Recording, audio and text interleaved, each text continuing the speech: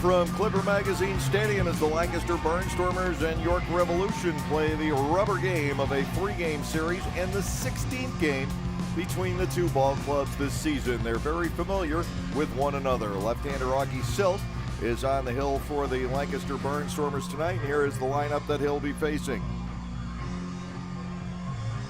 It is exactly the same. Our graphics guy's got a break tonight. It's exactly the same lineup that York put out there last night. Why not? York winning the middle game of this series by the score of 12-3. Joining me tonight is Chad Landers. Dave Collins with you from Clipper Magazine Stadium on an absolutely glorious midsummer evening for baseball here in Lancaster. Hey, weather's good out here. Lancaster Barnstormers have to find a way to bounce back from yesterday's game. Just kind of got away from them there in those early middle innings. And I think if you're Lancaster and you can avoid that kind of inning, you're in all of these ball games, Dave. And of course, you'd love to get the series here. Yeah, that's been the downfall this entire season, has been that big inning. Last night it was an 8-run third, and the Barnstormers pretty much found themselves out of the game from there.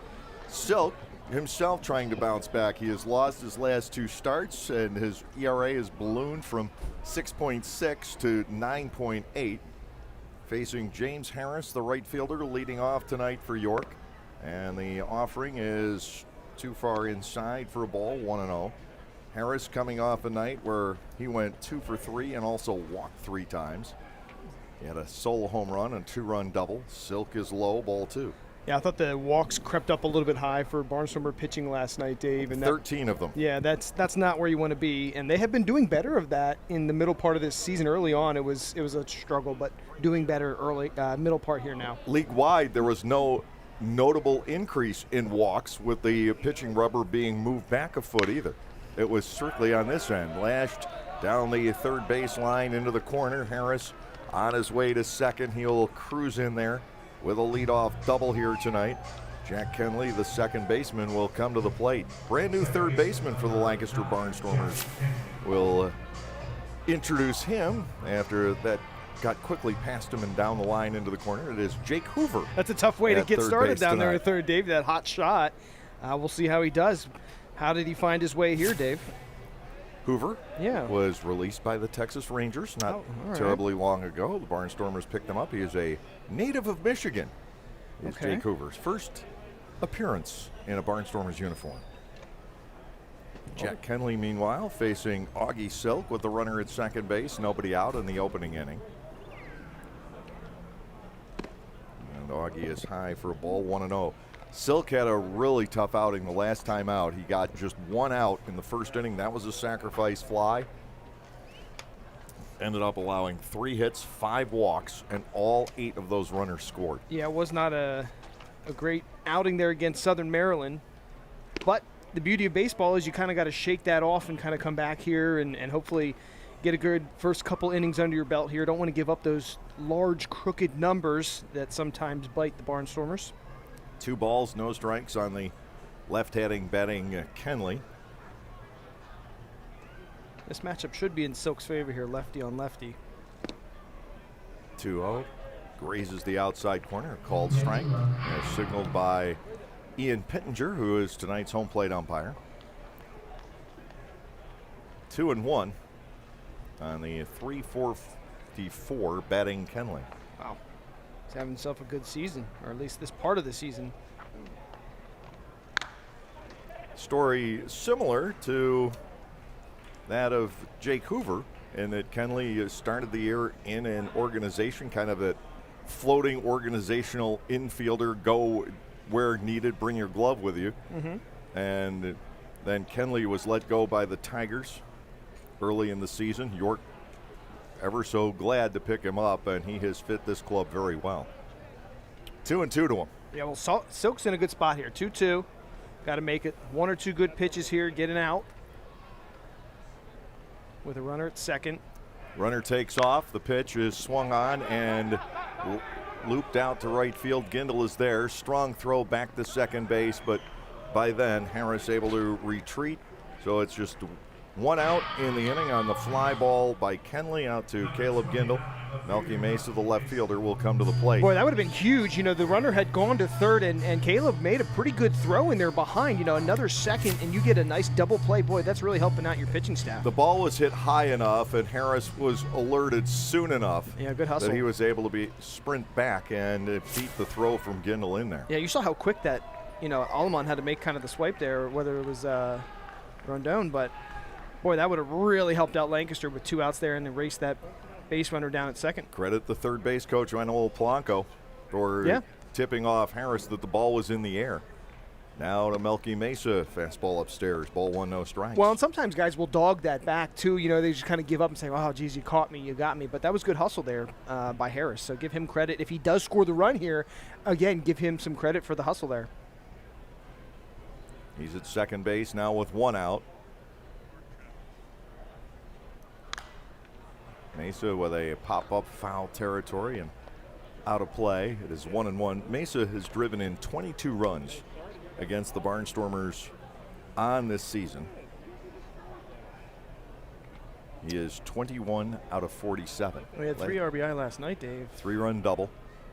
That was an odd play. Stepped in, the first man to face Tommy Shirley. Bases loaded in that 8-run third inning. And he hit a ground ball that Shumpert appeared to be in position to play, and it hit the third base bag. Well, that one's hit well. High fly ball out to left field. Retreating is Robinson. Now he'll come in a step or two. Nowhere for Harris to go. 2 outs in the inning. Nelly Rodriguez, the first baseman, will come to the plate. Well, Harris wasn't tagging on that, but even still, I liked how Robinson got behind that in anticipation of having to make a throw. Those are good little techniques that you have. Here it is. Get back, and then you're able to get your momentum going forward. Plus, you've talked about Robinson likes to throw guys out, particularly going home. So I like that about his a little bit of, what's the word I'm looking for there? Just the fundamentals that he plays with. The Barnstormers with that veteran outfield. They've all played in the major leagues. Robinson, DeAza, and Gindel. Wow, how about that? I've been to a bunch of these games this summer. I never thought of how veteran this outfield really is. Of course, Robinson and Gindel in their 4th season here, and DeAza his 2nd season in the league. Yeah, it'll be interesting to see. They know the ropes of the Atlantic League, too. How Ross feels that pays off for him this season, signing DeAza. I'm sure he's pretty happy right now. 1 strike to Nelly Rodriguez. Silk comes back and lights up the inside corner. Augie's ahead 0-2. Boy, here's a spot, Dave, to really bear down, get yourself out of trouble. Silk and York are very familiar with each other. It's the 4th time Augie has faced the Revs. He hasn't had a decision in any of the 3 previous starts. He should have had one the last time he faced them, but that was the game York rallied for 8 in the top of the 9th and won. That was Silk's win that got away. I remember that game. Yeah, that was a wild finish to that game, wasn't it? Stormers were up big late, gave it up, and then had the chance bottom of the 9th and just couldn't quite. Left the bases loaded. Yeah, that was a tough one. There was a bunch of those in the first half of the season, wasn't there, Dave? 1 ball, 2 strikes to Nelly Rodriguez. High and wide as handled by Peroni. All right, so here's Silk was ahead 0-2. Now he's at 2-2. You really got to make, as I keep saying, 1 or 2 good pitches here to get yourself out of this. These are the battles that you got to find yourself in and work through, especially early in this ball game. And it's not like there's a let-up in this York batting order, so you got to face the guy and pitch to the guy that's standing in there because it does not get easier with the next guy up.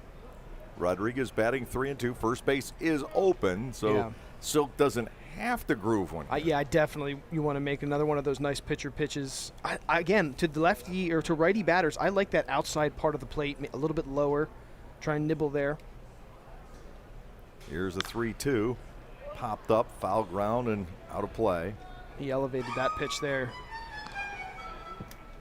Of course, the danger working outside here, and this is where so many pitchers do shy away from it, is if you get the ball up at all toward the outside part of the plate, it could end up being a fly ball onto the deck and you're down 2-0. We've seen that time and time again here. I think more this year than most years, Dave, if you've been here and you've been able to see all of that. 3-2, and it is high. He walks Rodriguez. Not costly for now. But he has to face Carlos Castro, a 371 hitter. Well, and you had him 0-2. That's one of those things. You have guys 0-2. You'd like to finish the job. You had 2 outs in the inning as well. And Rodriguez does a nice job working that walk. So, Silk probably kicking himself a little bit. But, again, a chance here, throw ground ball, get out of the inning. 2 lefties that come to mind who were masters of working the outer part of the plate or just off the outer part of the plate and changing speeds here. Nate Reed, certainly, sure. And John Halama. They both did it extremely well, and you can do that to be effective. The other effective pitch for a lefty is a cutter, a la Lenny DiNardo's no-hitter. There you go. Yeah, I mean, some of those names are going back a while, but I remember Reed very effective here for quite some time. That pitch missed inside a bit. He hasn't really gone outside a whole lot to these right-handed batters. 2 on, 2 out. 1 ball and nothing on Castro, and Silk is upstairs. He's missing high, Dave. There's pitches to every batter. They're just missing a little bit high, and I don't know if that's mechanics or what for him, but those are the kind of things you got to get reeled in here so you don't get into those big innings. This is where you need to step back, take a deep breath, and as Ross would tell you, slow the game down. 2 balls and no strikes on Castro. Silk to the plate, and this is a pop fly foul off to the right, and no chance for a play. Sometimes Ross will come out and talk to the pitchers with nobody warming up in the bullpen, and those are the ones you can tell that Ross is trying to calm people down. I would love to hear what he says to achieve that, because it just seems like he's so comfortable in doing that. 2 balls, 1 strike to Castro. JC Encarnacion, the center fielder, is due next. It's up, ball 3. Silk coming into tonight, 55 walks in 48 2/3 innings, and he does tend to give them up in strings. We saw that in the first inning. The last time out, he walked 4 in a row. Yeah, I mean, and again, when you do that, that's never good for an inning. You've had these 2 outs here you're trying to work and get out. You got to get a ground ball somehow. 3-1 pitch. He misses badly to Castro, loading the bases for JC Encarnacion. Encarnacion, a 303 hitter. You mentioned Ross and mound visits, but you are limited. You only get 3 per game. Yeah, you mentioned that last night, and he ate through them pretty quickly, so you don't want to come out. I mean, I was kind of waiting to see if Ross was going to come out here, but I think he's trying to coach from the dugout. He's giving a little bit of little hand signals there. We'll see how it goes. Again, bases loaded, 2 outs, so if you roll a ground ball, a fly out, you're out of this. So Silk's really got to just get out of his own head and start throwing some strikes. 2 outs, bases full. Encarnacion with a home run in last night's game, 1 for 5 there. 303 on the season. Silk ready to go, and he's high and inside, ball 1. And this certainly can be a mechanical issue. Yeah, you're starting to notice a pattern here. It can also be a young pitcher, maybe with that extra foot. He's trying to push it too much. Not following through on his stride. There's a pickoff throw to third. Hoover wasn't awaiting it, and that could have been a disaster.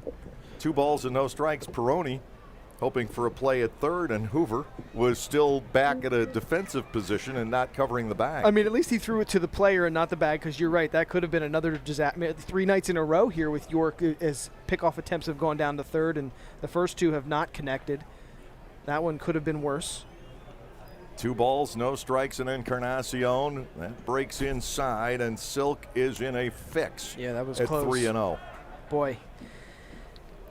Well, and this is a 3-0 part where you know you need a strike, but also if you throw a pumpkin up there, they could get launched for a lot more than 1 run. So you got to be careful. 3-0 pitch. Encarnacion was taking all the way. He squared the bunt just to gauge it. Now it's 3-1. But when you think this was 2 outs and an 0-2 count. I agree. And that's where you have to bear down and get that runner or that batter. Here's a 3-1 foul ball back to the padding. Now it's 3-2, and we talk about those fulcral points in ball games. This is certainly one of them. I agree. You want to get out of this first inning without putting up a run, let alone one of those large, crooked numbers. Left-handed batting Josue Herrera's on deck. The runners all go. The 3-2 pitch is popped up foul. It'll come back out of play. That was a nice pitch to get him to foul it off, but you've got to keep coming back with those, and every time you do, you get more and more in the zone here, and this guy's such a good hitter that you really have to be careful. The payoff, swung on and missed. Silks out of the jam. Encarnacion goes down. York leaves the bases loaded here in the first inning. Silk able to avoid giving up that first inning run. The Barnstormers will be stepping in a scoreless game.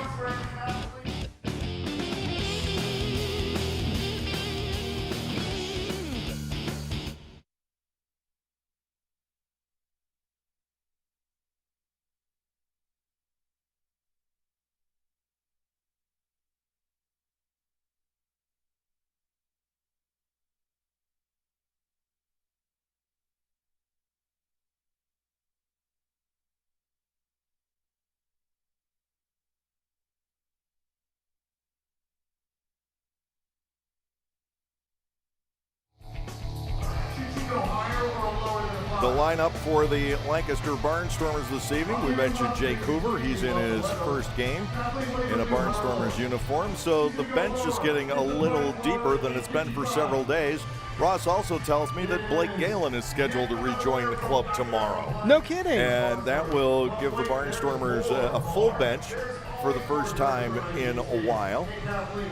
Tonight, the Barnstormers are facing right-hander Eduardo Rivera. They've seen him out of the bullpen, not as a starter. And it'll be interesting to see the adjustment that Rivera makes. The defensive lineman, the same as it was a night ago for the York Revolution. And they made some very good plays last night, especially Encarnacion, who robbed Alejandro De Aza of a home run. Yeah, it just seemed like York had Lancaster's number last night, and for the Barnstormers, you're hoping that maybe the bats just go differently for you here today, and we'll see how that goes. And it starts here in the first inning. Rivera is making his second start for the Revs. The Barnstormers have seen him in relief. He walks and strikes out a lot of batters. He's a hard thrower. 33 in the third innings. He's walked 27, and he has struck out 40. His previous start, he was not involved in the decision. He did go 5 innings against Lexington back on the 30th, so 5 days ago. And he walked 3, struck out 3. He left the game trailing by the score of 3-0. And the Revs rallied to take that one from Lexington. Those 40 strikeouts sound impressive there. So, for York, you're hoping he leans more towards that. For Lancaster, you have some guys in this lineup that can work walks, so you're hoping to, tip the scales more towards the base on balls here tonight. And if you can get some base runners on, hopefully someone sprinkles an RBI hit here or there, and you can grab a lead. Rivera has appeared 5 times in relief against the Barnstormers and not allowed a run in 5 2/3 innings. He's walked 6, struck out 10, allowed 3 hits. Whew. Caleb Gindel in to lead off tonight for Lancaster. He has not had the best of homestands. First pitch tickles the outside corner for a called strike. It is 0-1. Well, he was red hot earlier in the season in the first half, but obviously has cooled down from that. And I think pitchers might be pitching him a little differently here after that home run laden hot streak that he was on. He's also, all season, he has swung the bat better on the road than he has here at home. Okay. And on this homestand, just 3 for 20 and batting only .246 at Clipper Magazine Stadium. Breaking ball just glanced off the bat. A foul ball, and still 0-2 on Gindel. Well, he's going to have to dig in here against Rivera because Lancaster needs an early base runner here in a bad way. And this is one of the guys that, is very good at that. No balls, 2 strikes to Gindel. Swing and a pop-up foul. Rivera's coming right after him. Still 2 strikes in the count. Aleman Diaz will follow. The first 6 Barnstormers tonight will bat from the left side of the plate against Rivera. You've got the switch hitters Robinson and Torrance in there, and Aleman no longer is arguably a switch hitter. Breaking ball misses. Castro thought they had it. He was getting ready to peg it down to Herrera's third baseman. Well, you mentioned the whole left-handed hitting crew for the Barnstormers. That was kind of working against them last night. Hopefully here against a right-hander, that'll work differently. 1-2 on Gindel. Breaking ball that is pulled, and a base hit into right field. There you a go. Ground ball single found the hole on the right side. And Caleb Gindel with the success at the plate. Starts us off with a mini rundown. Nobody does it as well as Clay Luis, though. Of course. The original. Yeah, well, that's what I was talking about. You just need Gindl to get on. He was down 0-2, so obviously he had to be a professional and fight back there. But you're sitting good here now. Top of the order. Caleb Gindl's on. All kinds of things that could happen. Blake Alleman stands in, the Revs killer. Pitch to Blake. High and inside. It is ball 1 and no strikes. Alleman with 6 of his 11 home runs at York expense. Of course, this is game 16. We've seen the Revolution more than any other club. Ball 1 and nothing. Alleman with a pop fly toward the right side and fading out of play along the line.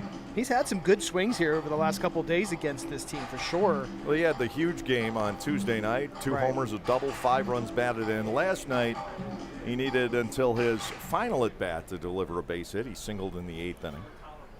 Yeah, that just was the case for all the bats last night for Lancaster, unfortunately.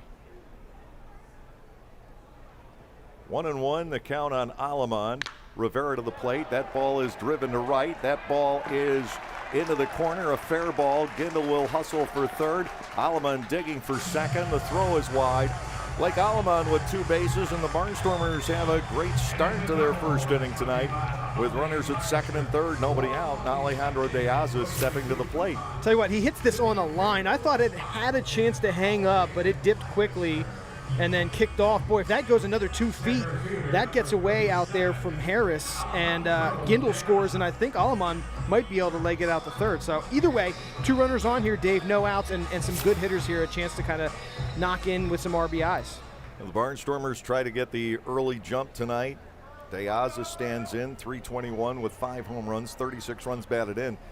The difference between relieving and starting is so big. Rivera, we're used to him just coming in and throwing bullets, but you can't do that when you're starting. You've got to pace yourself a little bit more. Agreed. And the Barnstormers have been able to do something against Rivera they haven't done all year, and that's hit the ball with authority. He is a guy, though, capable of coming back and striking out the side. We have seen that.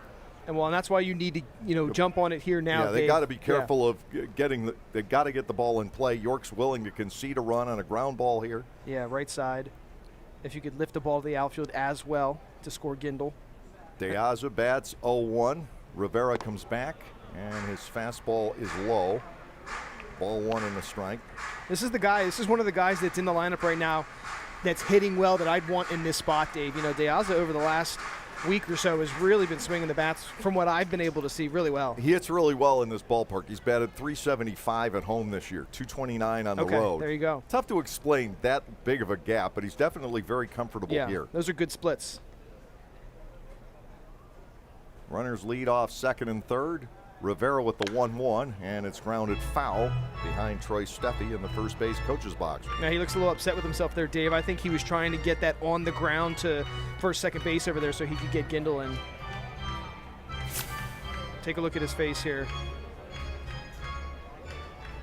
Yeah, he's talking to himself because he knows this is a big spot, to take the lead early here, Dave, in this game. And first couple games of the second half here, rivalry game.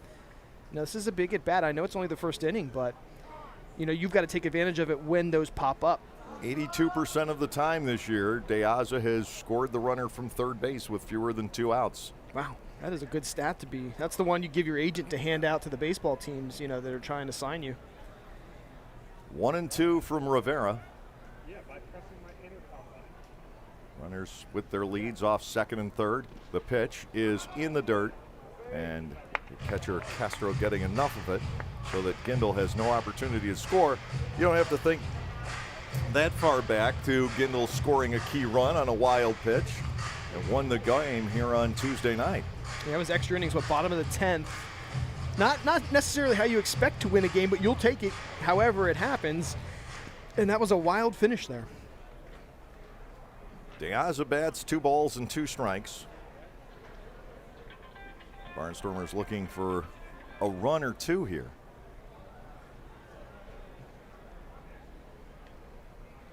Rivera to De Aza, 2-2 breaking ball. Alejandro started the bat, kept it in check. It's ball 3. Yeah, that's a great hold. DeAza's very good at that. I've noticed over the summer that he checks his bat better than just about anybody in this lineup. He got rung up on that a couple of times on the road. The umpires that we use in this area are used to those check swings, and they're check swings. Yeah. And when they're deceptive because the hands are so far out. Right. But you can see on our angle, they don't have the benefit of the replay, but you can see 9 times out of 10 when we show you it, he does check his swing. DeAza awaits the payoff, 3-2, fouls off what appeared to be a changeup. Still 3-2. Yeah, I mean, that was a nice job of just kind of staying alive there, Dave. I don't think he liked exactly what that was thrown, but get a new look at it. You could walk here or somehow drive the run in. Either way, that works in advantage of Lancaster. And, boy, you have runners on second and third, no outs, bottom of the first. You have to jump on these opportunities because last night was not fun for Lancaster, for sure. DeAza awaits another payoff pitch from the right-hander Eduardo Rivera. 3-2 is coming, and it is last to shortstop, played on one bounce by Gregorio. He'll get DeAza, but the run is home. Alleman stayed at second on the play. He's still in scoring position with one out. Trayvon Robinson stepping in. That was a nice job by everybody.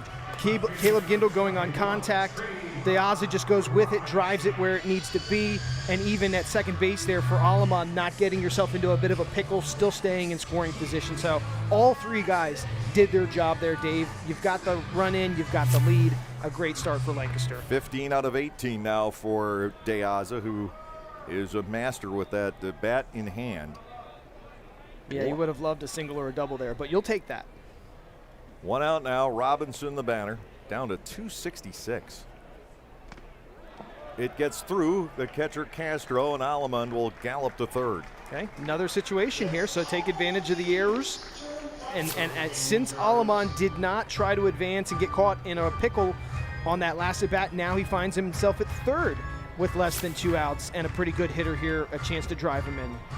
I first wrote that as a wild pitch, but when I saw the replay, that could well be a pass ball.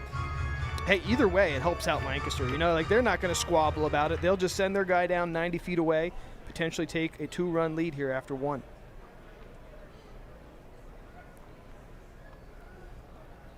And still, York will concede the run. The count to Robinson, 1-0. Fouled at the plate. 1 ball and 1 strike. Sometimes Robinson takes some healthy hacks at balls and good hitters counts. I've noticed that a lot.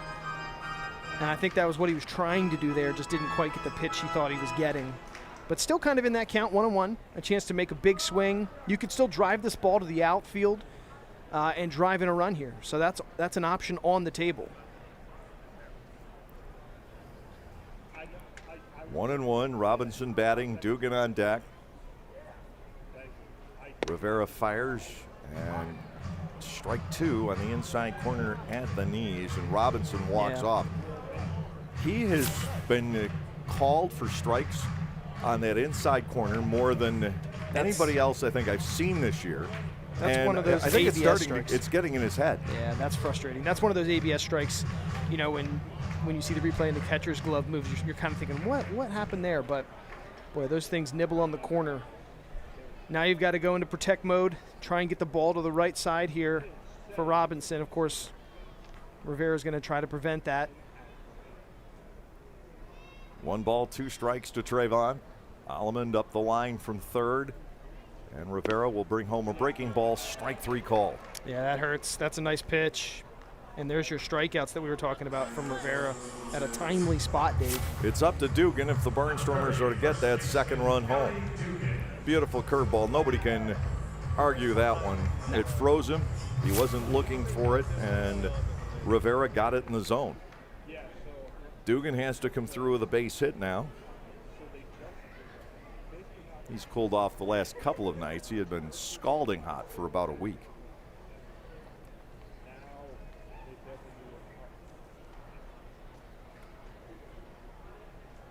The pitch to Kelly. That ball is slammed into the right field corner, and a fair ball It will score Aleman.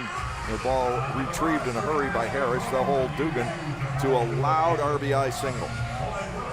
Well, there you go. That's two situations where the Barnstormers have had runners in scoring position and they've gotten the job done. That's a nice start to a ball game, Dave, and you've got a 2-0 lead here in the first.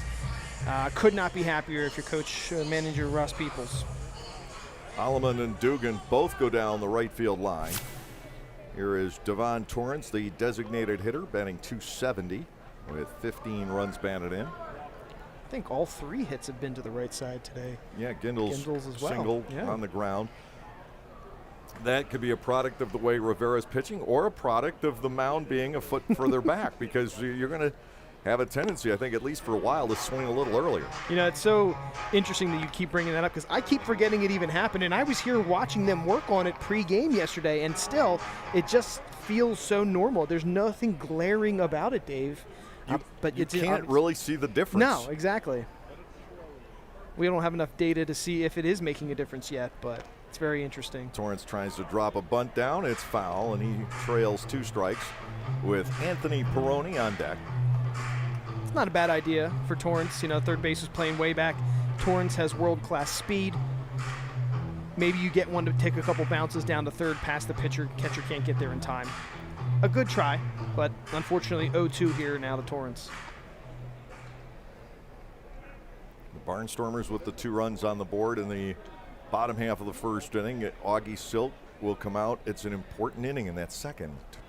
Need to get the Barnstormers right back to the plate if you can. Well, and now you have a lead, so you don't want to kind of run into a hiccup and relinquish that. You've worked incredibly efficient and hard to get that lead. The 0-2, Torrance swings and misses. Rivera celebrates his second strikeout. But that was a long first inning, top and bottom, but far more productive for Lancaster. 2 runs, 3 hits, no errors, and they leave 1. We'll go to the second with the Barnstormers up 2-0.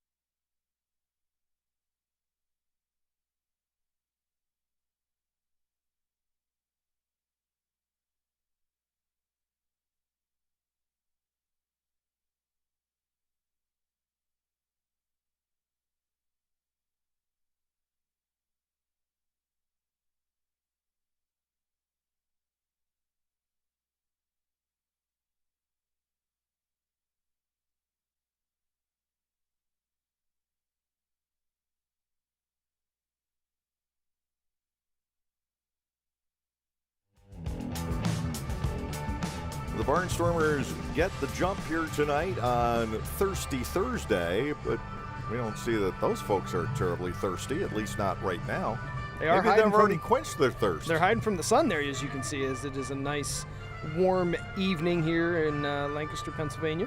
I'm a two-fisted drinker right now. You're trying to stay hydrated. I've got a bottle of soda in one hand and a cup of soda in the other. People know my vice. Yeah. I am a horrible cola addict. Everybody around here knows it.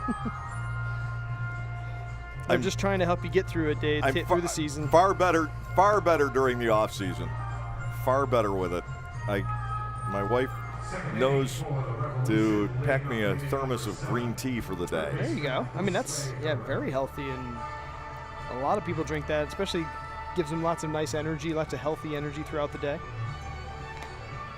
I was interested to hear about your endeavors, your off-season endeavors as scorekeeping last night. Obviously, we do high school sports for the fall, winter, and sport, so we would potentially see you if you were doing it up in our area. Obviously, you're down in below Pennsylvania, but it'd be cool to see you at a basketball game keeping score there once or doing the clock. Yeah, I run the clock and the scoreboard. I also do the PA because in Virginia, you're not allowed to make announcements while the play is on. Sure. I can only make announcements during timeouts. Oh, okay. Yeah. So you can't be like between quarters. Johnson for 2. You guys don't do that down there. It is considered bad sportsmanship in Virginia. Ugh, well, Pennsylvania would disagree with that. They put that in a few years ago.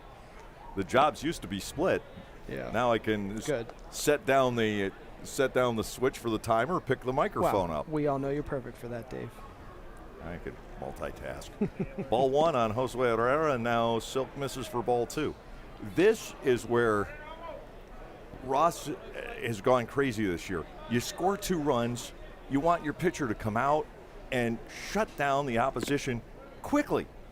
And Silk has gone to 3-0 now on Herrera. And he did just isn't happening. A little bit of that in the first and got out of it. But, yeah, you're right. You don't want to put the leadoff runner on with a walk after just working so hard to get that 2-run lead.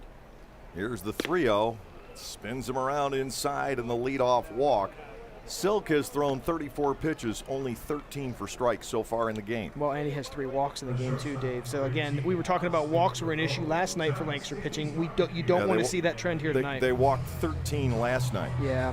And I looked at all 4 games played in the Atlantic League last night. I think there was one other team that had a significant number of walks, and that was it. It really didn't change the numbers. There were 3 blowouts last night and a 4-3 Southern Maryland win over Long Island. Now here's Osmi Gregorio batting from the right side, and Silk is well wide for ball 1. It's 1-0. Gregorio 3 out of 5 here last night. So they make him the K-man tonight. Yeah, good night for him last night. The 1-0 pitch. Silk breaks it off the inside corner. He's missed with all 6 pitches. Yeah, I wonder how long Ross is going to let this go, Dave. You know, it's just you just hate to see it. You got to get out there and talk to him. The problem Ross is facing is that only twice in the last 7 games his starter has gone 4 innings. And you're going to run out of relievers after a while. The 2-0 gets the plate, a called strike, and Gregorio bats at 2-1. I was more referring to just getting out there, maybe, pepping him up, pepping him down a little bit. Just, he seemed to be in a bit of a funk here. 2 balls, 1 strike. Silk to the plate, and it's fouled right into my direction. There's a net in the way. I'm very happy about that right now. Tell you what, the net last night saved a few fans, and I was very thankful that Lancaster has made the decision to kind of extend those a little bit further. It is just really up the safety here at this ballpark. 2 balls and 2 strikes to Gregorio. Silk battling back, and he's low. Ball 3. It gets away from Peroni. Herrera will go to second on the wild pitch. Well, now, yeah, I mean, it's to a point here where, yes, you'd like to get the strikeout, but if you don't, you're still kind of in the same situation with the base open. So you're not going to groove anything here, but you would have liked to have avoided letting the runner take second there on a freebie. Yeah, the thing with Augie is we know that it's there. 3 starts ago, he threw 6 shutout innings on a Sunday at home against Southern Maryland. He looked brilliant. But since then, he has lost his command, trying to reel it back in. Here's a 3-2 to Gregorio, popped up foul, coming back and out of play. I think Gregorio helped him out there. That looked a bit elevated, but of course with a full count, you have to chase some balls. Got to make one of those tough pitches here for Silk. Find an edge. 3 balls and 2 strikes on Gregorio. Andrew Dundon, the DH, waits on deck. Here's the payoff. This is popped up foul as well. Nothing staying in play. Gregorio is seeing how long can Silk throw consecutive strikes at the plate so far. About two or 3 here. 3 balls, 2 strikes once again. The payoff is swung on and hit well, right center field. De Aza going back. He's got room, makes the catch on the track. Tagging it on the way to third is Josue Herrera. He'll make it easily. First out posted in the top half of the 2nd inning. The designated hitter Dundon to the plate. Well, Gregorio did his job there to drive that deep and allow the runner to move up on the sack, but boy, for Silk just being able to keep a run off the board so far is a big win. One out with the runner at third. Dundon stands in last night. He was 0 for 2, walked 3 times. He homered off Silk the last time that Augie faced the Revolution. Inside and low, ball 1, no strikes. Top of the order, James Harris waits on deck. Harris with 5 hits in the series already. And now is ball 2 and 2-0. Yeah, I guess you don't really want Harris coming back up here with runners in scoring position, but that's going to be tough to avoid. So you just want to get as many outs here, meaning get Dundon out, have 2, and then potentially get that final one in Harris or Kenley. 2 balls, no strikes. Dundon takes one in the zone. It is now 2-1. But Silk also is averaging 5 pitches per batter, and that will grind you down quickly. Yeah, it's not just outside. Dundon bats 3-1. Not a recipe for a long outing, unfortunately, when you're throwing that many pitches. Rivera was there early on, and then the Dugan and Torrance at bats went by pretty quickly. Strike on the inside corner, 3-2. Tell you what, Dundon likes to take a lot of pitches here. I mean, he sees everything and has really driven this to a long at bat. In the lineup again tonight is the DH. Here's a 3-2. Popped up foul coming back out of play. How many 3-2 foul balls are we going to see in this game? Well, yeah. It's almost as if Eric May were sitting in that chair tonight. As he potentially was supposed to be. 3-2 to Dundon. Silk is high and inside. That adds a second runner here in inning number 2 as Augie walks his 4th.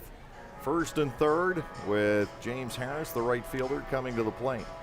Well, this does put the double play in order here if you can get a ground ball, but we haven't really had a ton of ground balls in the ball game so far for Lancaster's defense. So the sum total of 0. There you go. 3 outs on fly balls to the outfield, 2 on strikes. Or 1, I take that back. Yeah, 1 on strike. Out, yeah. I was getting ahead of myself. I was being optimistic here. First and third, 1 out. James Harris, the batter, he doubled past the bag at third, first time up. The Silk pitch is skied to right field. Caleb Gindel is there.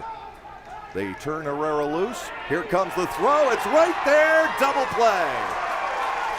What a throw. Caleb Gindel loves to gun people down from the outfield, and he can put a notch in his belt. 9-2 on the double play, and the Barnstormers are still able to keep York off the scoreboard tonight. 1 man left, still 2-zip.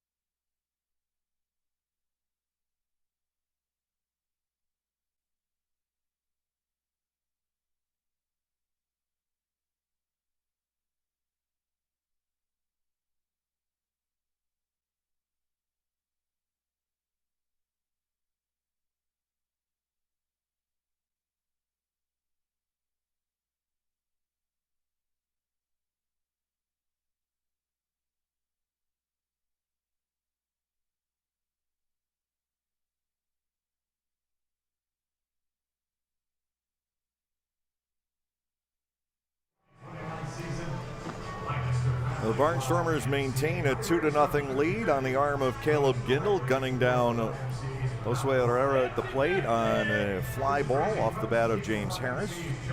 Well done by the Barnstormers defensively. And Eduardo Rivera will get to face Peroni Hoover and Rendon as the Barnstormers step to the plate in their half of the second inning. Absolute great throw from Caleb Gindel. You know, I was watching and I wasn't quite sure if he should throw that. You know, I thought, all right, he's going to throw into second, maybe try and prevent the runner from, but boy, what a heave that was. And timely, too. Again, timely defense. You know, you're getting the out and you're cutting down the run. You keep this a scoreless game for York. and that's 2 innings now for Lancaster that they seem to have some mojo working. Herrera is not the fastest runner on the Revolution Ball Club. Well, it's Darian Sanford, but Yeah. Let's suffice to say he's not even second. Peroni goes after the first pitch he sees from Rivera and lobs it behind the pitcher's mound, and they let it fall in. Peroni is going to try for 2 and get thrown out. All right, so that So we have kind of a negating results there. The third baseman, Herrera, ended up diving for the pop fly. He hurt himself. And missed it. He's slow getting up. And he was able to roll over in time to make the throw back to second and get Peroni. you could tell this was going to be trouble when the whole team kind of converged and no one was really taking. Boy, wow. Peroni almost got in there. I tell you what, that's a heads-up play by Herrera because he seemed to be down and hurt and then just made a last-ditch throw. Now, exactly how that's going to be scored is left up to the imagination right now. I would say E5 and 5-4. It's a 2-stage play. I mean, he erased the error per se, but boy, that was And quite a circus it's routine going to be there. an infield base hit. Okay. And then 5-4.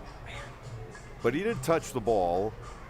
Generally, that's the deciding factor, whether it should be or not. They are still checking in on Josue Herrera, whether or not he's going to be able to continue in this ball game, but he tells Mark Mason and the medical crew that he is fine. I think he just knocked the wind out of himself there on that play, perhaps. Didn't look like he hurt a shoulder or anything.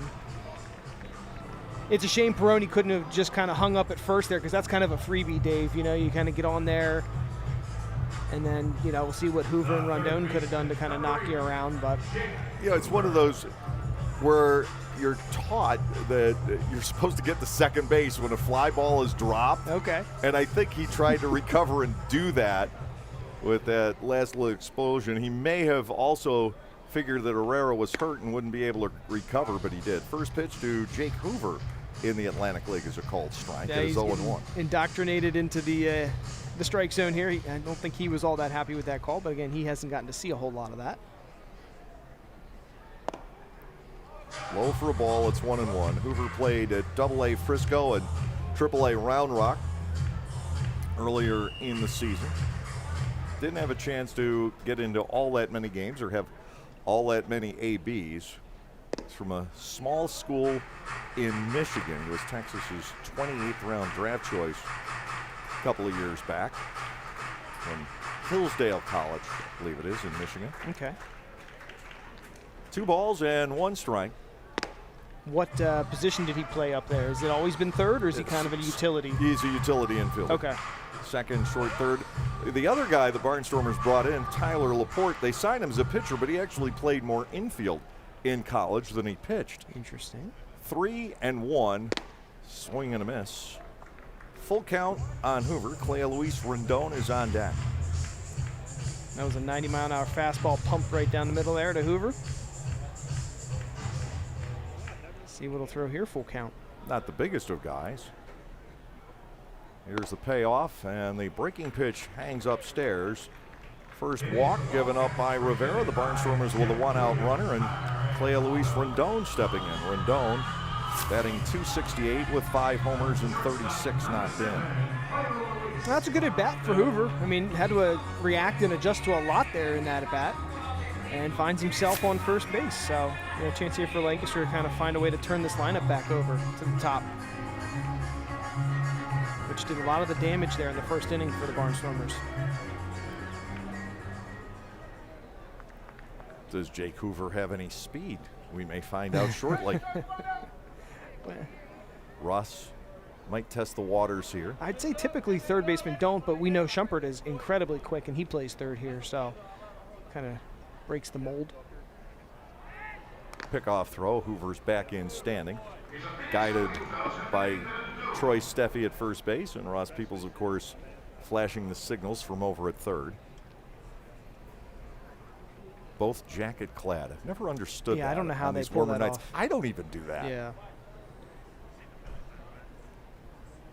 Another throw to first, and Hoover scrambles in. I'd try to find a Lancaster tank top or something to wear in these kind of 80-plus degree days.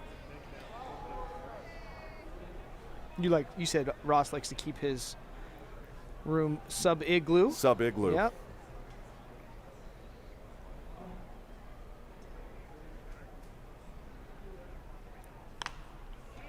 Fouled away. I have to put a hoodie on just to go in there. That's my kind of and place. I don't stick around long. I'd be in there hanging out all day, man. Coolest place in the park. 1 strike, the count on Clay Luis Rendon. 1 out, 1 on. And you think where this inning could be. Yeah. 2 on. Peroni taking a gamble, trying to get the second, and Herrera had enough of his wits about him to get the out. Throw goes to first again, and Hoover's back in. He's trying to get his uniform worked in. You know, had to dive for a ball in the first inning, has to dive back to the base in the second. You know, a little bit of a hello, welcome to the league.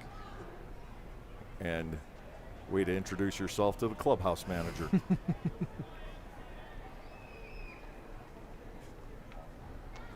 Rendon awaits the 0-1. Hoover takes off. The pitch is fouled at the plate, and Rendon got himself with that one.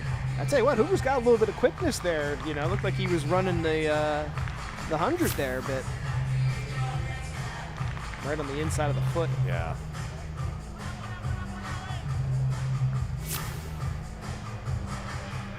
Two strikes on Rendon. Caleb Gindel waiting on deck. Do you think that Ross will continue to be aggressive here on the base paths? You know, bottom of the order? Maybe not at 0-2 because Okay. Rivera has not shown a penchant of throwing the ball in the dirt with 2 strikes in the count. And that's where you might be aggressive on the bases. Hoover out to the lead. He'll stay put. 0-2. Rendon, ground ball right side. The second baseman makes a nice play. Kenley over and gets the out. The throw is dropped, but when he went to get out of his glove. 4-1. Rendon is retired. Hoover advances to second. That was nicely played by both Jack Kenley and Eduardo Rivera, having the presence of mind to get over and cover. Yeah, Rivera had to get over there quickly. Let's see here, taking it out. Definitely stripped it out. Yeah. After he held onto it long enough. Bill Reuter was right on it. Yeah, nice The job. Barnstormers didn't argue at all, so you knew it had to be fairly obvious. But he did a nice job of getting over and doing his job. You know, the first baseman was pulled off, and they had no chance of getting it out there if Rivera does not get there. And, of course, then you have 2 on, 1 out. So things have certainly could have gone Lancaster's way a little differently here in this inning, but still in good shape here. Runner on second. Gindel trying to pick up the run. Hoover leads off second base. And to Caleb, a ball is inside, 1-0. Gindel against York hitting .315 with 3 home runs. The man on deck hitting .360 with 6 home runs. You'd like to get to Blake right here, obviously, with some runners on. And Gindel's a guy that can do that, you know, work a walk, get a single, whatever you have to do.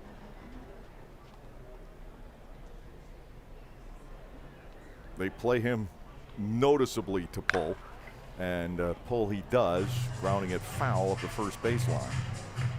1-1, the count on Caleb. It does appear that Hoover has good speed, so you'd have to think anything that gets on the ground of the outfield, he's certainly scoring here with 2 outs.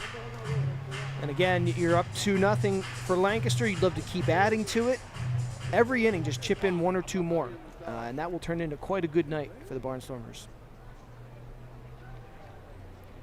1 ball, 1 strike. You'd love to see Gindel hit the ball the other way. He's got tons of daylight. Well, you're right, that left center gap. Oh, Pitch that was strange. bounces and it comes up and gets Gindel.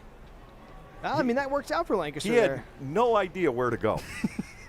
So what do you do to avoid that one? He tried everything, but he took the wrong dance step. It was behind him. Almost dislocated his hip trying to get out of the way of that. It was behind him, but it looked like when it hit the dirt and bounced, it spun back toward him. Well, and he just had no idea which way to go. So here's we just talked about it. You know, you wanted to get Blake Alleman up to the plate here. Well, now you have a chance. 2 guys on here and a hot bat in Alleman. And that's obviously why these 2 are talking right now. You know, they have to make sure that they do not make a bad pitch, or this could really get blown open here very early in the ballgame. A double into the right field corner for Alleman his first time up. men are at first and second with 2 outs. You know, Ross likes to do those double steals sometimes. I'm not sure exactly what the proper time would be here at this at-bat to do that, but boy, that would be nice to complete one of those double steals, Dave, and get guys at second and third with Aleman swinging the bat.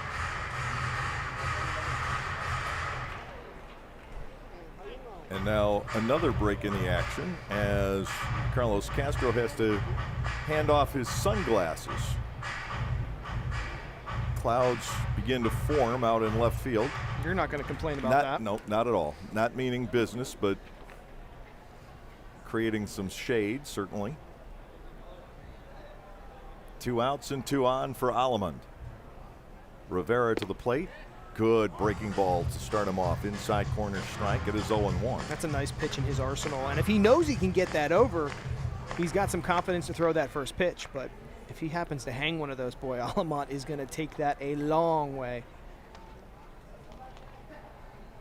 0-1. Breaking ball again, and this ball is hit into right field for a base knock. Here comes Hoover. Here comes the throw. It is offline. Aleman drives in a run. The Barnstormers leading 3-0. On to third goes Gindel. Blake Aleman continues to shred York pitching. Well, and that's what I said. You wanted to get Blake up there in a situation like he just had, and he comes through, just kind of bloops one into the outfield, and it looked like Harris was going to try and load up to throw him out, but you can see Hoover is taking a peek.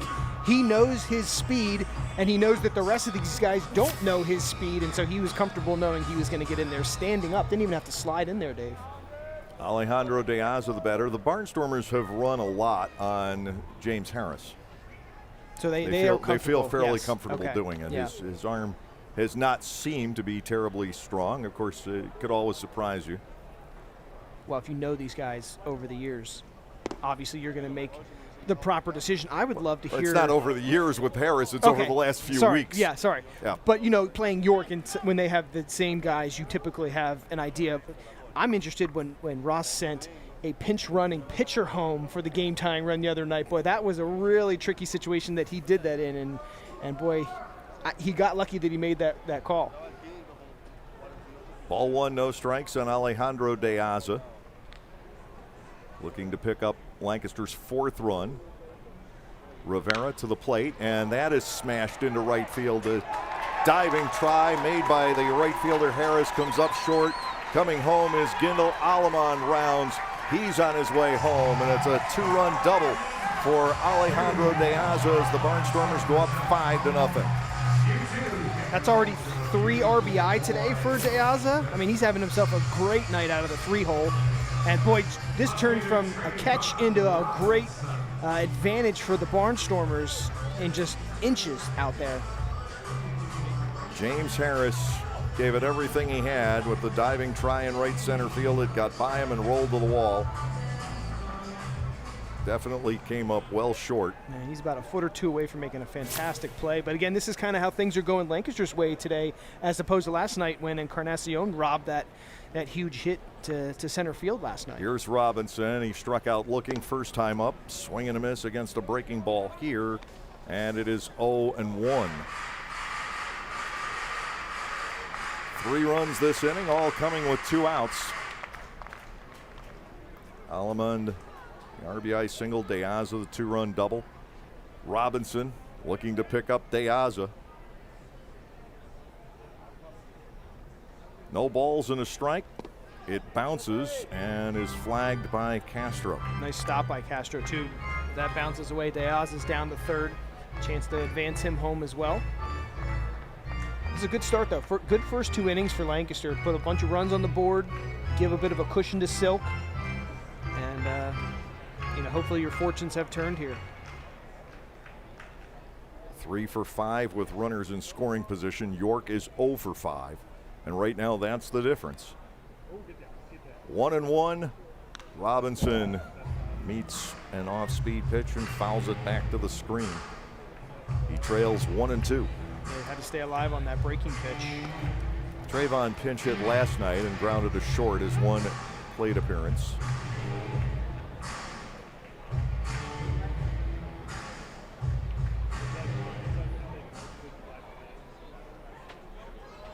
Seems like Deaza knows everybody out here. He's always talking to guys. He does, too.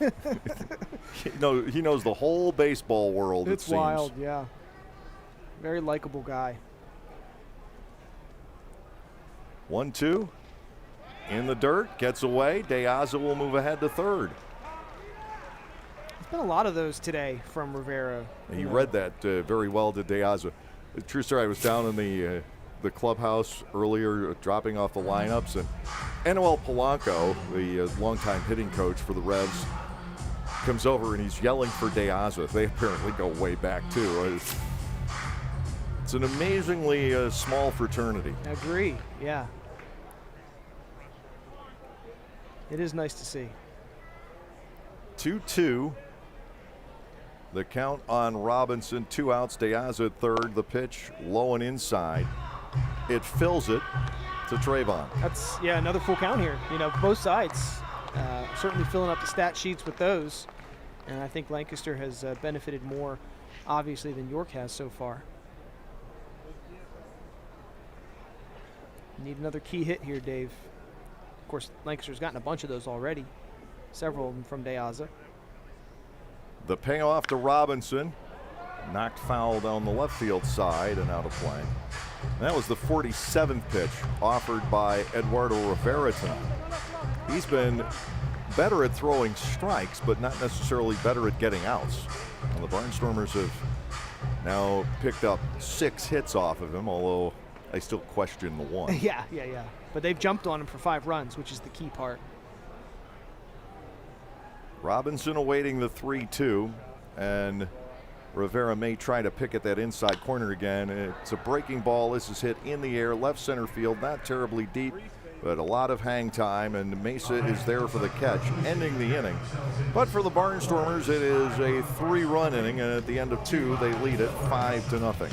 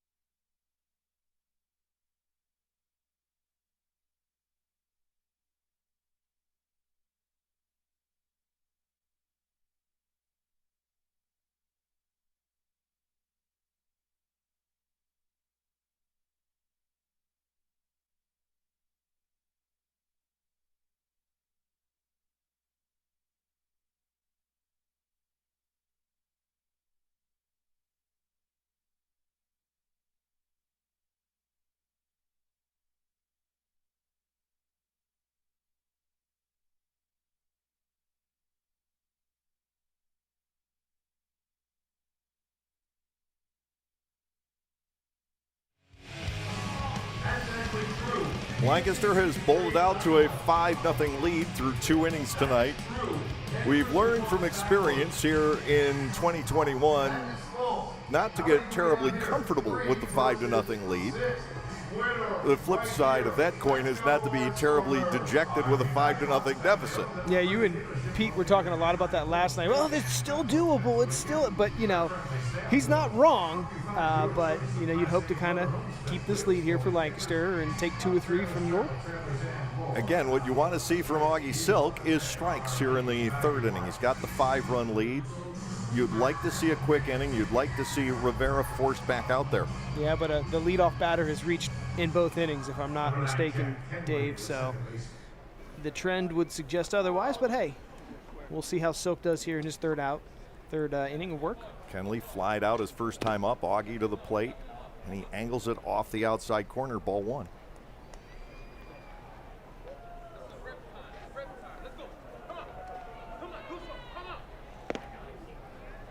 The next one is where it was intended to be. Right, I was going to say he went right back to the spot, but just kind of moved it in about an inch or so. 1 ball, 1 strike. Silk deals again, working toward the outside corner, but missing. This time with a breaking ball, and now it is 2 balls and a strike. I think that big breaker is kind of moving a little bit too much for him here tonight. 3-1 now. That could be the extra foot. You Yeah, don't know that's true. how much of a difference it makes on certain pitches. He tried to get it there again. Ball but just, 4 misses outside. Kenley draws the 5th walk given up by Silk in 2+ innings. Melky Mesa will step to the plate. He flied out to deep left back in the 1st inning. So that's the 3rd batter now to reach leadoff. Again, those are the things you've got to kind of limit here. Obviously, the 5 walks isn't great as well, and you're in the meat of this order with a guy that can really mash. So you're kind of living on the edge here if you're Silk. You just got to stay away from giving up that big inning, and the leadoff walks are a step in the wrong direction. I agree. High to Mesa for a ball. It is 1-0. Mesa has, 4 of the last 5 games he's hit a homer. So you want to stay away from that trend as well. 1 ball, no strikes, inside and low, and Augie's missed with 6 of 7 in this half an inning.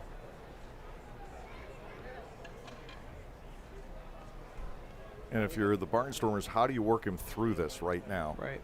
It actually has to be done on the bullpen day. 2 balls, no strikes, and a toss over to first base while Kenley was already back. It's interesting. Lancaster seems to have their rotation set up nicely for the weekend, Dave. They have Ball going on Friday, and then DeSabatino, I guess, is feeling better for Saturday. Yeah, and then you Shirley just told me that. And Tommy Shirley bouncing back into the rotation for Sunday. So there you go. I mean, that's got to be some positivity there for the Barnstormers. Here comes the 2-0. Everything has been off the outside corner to the lefty batters, inside corner to the righty batters. That can be the wall playing in your mind. You got to find a way to make an adjustment to that. And unfortunately, when you're pitching potentially from a little bit further away rubber, that's just you're not going to hammer that out here in a few pitches here, a few pitches there. 3 balls, no strikes to Mesa, and it is high. 2nd straight walk to open up the 3rd inning. 6 in the ball game, and Ross Peoples is going to pay a mound visit. Yeah, I think this is the perfect time. I was kind of waiting, I was a little antsy here trying to find out where Ross is. You got to get out here and talk this guy through this. Nelly Rodriguez, the first baseman, will step in when action resumes here. We are past an hour old, and we don't have an out in the 3rd inning. Well, we got through the 1st inning pretty quickly, did we not? That was a half an hour. Oh. 2nd inning was a half an hour. All right. I don't know. Maybe I'm just used to those 4-hour games, and so when you get through something quicker. Well, I won't say the 2nd inning was quite a half an hour. It was probably more like about 26 minutes. And now a sluggish start to the 3rd inning with the back-to-back walks. Nelly Rodriguez walked his first time up. Infield set for the double play ground ball. Rodriguez and Castro, neither one is very fast. First pitch strike. Well, that is a good fact to know. If you're the defense here, you got all 3 bases to work with. Don't have to rush your double play turn. The 0-1, strike 2, ran across the inside corner. That's the pitch right there that he's trying to hone in a little bit, and I'm not sure if Ross told him a little tweak or two there, but that's the kind of pitch he's hoping to get here. And Rodriguez, ground ball pulled foul. 2 strikes, the continuing count. Yeah, it was a nice pitch. Got to be careful. You don't want to get too much at the plate here. 0-2 to a good hitter. In this ballpark, we talked about Lenny DiNardo when he threw the no-hitter back in May of 13. His cutter was really working down and in to right-handed batters, and you get the ground balls to 3rd base that way. 0-2 pitch. Ball 1 is inside. He tried to zero in on that spot again and missed it. He's trying to nibble. And we haven't seen a ton of ground balls for him right here in this game so far. We've seen 0. I keep saying that. And so, I mean, you got to have 1 or 2 key ground balls to get some outs. Rodriguez batting 1-2, and Silk is high 2-2. You may remember back in the 1st inning, Silk had him 0-2 and lost him on a walk. Oh, same batter. Same batter. Yeah, okay, so you really have to be careful. Obviously, he's, a veteran at doing this kind of stuff to opposing pitchers. 2 balls, 2 strikes. Silk will deliver, and that ball is hit in the air, right center field. Back goes De Aza, back goes Gindel. Gindel leaping up against the wall. The ball bangs off the boards. Kenley is going to come around and score to 3rd base. goes Mesa, and Rodriguez has a double off the fence and right, just past the outstretched glove of Gindel on the leaping try, and it's now 5-1 with runners at second and third and nobody out in the top half of the third. Carlos Castro will step to the plate. Boy, Gindel just kept drifting and drifting, and at some point you thought, oh, geez, this is going out for a 3-run bomb, but it stayed in the park, but it got a bad kick. Watch this kick. De Aza, had to get on his horse here and track it down. Nice job hustling the base paths by Kenley there. Because he had to wait. It looked like Gindel was going to have a play on it, and it just pushed a little bit too high and too far. And Rodriguez didn't really know what to do either. That was an odd play. It was inches away from being an out, and then it turned into a double, an RBI double. Carlos Castro, the batter, in a 5-1 game now. Silk works to the plate and gets him to swing and miss. So there you go. York finally on the board. They capitalized with these base runners, Dave. Still don't have an out in this inning, so got some work to do.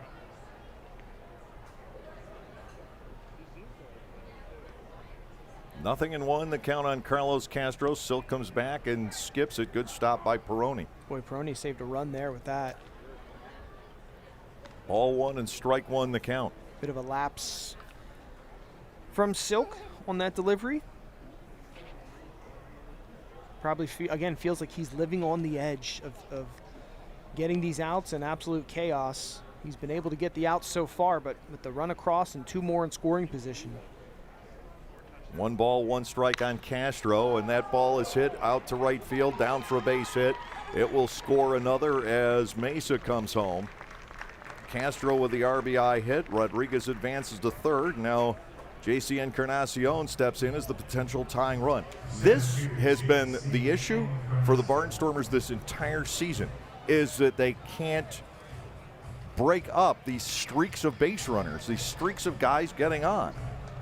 We saw it last night with 9 batters in a row reaching base. Here it's only 4.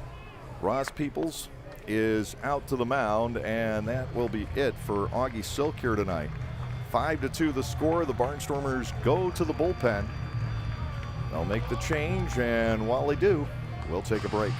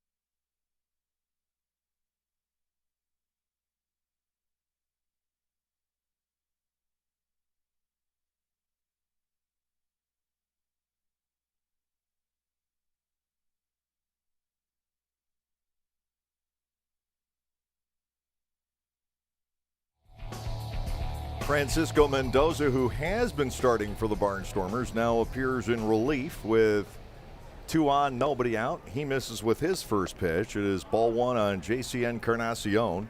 Encarnacion struck out back in the first inning.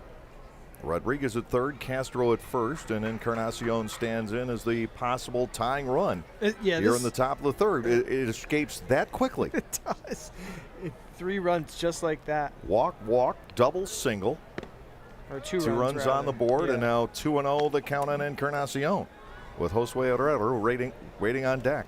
As I said last night, 9 guys in a row reached base in that third inning. We've seen similar events throughout this homestand. This is where you get that elusive ground ball, Dave. The 2-0 pitch, and it's chopped toward the middle. Rendon takes it to the bag, steps, throws, double play. And boy, Called did it. you call that? 6-3 on Encarnacion. The third run does come across, but you feel a lot better about this inning. Well, I think that's kind of what Silk was missing, to be honest with you. You know, he needed to roll a ground ball or two, you know, get these guys to get into those kind of situations. You can eliminate some of the base runners. You don't find yourself in a tough spot. And now the bases are clear, and you still have a 2-run lead. The book's closed on Augie. 3 hits, 6 walks, a strikeout. He was charged with 3 runs here tonight. So the 5-3 lead is there with 2 outs and nobody on. The Barnstormers will definitely trade a run for a couple of outs. Now a squibber over to the third, gobbled up by Hoover. He will set for the throw and gun down Herrera. Francisco Mendoza comes in and on 4 pitches has the Barnstormers out of the inning. It is 3 runs for York on 2 hits with no errors, nobody left on. We'll go to the bottom of the third in a 5-3 ball game.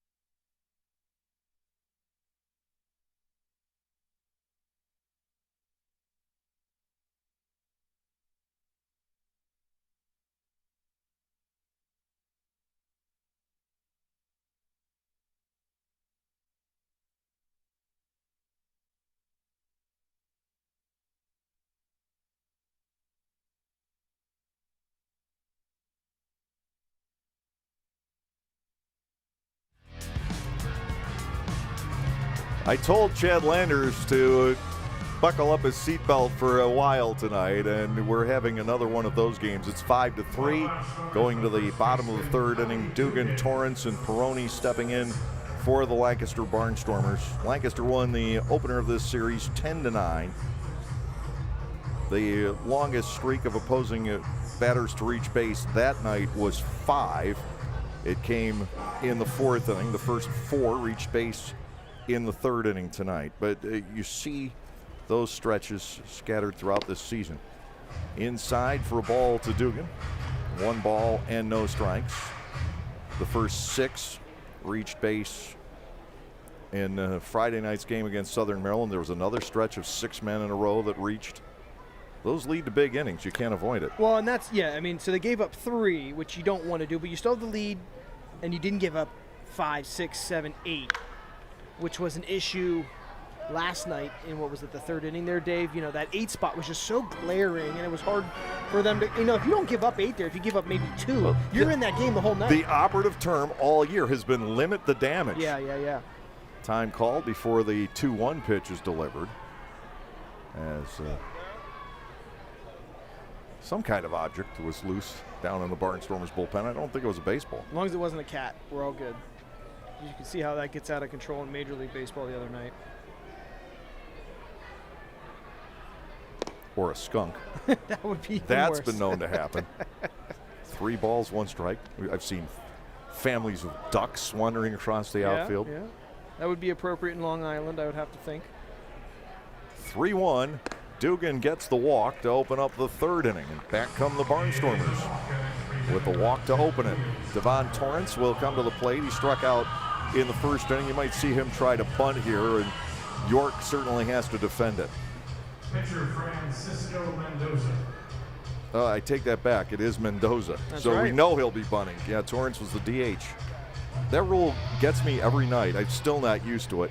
I tried, and I really should remember to do this, write the DH in a different color There you go. That's a great on idea, my actually. scorecard. Yeah. I did it one night, and it worked, and then I just,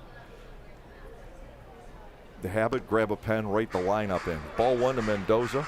It didn't look like he was bunting there, It Dave. is 1-0. Maybe wanted to get a look at it Well, the first. Barnstormers pitchers are red hot at the plate, let's face it. I know. You can only ride that hot streaks for so They've had long. a pretty good homestand. Dugan, the base runner. Mendoza at 1 ball, no strikes. The set, and Francisco shows no sign of bunting and takes ball 2. Yeah, it's interesting. Rivera's coming to the plate with his pitches, and Mendoza is backing up every time. That's not typically the way you see it go down when it's pitcher versus pitcher.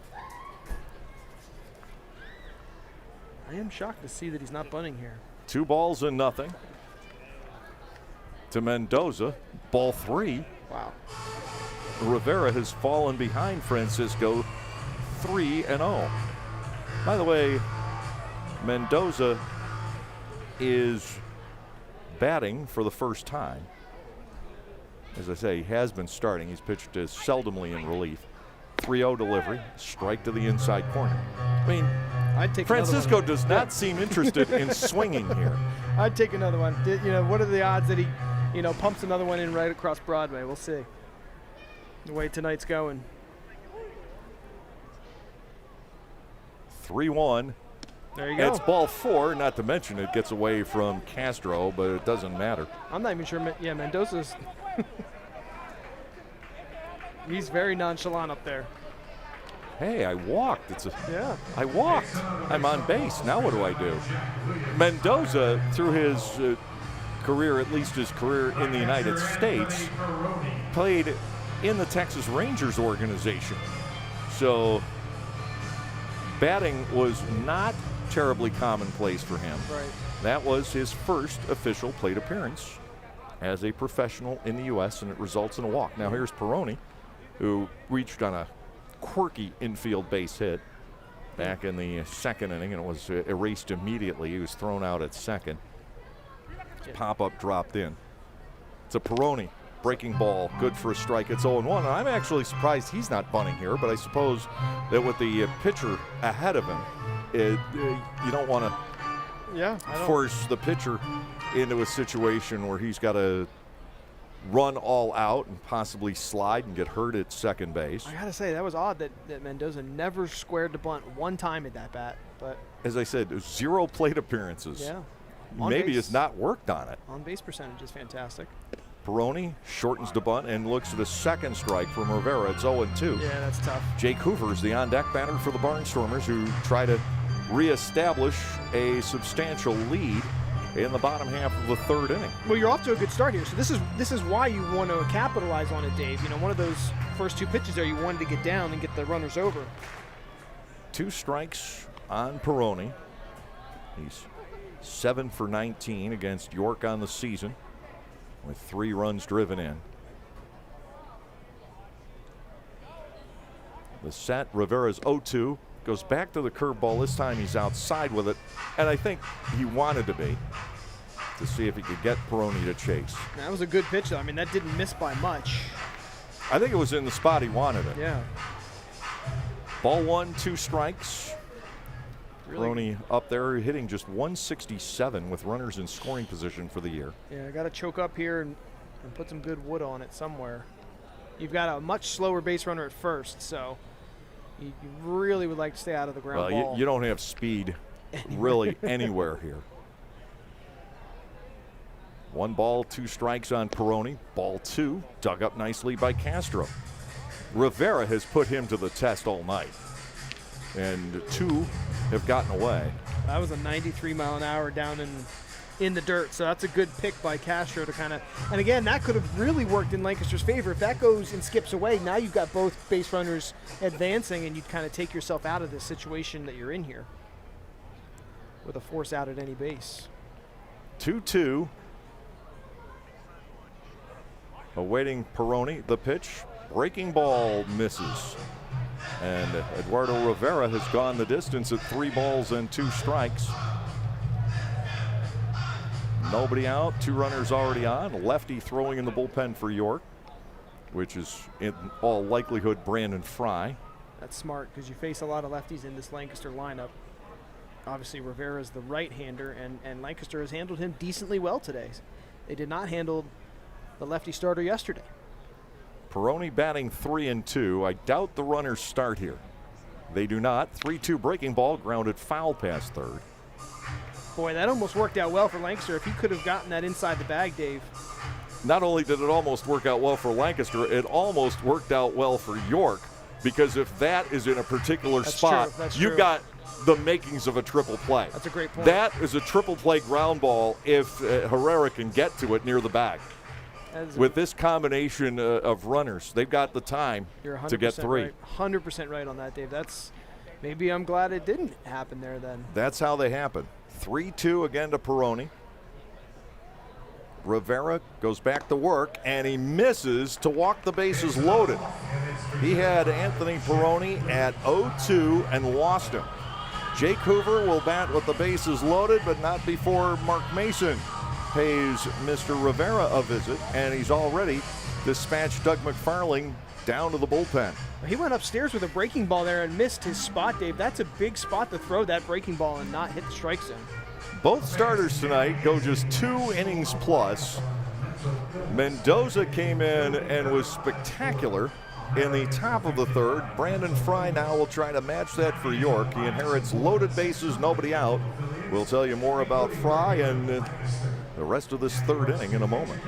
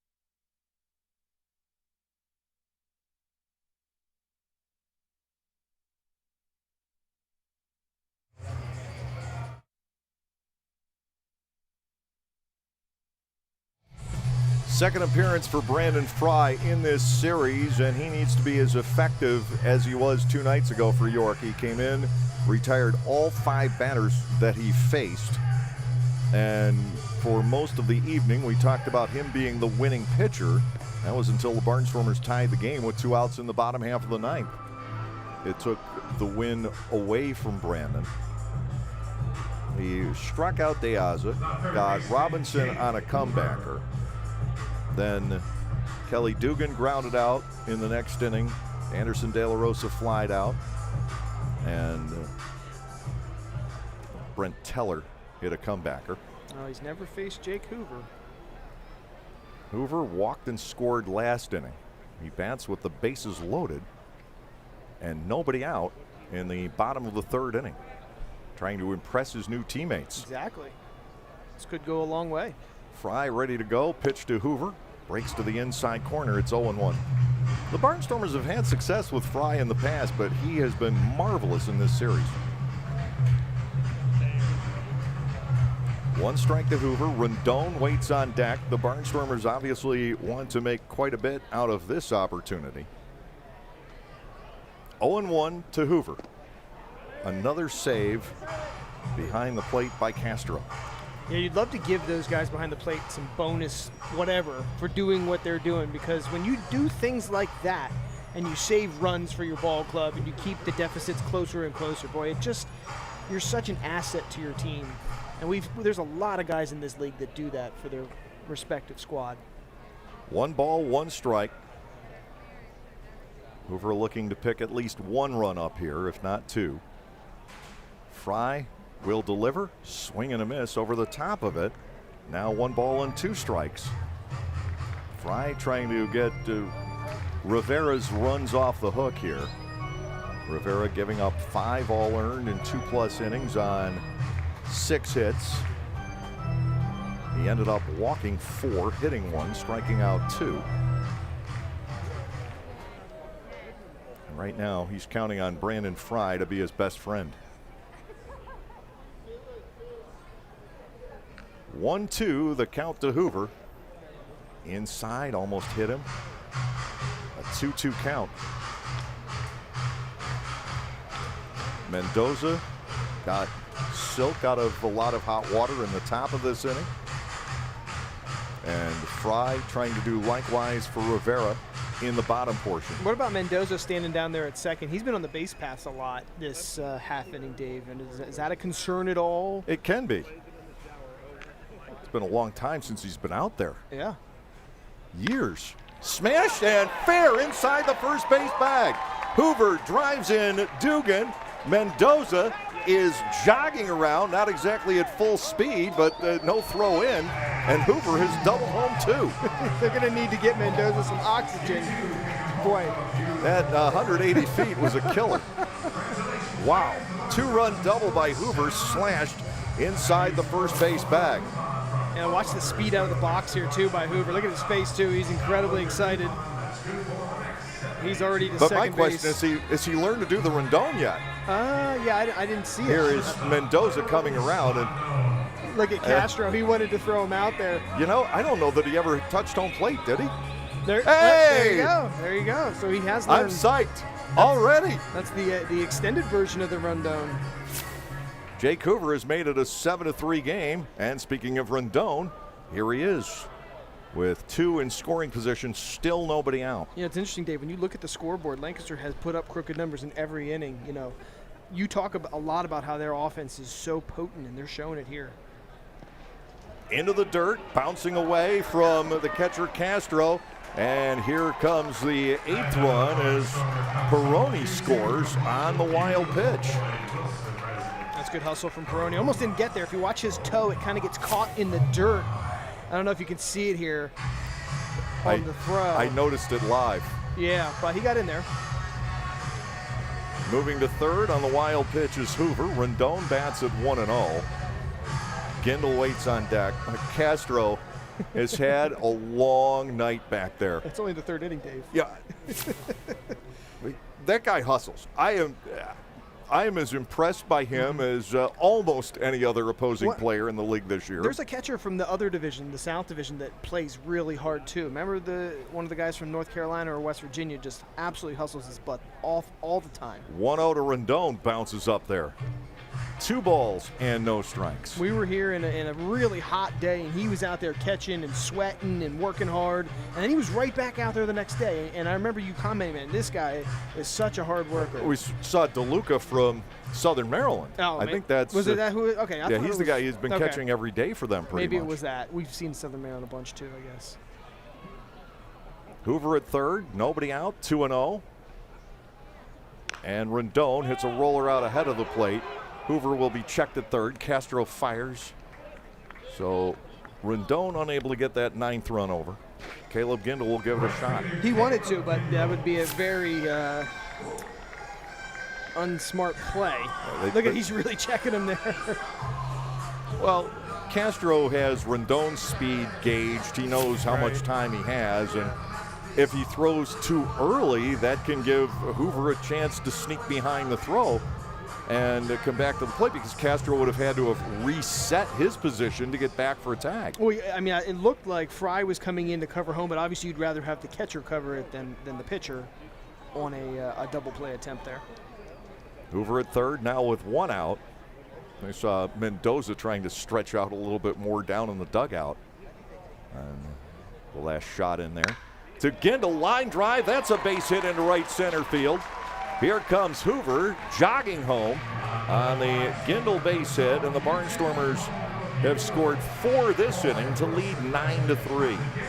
I'll tell you what, Gendel's been on base all 3 times here today, Dave. So, I mean, maybe we kind of made him mad when we were saying he had cooled off a bit. Certainly not the case here tonight, and it is really paying off, whether it's getting on, scoring a run, or then here driving in a run. And I think Hoover's had a nice start to his career here, too. Very impressed with that young man. Blake Allemund, the batter, taking a breaking ball outside, 1-0. For now, Alemand is purely a left-handed hitter. 2 for 2 against the starter Rivera. And now facing the lefty Fry. He had not batted left on left until a couple of weeks ago. Back ailments forced him to do it. Swinging a ball skied out the center. Encarnacion does not have far to go. He makes the catch for the second out in this half inning. Alejandro De Aza has driven in 3 runs already tonight on a ground out and a double. He'll bat with 2 outs and Gindel at first base. Yeah, De Aza is another one of the guys having a good night here at the plate, helping knock in some of the early runs, and then this last inning, Lancaster has really exploded that lead back out to 9-3. No lead is safe, but it is certainly a nice, comfortable one so far as you're still batting in the bottom of the third. And of course, you have mentioned that the starter did not go past where you had hoped, so now you're kind of into another one of those bullpen games. On both sides. Yeah. Which benefits Southern Maryland and West Virginia, the next opponents for these respective clubs. The Barnstormers have Southern Maryland coming back in. York takes on the guys from Charleston. But I do like, as I pointed out before, that Lancaster does have a nice rotation with their starters. So if those guys could go 5, 6, 7 in one of those games, that could really help. Chopped foul up the line by Alejandro, the 8th man to bat for the Barnstormers here in the 3rd inning. Rivera just couldn't throw strikes. He had the opposing pitcher Mendoza, who's never batted in his life, at least not stateside. Yeah. And then lost Peroni 0-2. Yeah, that's not going to get the job done, unfortunately, for the York side. Yeah, you'd have to say he put his own goose in the oven. Right, exactly. 1-1. De Aza with a swing and a miss. Well, that's the thing with Mendoza. When you were Rivera, you had nothing to worry about. So you could just pump balls in there, and he wasn't even close with the 4 balls that he threw, Dave. I mean, it wasn't even... Sometimes you can just overdo it. Yeah, no, it's true.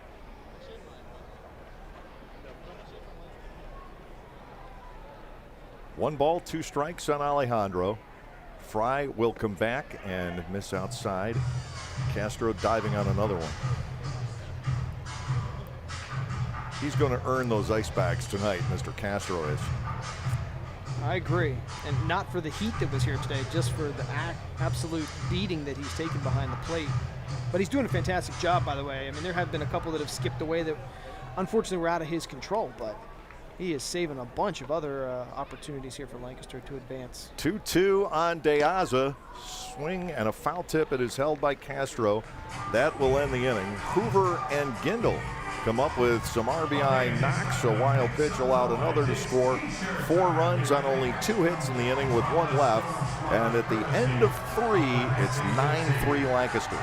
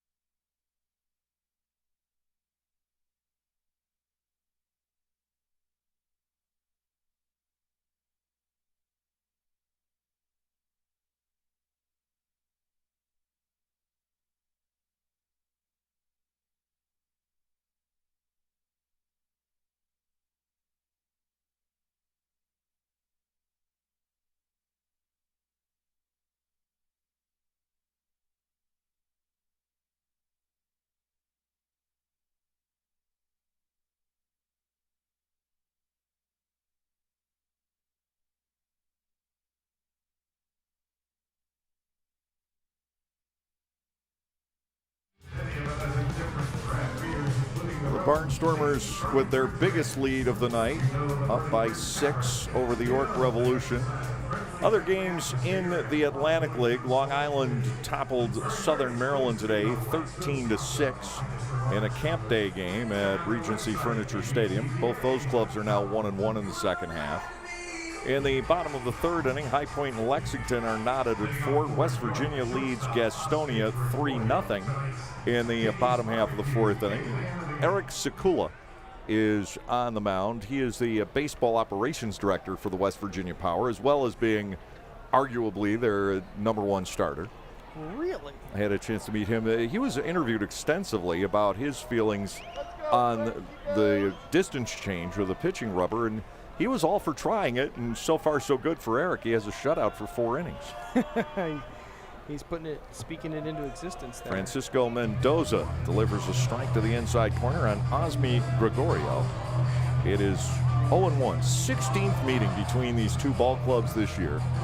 Lancaster with the 8-7 lead in the War of the Roses. After tonight, there are still 9 more get-togethers. 1 series here and 2 over at Peoples Bank Park. So what you're saying is that it could go either way, depending on how they finish out the season. I mean, it's... Yeah, neither club has swept the series. Okay, yeah. That seems to be kind of the trend for the Stormers this year. You said they really haven't gotten to go on quite a run just yet. The Barnstormers have swept 2 series all year. The 2 series they played West Virginia. Okay. They have been swept twice, once by Lexington in Kentucky and once by Gastonia here. 0-2, punched foul off the end of the bat. All of those are against the South Division there is what you're telling me, right? Southern Yes, Division? yeah. Yeah. It's interesting. Barnstormers have lost both series against Long Island, 2-1. They've taken 2 of 3 twice against Southern Maryland, lost 2 of 3 last weekend. Okay. 0-2 here. Starting off the 4th inning, Mendoza's pitch slapped up the middle and a base hit into center field for Osmi Gregorio. He is, and I brought this up the last couple of nights, York's 4th shortstop this year. Right, I remember. I heard you saying Calixte, Figuera, Jan Sanchez, and now Osmi Gregorio, and all 4 of them have been very good. Obviously, there's a pipeline that they're digging into where they can find those shortstops that can be effective out there. Darian Sanford is going to come to the plate, pinch hitting for Brandon Fry. Andrew Dundon had walked in his 1 plate appearance tonight. So the DHs are out. And the chess match begins. Have to play against the bunt here. Yeah, Hoover's way in at 3rd. Sanford would be bunting for a base hit to start a big inning. Mendoza delivers a strike. It is 0-1. And I did check out the walk totals from last night, and nothing was extreme except for the Barnstormer staff walking 13. The Sanford chopper back past the mound. Rendon will go to Aleman 1. No chance to double up Sanford. He's on the fielder's choice. Gregorio's out 6-4.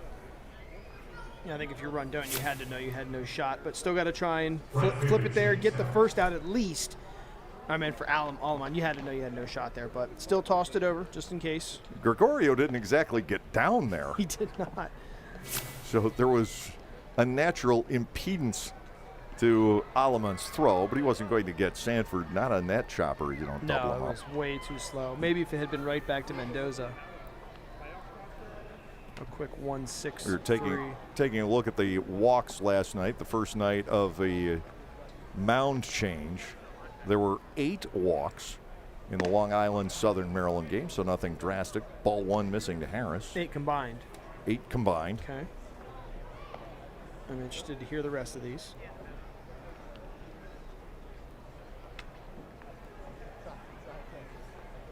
One ball and nothing here.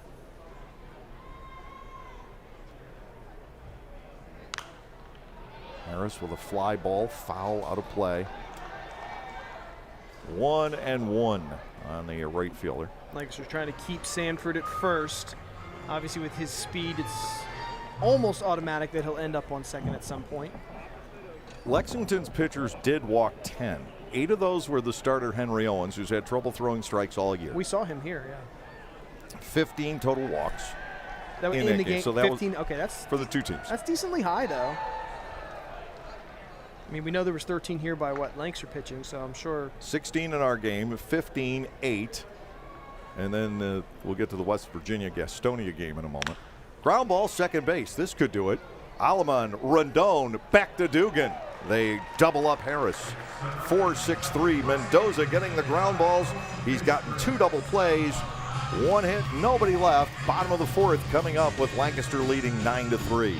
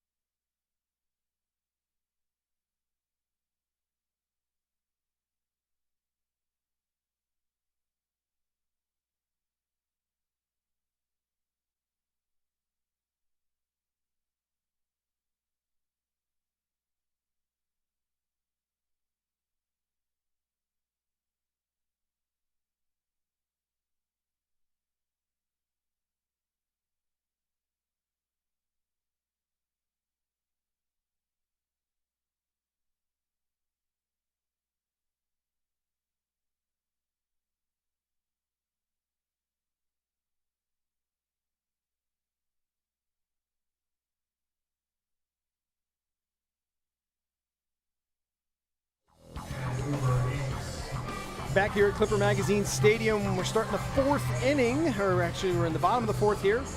Lancaster Barnstormers leading it 9-3. This is our second to last live telecast of Barnstormer baseball on Blue Ridge 11. We will be back here for the final game on Sunday, Dave, and of course it's Southern Maryland, so we'll go out there with a flare, and it's been quite a summer experience for us. It's Southern Maryland. It's Sunday. Bring the rain gear.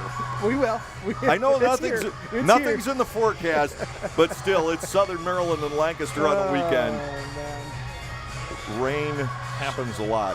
Meanwhile, we have a right-hander now entering action for the York Revolution. Brandon Fry faced 5 batters. He gave up 2 hits, allowed all 3 inherited runners to score. This is the newcomer, Luis Sanchez. Good time to get him broken in if you're the York Revolution. His first appearance with the Revs.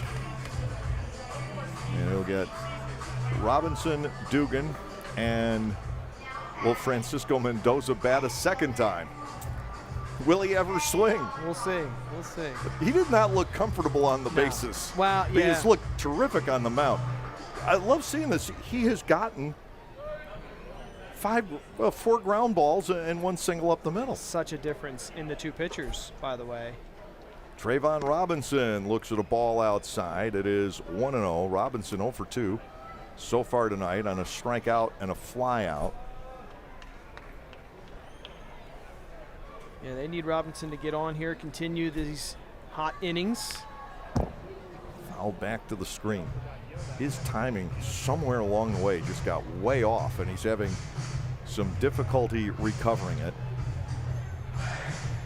You were talking about Mendoza. How deep is the bench here? Do they have a couple of options, or is it? You've got De La Rosa, you have Clark. Schumpert and Clark. Okay, so there is some options then. 1-1. Robinson backs out of the way. 2 balls and a strike. And then, of course, when Blake Galen returns this weekend at some point and is able to bat, that will bolster the lineup as well. I'm sure Blake's excited to get back here and start swinging on this short porch out in right field. He had a great time in Tokyo. Foul ball back. Well, I said to 2-2. you, I mean, when do you guys head on your next road trip? Because I'm sure that's a chance for you to catch up some stories with him. I would love to just hear some of those stories about being over there playing for a national team like Israel, and just, I know they probably didn't love the outcomes that they have, but still the experience in general is a lifetime one. You're playing international baseball juggernauts. Just to be in that tournament is an honor. Run through them, yeah. But you have to come up against the Dominican Republic, Sure. Japan, Korea, and the United Yes, States. yes. And Mexico, which is certainly Did they play all of them? It was isn't like a too round shabby. robin? It wasn't a round. I couldn't figure out the format Yeah, it was there weird. to save myself. It was really bizarre. Yeah. But they played 5 games. Okay. They played South Korea twice. And there was one team they never played. I I can't know remember the what it U.S. was. hung an 8-1 spot on them. Yeah, they beat Mexico. That was their Okay. 1 win. So All right. technically, I guess they finished 5th in Out of 6 or out of 6 Okay. in the tournament. They All went right. 1-4. Blake was 5 for 20. I'm sure he would like to hit a little bit more, but 2 balls, 2 strikes to Robinson. Sanchez comes back, and this ball is peppered deep to right. Way back it goes, and the walls will not contain it. Got to feel a little bit better for Trayvon. He's given the Barnstormers a 10-3 lead. And hopefully that is the first success of many to come for Robinson, because he is a man who takes pride in this game. You won't find too many who love this game more than Trayvon Robinson does. 10-3 the score. He just fell into a bit of a funk at the plate. You knew it wouldn't last forever. That is home run number 7 for Robinson. that was well hit too. That cleared the pavilion out there, so that's not a cheapie. And I'm sure he's ecstatic now to kind of get out of the funk a bit. Dugan trying to go back-to-back there with the swing.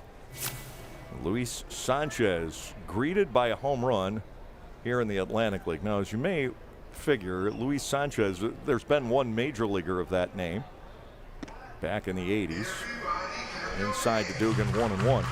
Which Luis Sanchez this is exactly, I'm not sure. We'll have to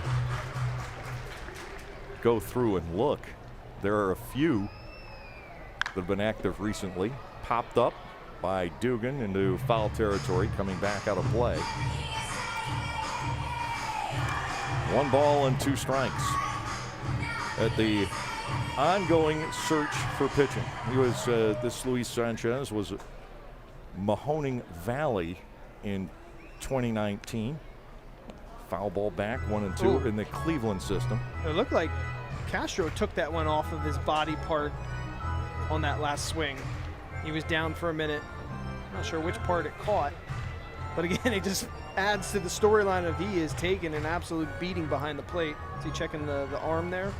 Yeah, must have gotten underneath the pad. Well, he's back up at it. I mean, got to be tough in those positions. Yeah, so continuing to try and find pitching here in this league. It's been ongoing for everyone. Right. Yeah, it's no team is safe, it would appear. Is Wagner, I'm sorry. Wanger.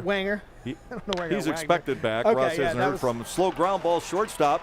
Coming in is the shortstop Gregorio, not in time at first base. Dugan aboard on an infield single. And the Barnstormers keep rolling. He's been on it quite a lot today, if I'm not mistaken. That's his Dave. 3rd time in a row on base. There you go. Gendel has been on all 3. Peroni and Hoover have been on both times they've come around. Here's our man, Francisco Mendoza. Oh, there you go. 2 at-bats. Do you think bunt again? Or? He walked and scored in the 3rd. Does he stand there I don't know. and take every pitch like he did the last time? They are creeping in on 3rd, so that would not be as effective as last time. The bunt attempt. There you go. He squares and then skedaddles. Ball 1 from Luis Sanchez. It is 1-0. At least he enjoys, the game, Even when he was jogging home on the last time, he was enjoying it. The 1-0 pitch, strike to the outside corner. Mendoza seems almost allergic to the bat. Yeah, right? Or at least the ball, if it's like kryptonite. If he gets too close to it, he's gonna lose his superpowers.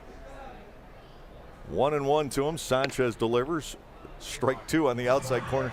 He's backed away from every pitch. Yeah, I mean that's in not 2 plate appearances. That's not part of the swing. Typically, you want to step towards the pitcher. His first move is back away from the pitcher. But again, if you're, this is your second at bat ever, you can't fault him too the much. 1-2 upstairs and a 2-ball, 2-strike count. He's going to be asking Yoel Espinal, how do I do this again? If I've got a bat? Yeah, Espinal just is going to say, swing as hard as you can at whatever gets near the plate. What is this thing in my hand? Could you imagine him and Espinal down there working after the game? 2-2. He swings and misses. Just don't hurt yourself, please. Sanchez with the strikeout. 1 away, and Anthony Peroni will step in. So anyway, Wanger, I missed that, is coming back. And We we'll expect him back. add Ross another just arm. hasn't heard from him Okay. yet. And then it's going to be decision time for Ross Peoples as to what to do with his roster. Those are tough, Somebody that has earned a spot might have to go, unfortunately. And eventually you want to get Melvin Mercedes back. Without a doubt, yeah. Out with the broken hand. Driven to left by Peroni. It's hooking. Will it stay fair? That is a fair ball. And into the corner, coming around, is Dugan. He's on his way to the plate. Peroni with an RBI double to make it 11-3. That is a nice swing. The pitch was mangled. Not quite enough distance to get it out. It was hanging up. There's Melvin. There you go. Got that it hung up there, implement Dave. on his wrist. It went off the wall. Yeah, I mean, he almost caught the shortest part out there, and Dugan did a nice job to hustle all the way around those long strides. Gets a little dirty for fun. There's a bunch of guys in this lineup. They're having a good night, Dave, and it's obviously led to this 11-3 lead right now. Including this man, Jake Hoover. The Barnstormers have scored multiple runs in 4 straight innings. Hoover takes down and away. Ball 1 and no strikes. 2-run double his last time up. So he's showing up, seeing this kind of offensive firepower for the first time from this team. He's thinking, wow, how are these guys not in first place, if they hit like this every night? He's thinking, I joined the right team here.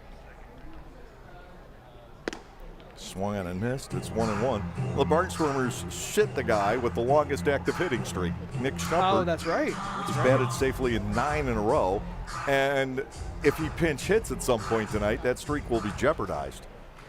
Oh, so you're saying you'd rather him just maybe potentially just start tomorrow and give it a go then, potentially. But that turn at the plate's going to come around at least once more, maybe twice. You can use Clark for one of them. You don't want to use De La Rosa unless he's the last guy. Yeah. 2-1 on Jake Hoover. Anthony Peroni, the runner at second base, with 1 out. Just get that one pitcher out here that had the hit the other night. Teller has, Yes, Granite's did. Teller. It was Teller, yep. Taken for strike 2. The count is even on Hoover. Clay Luis Rendon waits on deck. Good spot out there. And I think Hoover's starting to realize that those are strikes in the Atlantic League. He's looking back at the ump saying, really? Really? We're calling those here. And he's saying, yeah, bud. Welcome to the league. The Barnstormers tonight with a homer and 4 doubles, building an 11-3 lead over the York Revolution. Here's a 2-2. Hoover swings and misses at the fastball. Now he's retired for the first time in his Atlantic League career. Clay Luis Rendon will step in. He's 0 for 2 on ground balls so far tonight. Yeah, and you bring up the whole ground ball thing. That was the huge difference between Silk and Mendoza here in the ball. I remember I kept saying it for Silk, never happened. Mendoza's thrown a couple, and it's really gotten them out of innings. And I think that's the difference. If you can throw those ground balls, yeah, you're going to give up a hit or two there, but they really help you out defensively. Wait. 2 outs with Peroni at second. Breaking ball misses. Rendon up there at 1-0. Still an important run. I was going to say, I've had a chance to watch Blake Alleman play second base for a few weeks now. Yeah. In lieu of Mercedes. That's his best position. Okay. Alleman, I think, is a very, very good second baseman. And so is Mercedes. So what do you do? Well, Alleman will move back to third whenever Melvin's ready to go. Obviously, it's going to be a while yet. Well, then you run into a log jam of utility infielders, unfortunately, which is a shame. Because you got Schumpert with the speed and the hitting streak, and then you just brought Hoover in, who's showing he can do a little bit of stuff here. But that obviously leads to a tough decision. Of course, somebody could get injured in the next week. And it's still a ways. It's still 4 weeks. Sure. 3-4 weeks before Melvin's back. That's a shame. I really like watching him play. You have to. If you're a fan of this game at all, the essence of this game, not home run derby every night, but the essence of baseball, the way I think it was meant to be played back in when they got it going in the 19th century and forward, you have to appreciate Melvin Mercedes. Yep. All the little things that guy does. Yeah, it was a shame to see him hurt the hand a few weeks back. Rendon facing Luis Sanchez at 1 ball and 2 strikes, 3 hits and 2 strikeouts in the inning. The Barnstormers have 2 more runs on the scoreboard.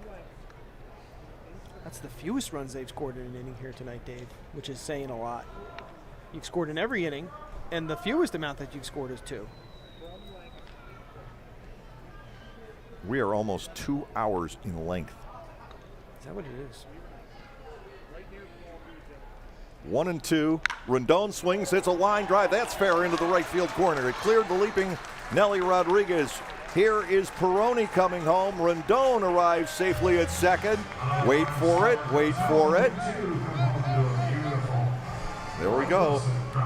RBI double for Clay Luis Rendon. It is 12-3 here tonight. York has overcome similar deficits in this ballpark. Yeah, just over the outstretched arms there of Rodriguez as he tries to get up to make the final out. Nice piece of hitting again. It's everybody through 1 through 9 is coming through clutch here tonight. And that's what you like to see from Ross. A lot of great effort here from his ball club. I continue to make my pitch that the entire crowd get into doing the Rendon. You know, it is interesting. I've been here a lot this summer with our TV crew. I haven't seen it a whole lot. On-field host Ed Nowakowski says he's on board. Okay. As you get a look down into the York bullpen. Looks like a big right-hander down there.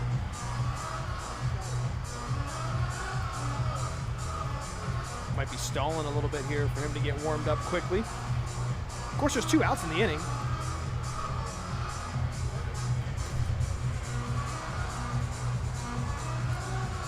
Have they added 2 this series? 2 pitchers.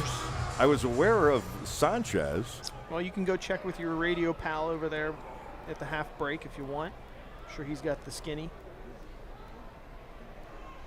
So back to the top of the order here. Caleb Gindel. Fantastic day for this young man. 2 singles and an HBP for Caleb tonight. He gets ball 1 outside. Allemond on deck. I just can't wait for the days of Gindel, Blake in this lineup again. Plus everybody else, De Aza. You know, that's a number that does not match anybody I've got on my roster. Okay.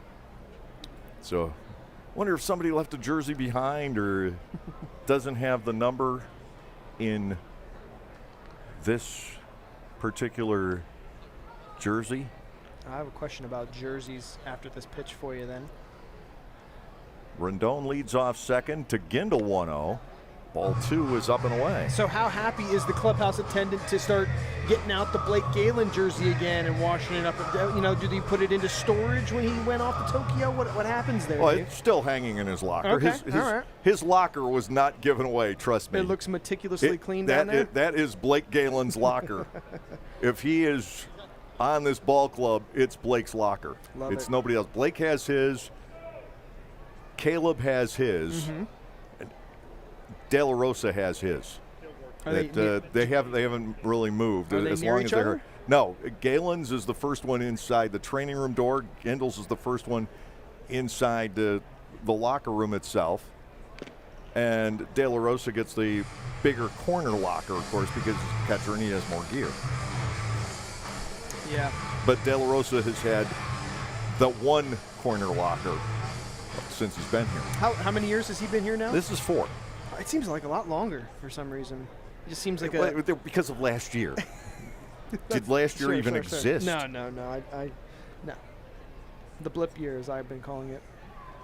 Gindel batting 2-1 against Sanchez. Ball 3 is outside. Allemond may get a chance to do more.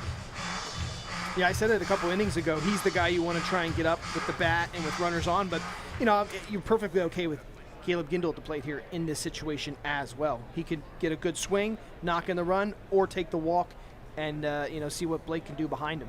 This is the 21st time this season the Barnstormers have reached double figures in 62 games, but they've also given up double figures 21 times. Right, yeah, it's been a lot of scoring. Although at one point it did calm down there a little bit. 3-1, Gindel takes a cut at what may very well have been ball 4. Yeah, I think he chased ball 4 there. Which is 3-2. crazy for him because he has a very good eye at the plate, Dave. He's smiling a little bit. He knows he chased one. Caleb is batting for the 4th inning in a row. When you say stats like that, you know your offense is really turning the lineup over. You know, when you can have an at bat every single inning.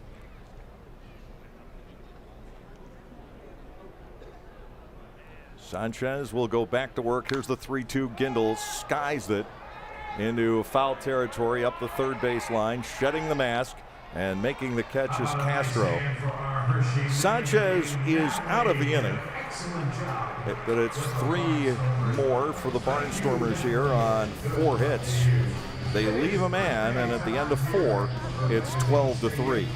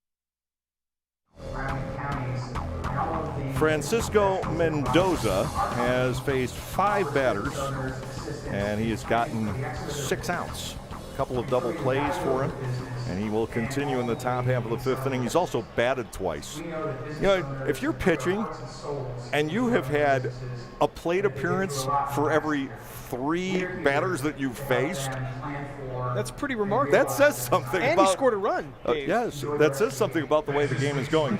By the way, I was informed the right-hander that was throwing in the bullpen for York was Jake Welch. Okay. He's been one of their starters, but Mark Mason has gone through maybe not quite as much transition on his pitching staff as Ross Peoples has, but it's close. Had to switch numbers there. Jack Kenley leads off the top half of the 5th inning against Francisco.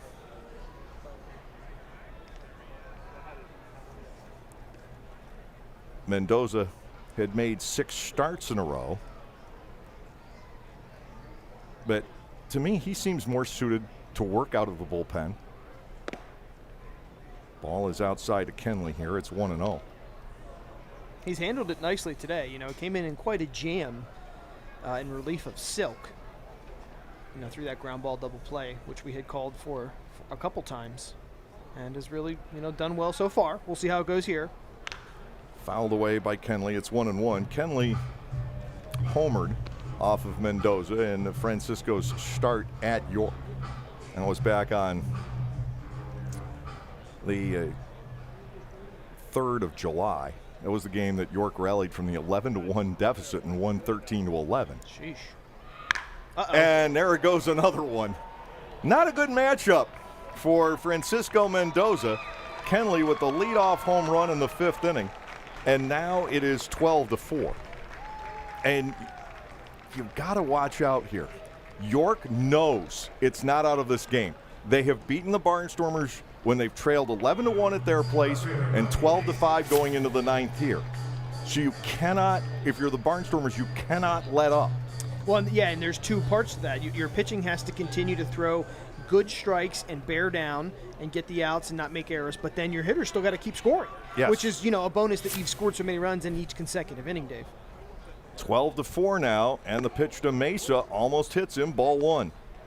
Mendoza that night at York was up 11-1 going into the bottom of the 3rd, 8 revs in a row reached base. Okay, so we talked about those chains this year that have just been devastating to this ball club. So you want to avoid that. 1-0 sure. pitch, doesn't quite get the outside corner. Mesa now bats at 2-0. Well, the Barnstormers have the 12 runs and the 12 hits on the scoreboard, but they need to shut down this potent York offense. 2-0 on Mesa, foul back. Well, you say that. I mean, York has yet to shut down the potent offense of Lancaster. So far it's going well, but yeah, if you let York kind of crawl back into this, you're painting yourself into a tough ending of this game. You don't want to let York get rolling. Barnstormers have experienced that one too many times this season, and vice versa. 2-1, ground ball up the middle, base hit center field, Mesa's on. First 2 batters have reached here in the 5th inning. It brings on Nelly Rodriguez. He's walked and doubled so far tonight. Boy, Kenley hit that ball a long way for that home run. Wonder if that rattled Mendoza at all. His 5th of the season. And we also talked about how long Mendoza was out on the bases back in the 3rd inning. Yeah, I wonder. Does that have an effect? You know what I just realized? Francisco Mendoza and I share the same birthday, December 7th. So we're now kindred spirits. Breaking ball, this one is good.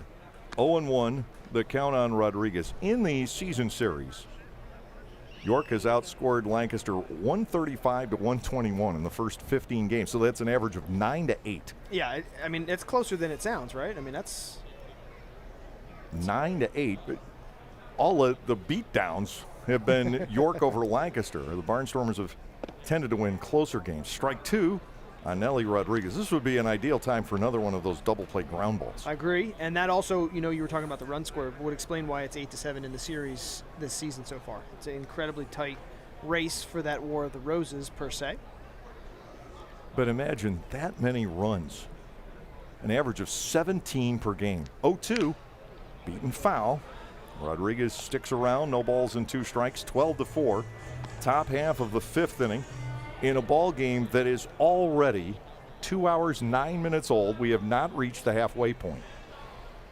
Yeah, I can say we're used to seeing some of that this summer, aren't we, Dave?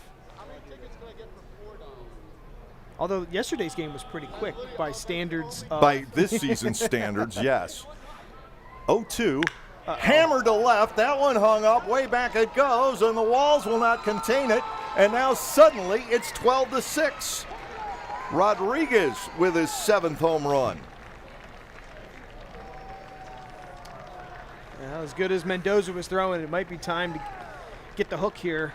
You are out in a comfortable lead, but you do not want to let this get careening out of control in favor of York. Carlos Castro now comes to the plate. The average had been 17 runs. We've eclipsed it. Rodriguez got all of that. Up to the walkway. That was a healthy swing. You could hear it off the bat. And he was down 0-2 at one point in that at bat, right, Dave? So those are the at bats you've got to close out. He's been down 0-2 every at bat. A walk, a double, and a home run. He might be the toughest out in this lineup, unfortunately. Here is Castro, who's walked and singled into right. 12-6 ball game. Mendoza reaches the outside corner for a called strike. It is 0-1. And the Barnstormers do have action. Garrett Granite's loosening up in the bullpen. But York knows, just because of the experience. 0-1. Mendoza is low to Castro. 1 ball and 1 strike. Well, for Mendoza, you've got to find a way to get back and get at least an out here for your club, to try and right this ship. You've had a pretty decent cushion to play with. You've flirted with deflating that cushion. You got to bear down here and get 1 or 2 outs before you exit this ball game. Castro batting 1-1. Mendoza delivers a 2nd strike. It's 1-2. That was a solid off-speed pitch. Caught the outside corner there, Dave. 79 miles an hour. JC Encarnacion on deck, and then Josue Herrera. He just keeps coming at you, Dave. These hitters. These lineups. 1-2. Way off the outside edge. Peroni set the target in that seated position with the right leg outstretched, and Mendoza almost hit his foot. That's how far wide that one was. 2-2. To the plate. Chop to third and foul. Just trying to battle through this inning, Dave, this 5th inning, where it seems like Mendoza's hit a bit of a wall. 2 loud home runs already given up. No outs recorded. And yet, you still have a 6-run lead here, which shows you how good the offense has been for Lancaster today. Lexington leads High Point tonight 15-4 through 3.5. Youch. And 6-3 Gastonia over West Virginia in the top of the 6th. The pitch, ground ball, again foul. And Polanco with the play. 2-2 continuing on Carlos Castro.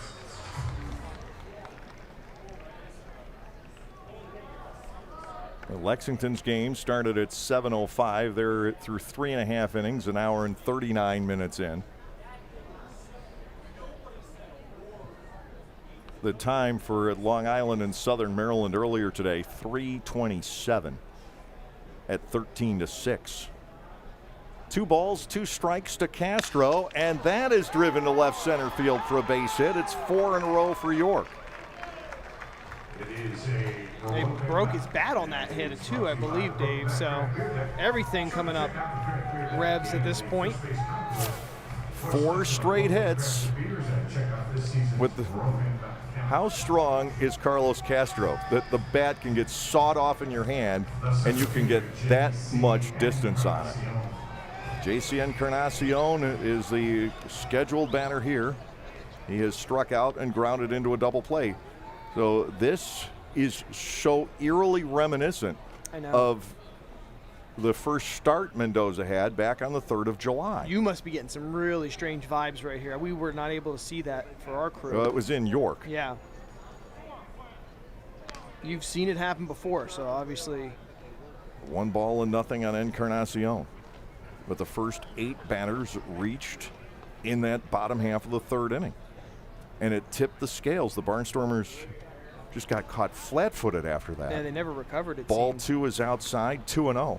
You just need to throw a ground ball here. I know there's been a few hits that on the ground, but if you could just get a ground ball and possibly work that double play, it would be a huge sigh of relief for everybody. First 9 batters reached base in that inning. That inning, yeah. It hasn't 2-0 on Encarnacion. He will take a strike. It is 2-1. Here it's gone. Home run, single, 12-6. Still nobody out in the 5th inning. 2-1 the count on JC Encarnacion. Mendoza delivers, and that's low. 3 balls and a strike. Not a bad spot for that pitch, just unfortunately missed the strike zone. Never-ending offense. Mendoza goes back to work. 3-1 pitch. Got him to lurch a little bit. 3-2. Castro not a steal threat over at first. Another full count here. Big spot for both teams. Payoff pitch is coming. Mendoza to the plate, and it is strike 3 on the outside corner. Encarnacion caught looking at one right on the black. Mendoza with his first strikeout and a big out to try and get control back of this 5th inning. That was big. Peroni knew it right away. Josue Herrera has walked and grounded to 3rd. 0 for 1 officially here tonight. And that's what you're looking for again. Another one of those ground ball situations here with 1 out, still a runner on first. Roll 2.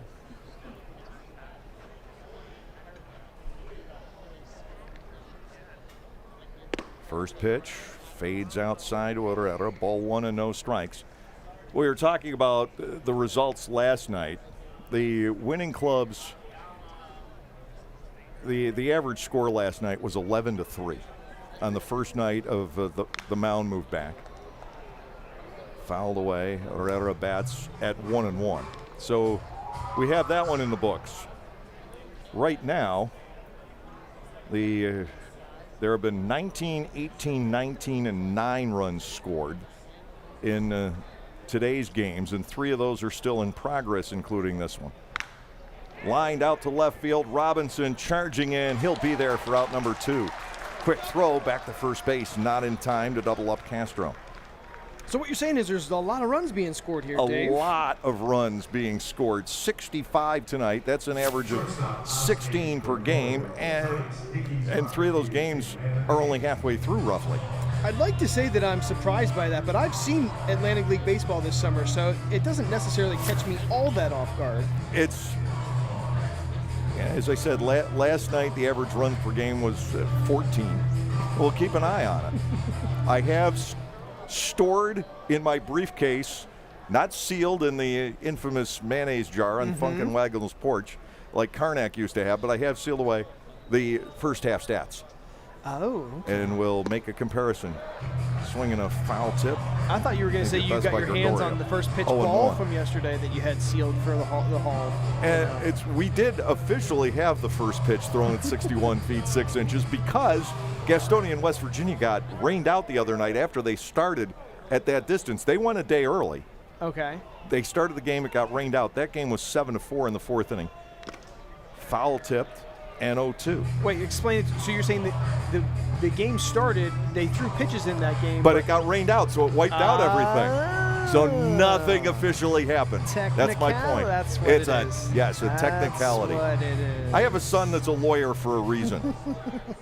Well, yeah, they make a living on those technicalities, that's for sure. Okay, so I get it. So that's kind of cool then. Who was it? Was Gastonia at West Virginia. Okay. Pop fly, foul that will drift to the seats. 0-2. Something they discovered when moving the pitching rubber back at West Virginia at Appalachian Power Park, it was actually off to begin with. Oh, geez. They had been pitching from 60 feet 8 inches all along. Wow. They were up by 2 inches at the beginning, so they only moved theirs back 10 inches. Okay, a question about that in a second here. 0-2. Busted bat, but up the middle, base hit center field. Wow. It brings on the pitcher spot. 5th hit of the inning off Mendoza. 2 outs, runner at first base. And Tyler Hill will bring a bat into the batter's box. It's 2 busted bat hits in this inning. That's I know. Not going to make Mendoza feel a lot better. Well, he's catching some bad luck here, with those 2 sawed-off shots, as you would call it. There's still a chance to get out of here with limited damage. As for the pitcher's mound thing, you saw how much work it was to move. I mean, they were chipping away here with axes and stuff like that. I mean, this dirt is some healthy dirt out there. Because it gets tamped down every day, and then, we've got to regrade the mound. Yeah, it was interesting, though. I took some pictures and video of it yesterday for social media, just so we had record that it actually happened. 2 outs, 2 on. The batter is Hill, and he'll back out momentarily. So Mendoza knows what this is like now from the other side. Remember, Dave, he's had the 2 at-bats. Now he gets to throw to a pitcher, so. He's throwing to a pinch hitter, actually. Oh, I'm sorry. Okay. I was kind of hoping he was going to get the throw to a pitcher and drive him crazy in the batter's box.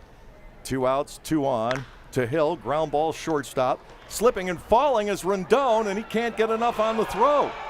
That will load the bases. Quick throw behind the lead runner, Castro, at third, and he is back.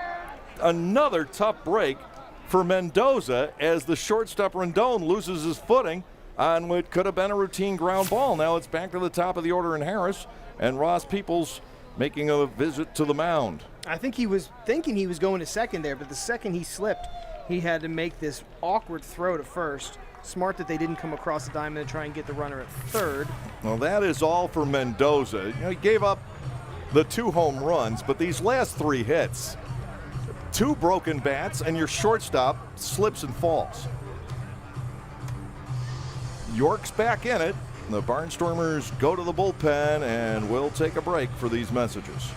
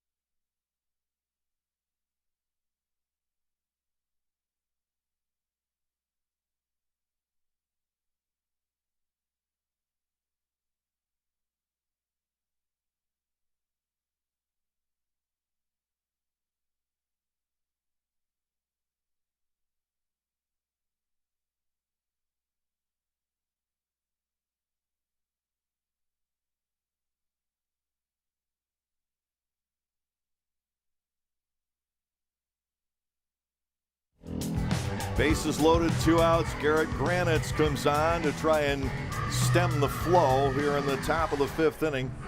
3 runs already across for the York Revolution. The first 3 hits were solid against Francisco Mendoza to open up this inning.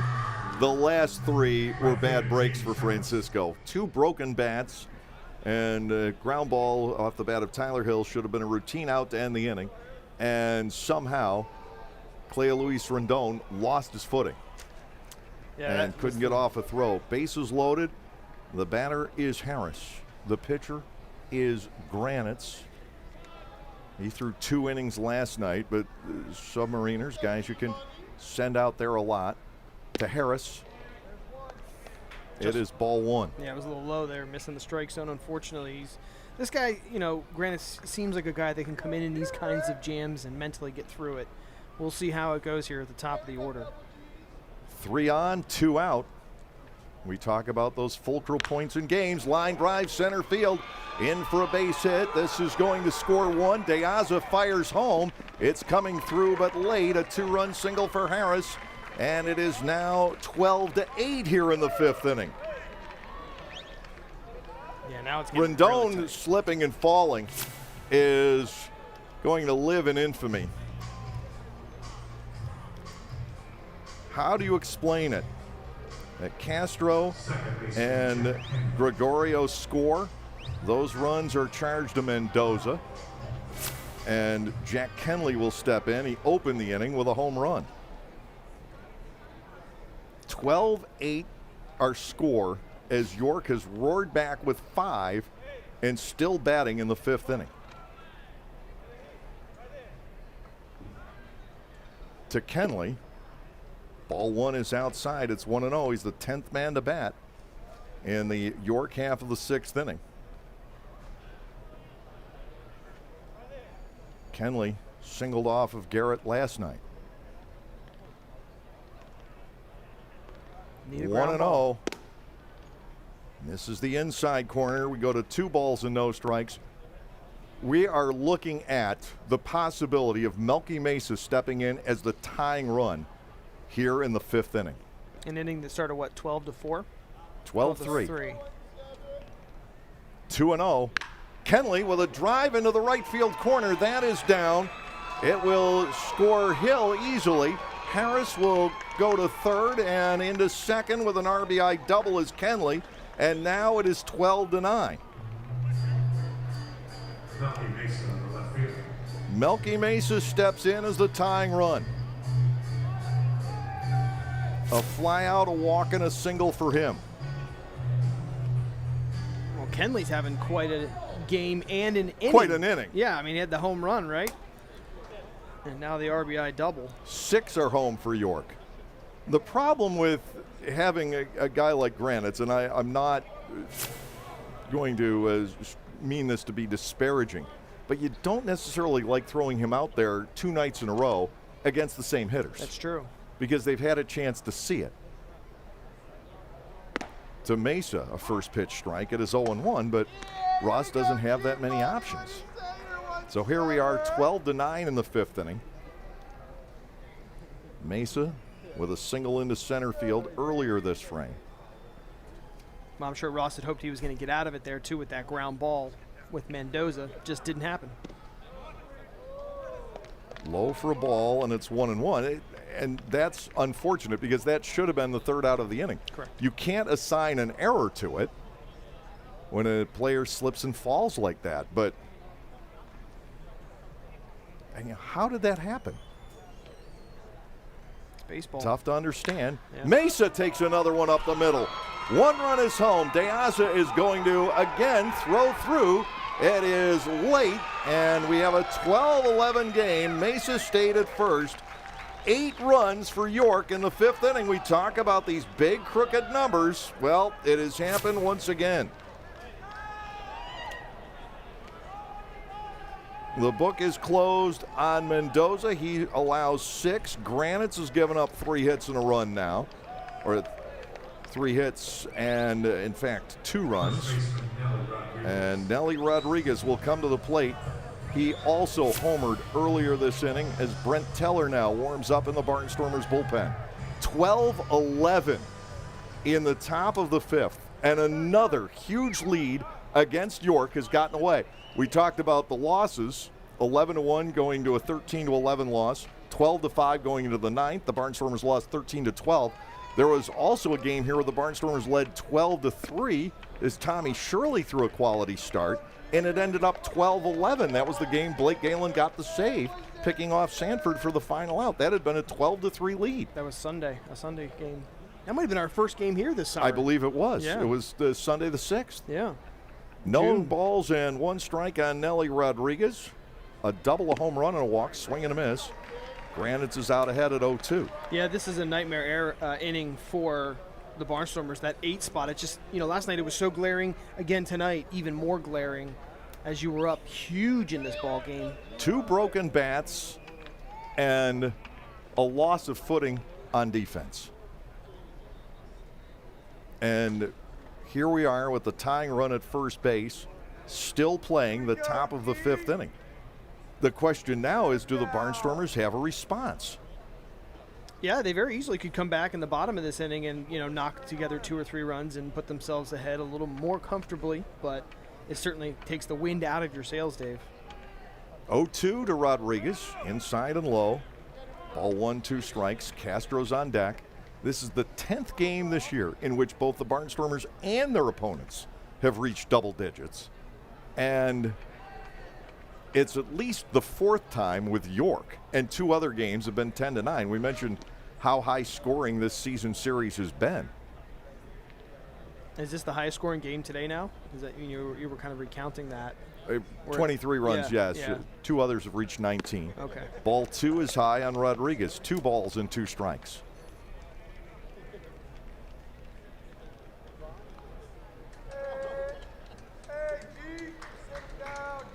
Grants last night worked 2 innings, gave up 2 hits and a run. He walked 2. 2-2. Ball 3 is inside, filling the count on Rodriguez. Mesa will be on the move.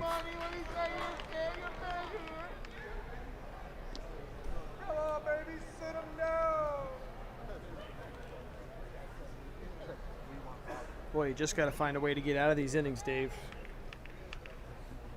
Any which way. The offering. Strike 3 is called. Well, that ends it for now. 8 runs are across for the York Revolution. They did it all on hits. There were 9 of them in this 5th inning. They leave 1. We're only halfway through tonight. 12-11 Lancaster.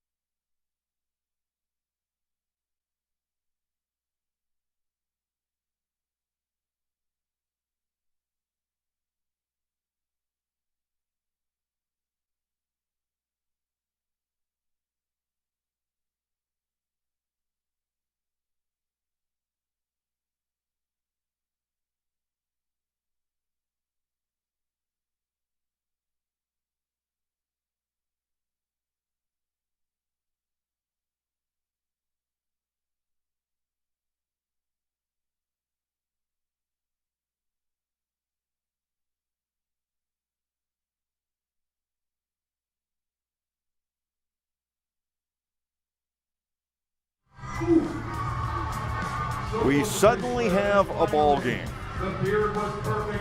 8 runs in an inning for the 2nd night in a row for the York Revolution. The Barnstormers have given up now 5 or more in an inning.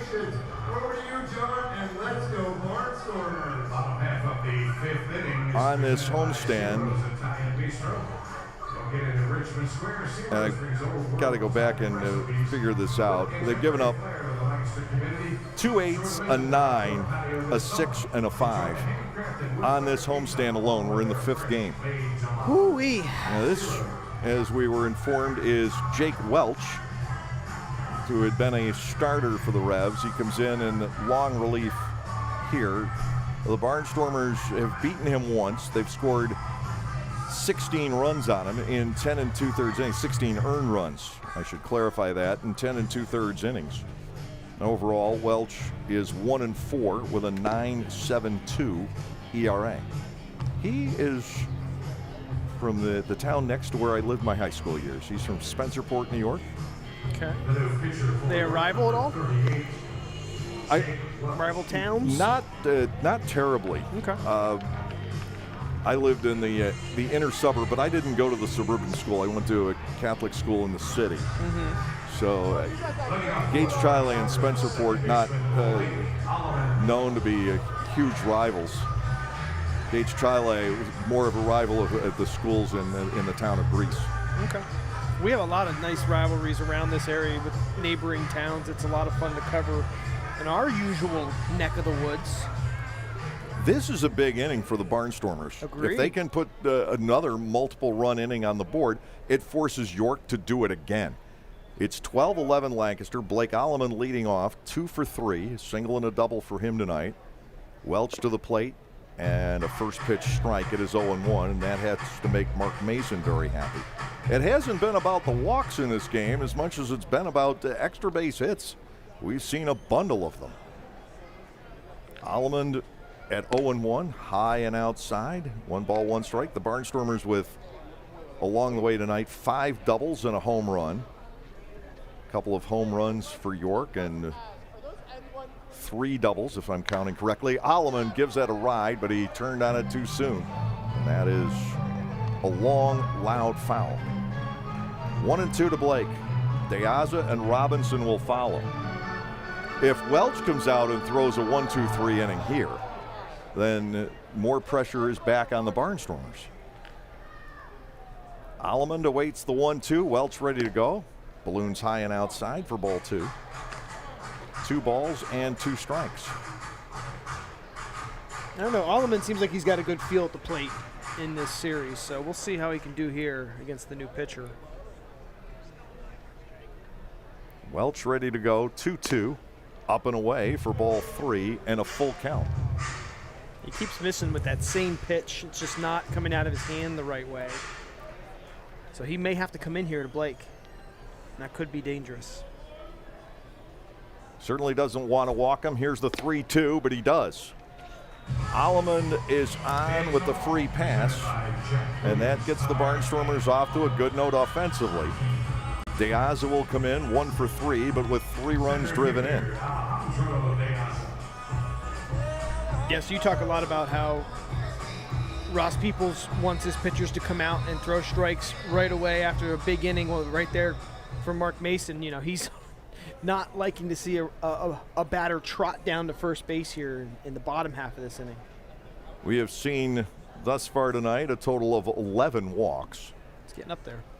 but 25 hits, and we gave you the numbers of extra base hits. De Aza batting.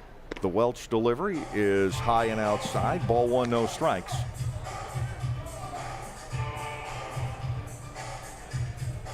On pace for a 5-hour game. We've already had one of those for 9 innings this year, but that was the walkathon against Gastonia. We were here for that. The 1-0 pitch is ball 2. Do you remember off the top of your head how many walks were in that game? 35. Because we talk about that a lot on our end. That's something I don't think a lot of us will forget. It set 3 records. The most walks given up by the Barnstormers in a game. The most walks picked up by the Barnstormers in a game. De Aza will now look at one on the inside corner. We go to 2 balls and a strike. And obviously the most total walks, which is a given. It was wild. Once you know the other 2. It was an absolute wild sight to behold on that night. There were a lot of very unhappy people after that game. I can imagine. I had to drive home with a couple of them. 2-1. De Aza awaiting the pitch. Alleman leads from first, and it's popped up on the left side. Herrera and Gregorio are there. Gregorio will latch onto it, and that is out number 1, and that is big for Welch and the Revolution. Trayvon Robinson steps in. He homered his last time up, 1 for 3 on the night. I think Diaz is kicking himself there because he wanted to get a better swing on that. Have a better at bat there, but try again. He's not having a bad night with all his RBIs early in this ball game.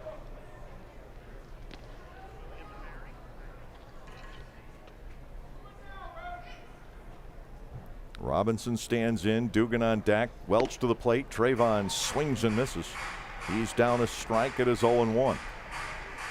But how does the length of the game affect these players like Robinson, like De Aza? They're in their 30s now. And to be out there 3.5 hours, I haven't gotten the exact totals, but I'll get to that in a second here. 0-1 to Robinson is a ball outside, maybe high, 1-1. I figure, just as an estimate, that the Barnstormers, in terms of clock, not in terms of innings, but in terms of clock, have actually played 75 to 80 games this year. Wow. That, when you add it up, the 2 hour, 45-minute length that we've had in the past of an average game. Mm-hmm. And they've done it in not all that many days. 1-1. Robinson goes to the left side, racing back on this is Mesa. He will reach up to make the catch. Back to first goes Allemond, and Dugan is all that stands between Jake Welch and a zero, an all-important zero, in the bottom of the 5th inning. That was a nice job tracking that long ball down out there by Mesa, playing a pretty good left field. If that gets down, that's base runners are circling the bases at that point. So a nice defensive play. Dugan has 2 hits and a walk. He has scored twice. He has driven in 1. Allemond still at first base following the leadoff base on balls. Welch comes to the set. Kelly takes strike 1 at the knees. And the bottom dropped out on that one.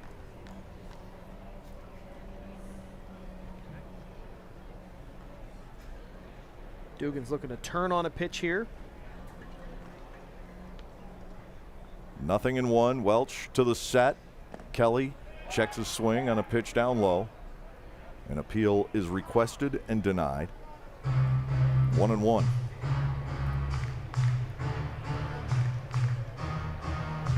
And the reason we're tracking the scores as closely as we are isn't a matter of who's winning and who's losing at this stage, but the actual scores themselves. The whole idea, how moving the mound back a foot will alter the game of baseball.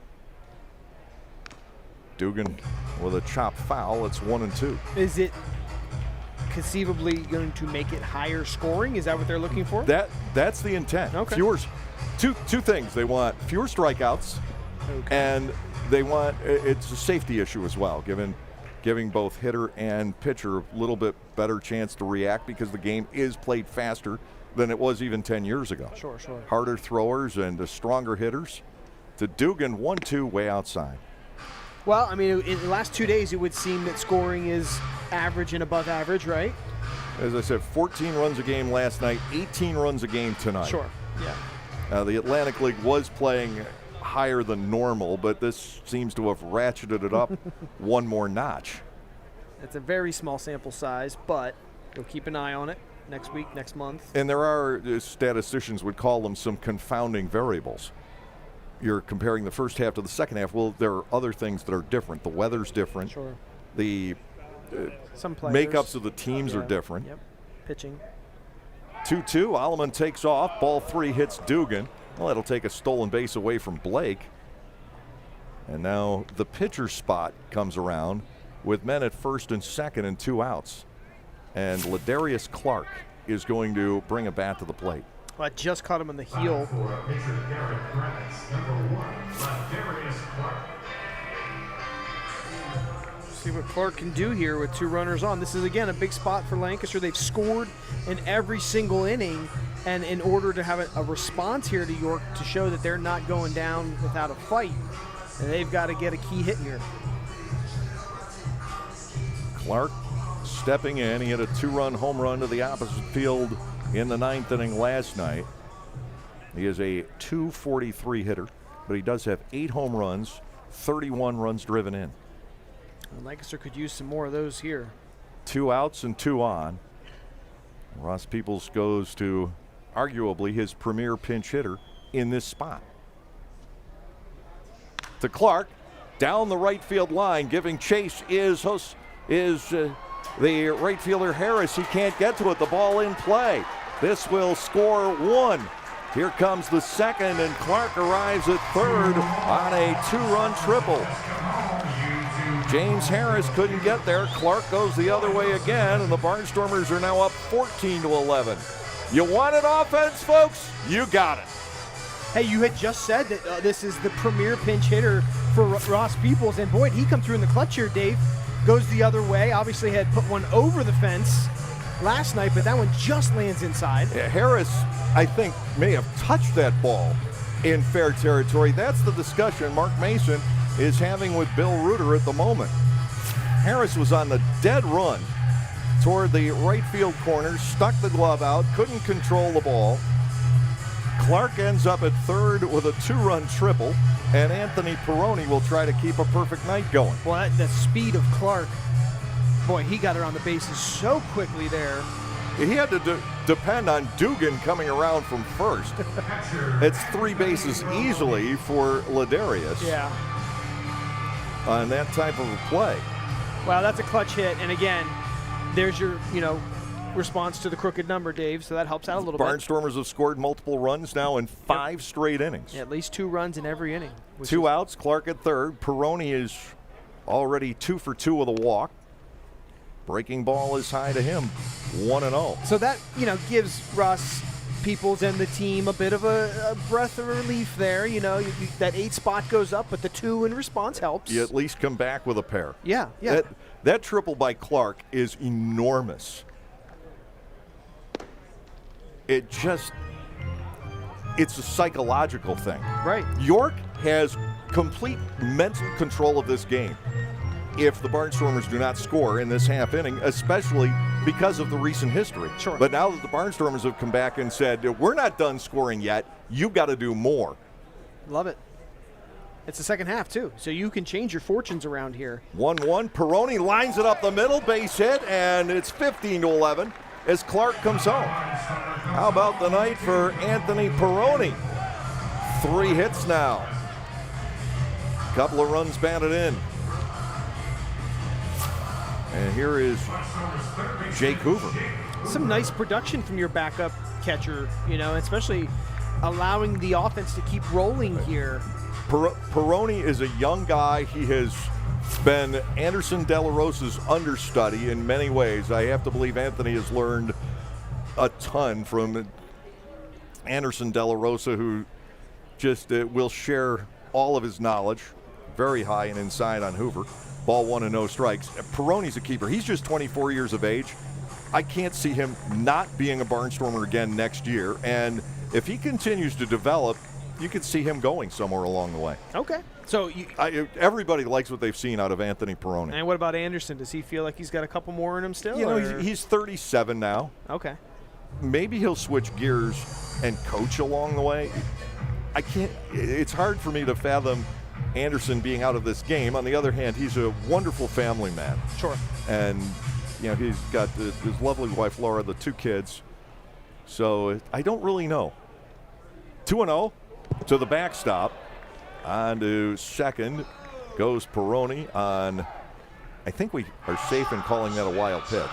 The Hoover's trying to figure out what's going on. That's twice now it's buzzed the tower on him.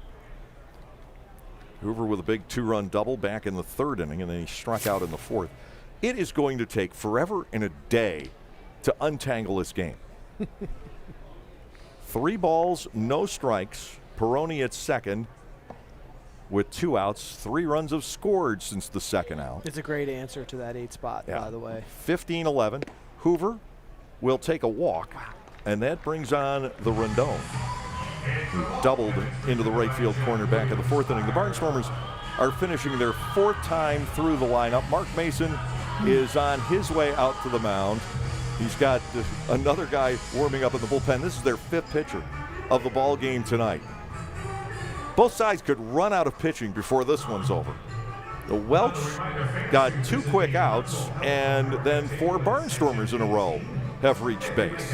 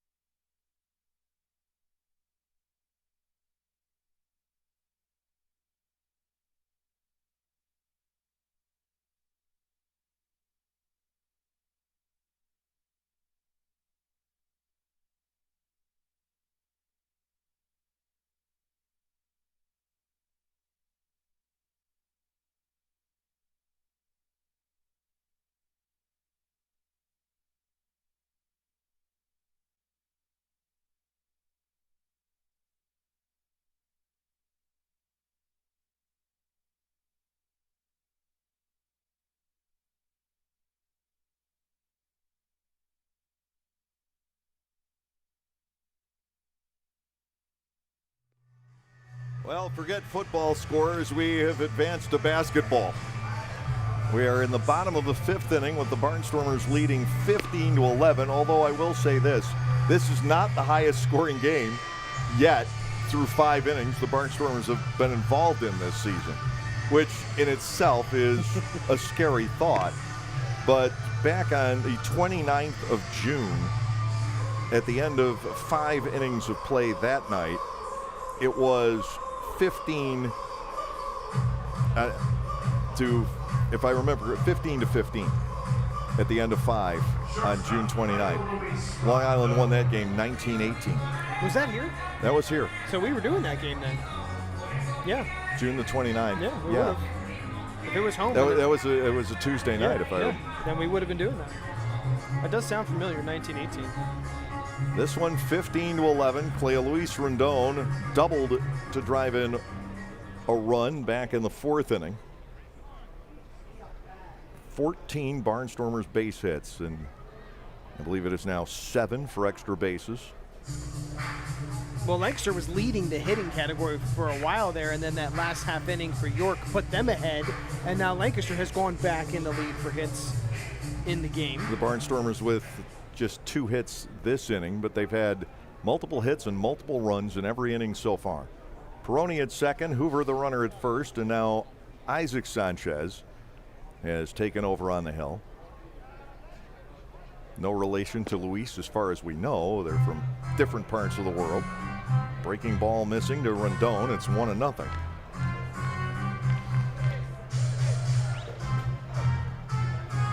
Isaac Sanchez came in on Tuesday night and struck out the side, if you will. Struck out 3, but one of them did reach on a wild pitch. Well, he's working on just getting 1 out here for York as they try to get out of a mini nightmare of an inning.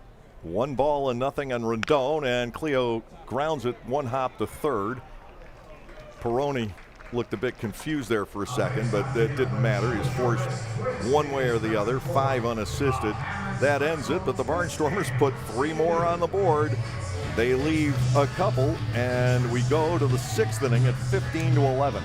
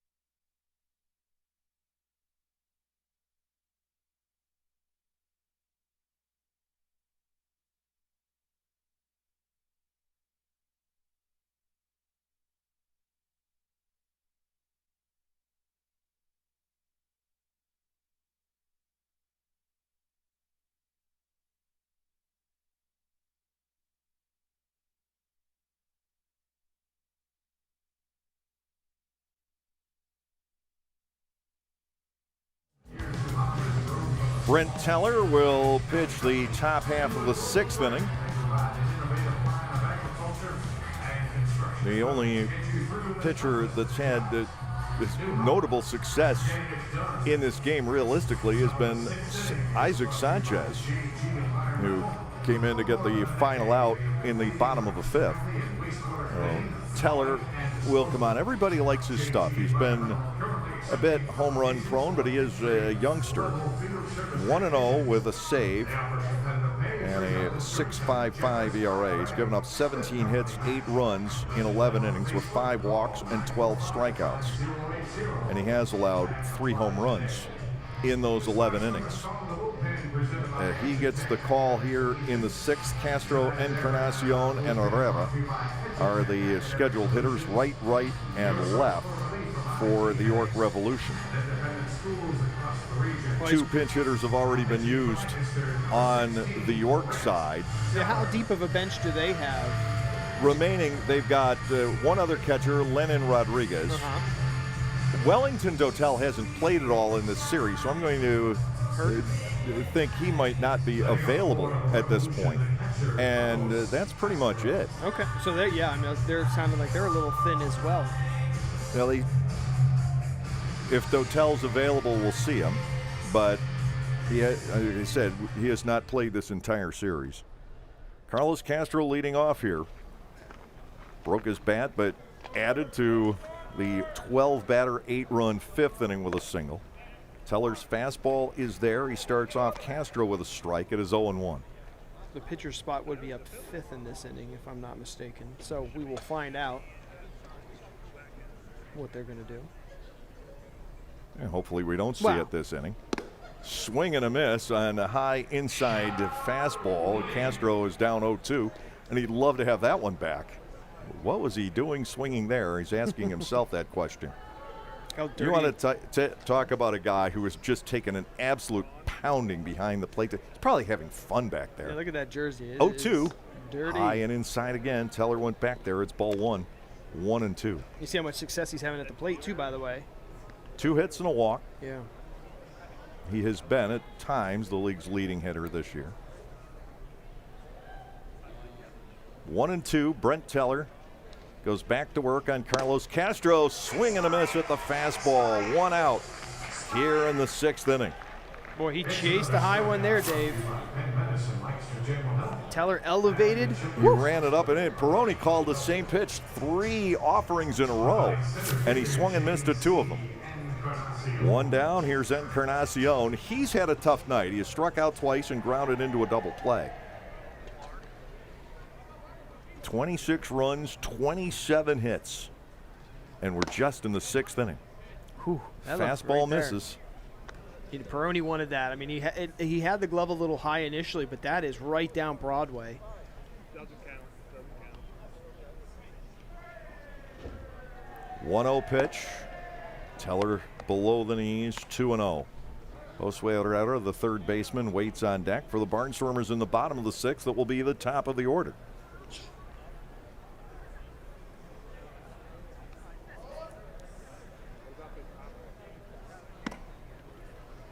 Wow. That one is good. So that one hits on the outside part, 2 but balls and a high, strike. but the one in the middle high doesn't hit. That is wild. I have ceased to try and figure it all out. Yeah, I mean, that basically seemed like they were on the same plane there horizontally. 2-1. That's a strike. Strike 2. Josue Herrera waits on deck. The position players almost have to be winded here tonight. As many balls as they've had to chase down, as many times as they've gotten to run around the bases. 2-2. Fouled. Encarnacion barely alive. Well, we know for sure who was winded. It was Mendoza running the base paths there and scoring. And that may ultimately have affected him. That's true. In that 5th inning. But Negatively, I yeah. can't lay that entire 5th on Francisco. When you look at the last 3 hits that he allowed, those were all tough breaks. He shattered 2 bats. Agreed. And had an infielder fall down. Yep. And that's a tough break. Sometimes baseball falls that way. 2-2. Fouled straight back. Teller has thrown, I believe, nothing but fastballs so far. Which is weird because when he was warming up, he was throwing the curve, and it looked effective. So I don't know why he hasn't. He might break it out here. Yeah. Because Encarnacion is close to catching up to the fastball. 2-2 pitch.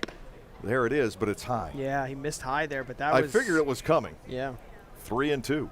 That was the out pitch right there. So you, with a 4-run lead and 1 out in the 6th, you almost have to go back to the fastball here. I think Encarnacion knows it. 3-2. There it is, and it's popped up. Calling for this, Jake Hoover into foul territory. Hoover is there, and he squeezes to make the catch. 2 outs. Teller gets through Encarnacion. He knew the fastball was coming. Teller said, here it is. Do what you want. Well, and he elevated it again there. You know, he did the same thing to Castro, did it to Encarnacion, and they've been chasing it. You know, normally batters are a little more disciplined than that, but it's worked for him here in this inning. Josue Herrera, 0 for 2 with a walk, will step to the plate. Infield fly made it a little easier with the fact that the flag's not blowing here today. We've seen some adventures on pop flies in this series, Dave.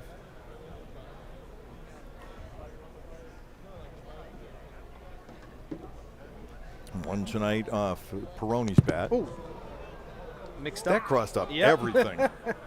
There were some mixed signals there. I tell you Ball what. wanted no strikes. Josue Herrera's, what on earth? And I think Peroni had the same reaction. Anthony never moved. He I'm didn't. not even sure they were expecting a pitch. Oh wow, he looked like a deer in headlights there, Dave. Which you can joke about when you have the lead, you know. But boy, he zipped that one past the tower. 1-0. Foul back. Fortunately, the pitch was outside, because if the pitch is in a similar spot inside, it either conks Herrera or It hits comes the right hump. through and gets Yeah. Ian Pettinger. Ooh, that could have been bad. That's a great point. 1 ball, 1 strike, 2 outs, nobody aboard in the top half of the 6th inning. Teller to the plate, swing and a miss. 1-2. I wish we were keeping track, Dave. That's got to be at least 6 elevated fastballs in this inning. Which, you know, it seems like Teller is doing it purposefully, but it is being effective against this Revolution lineup. And I think he may go back there.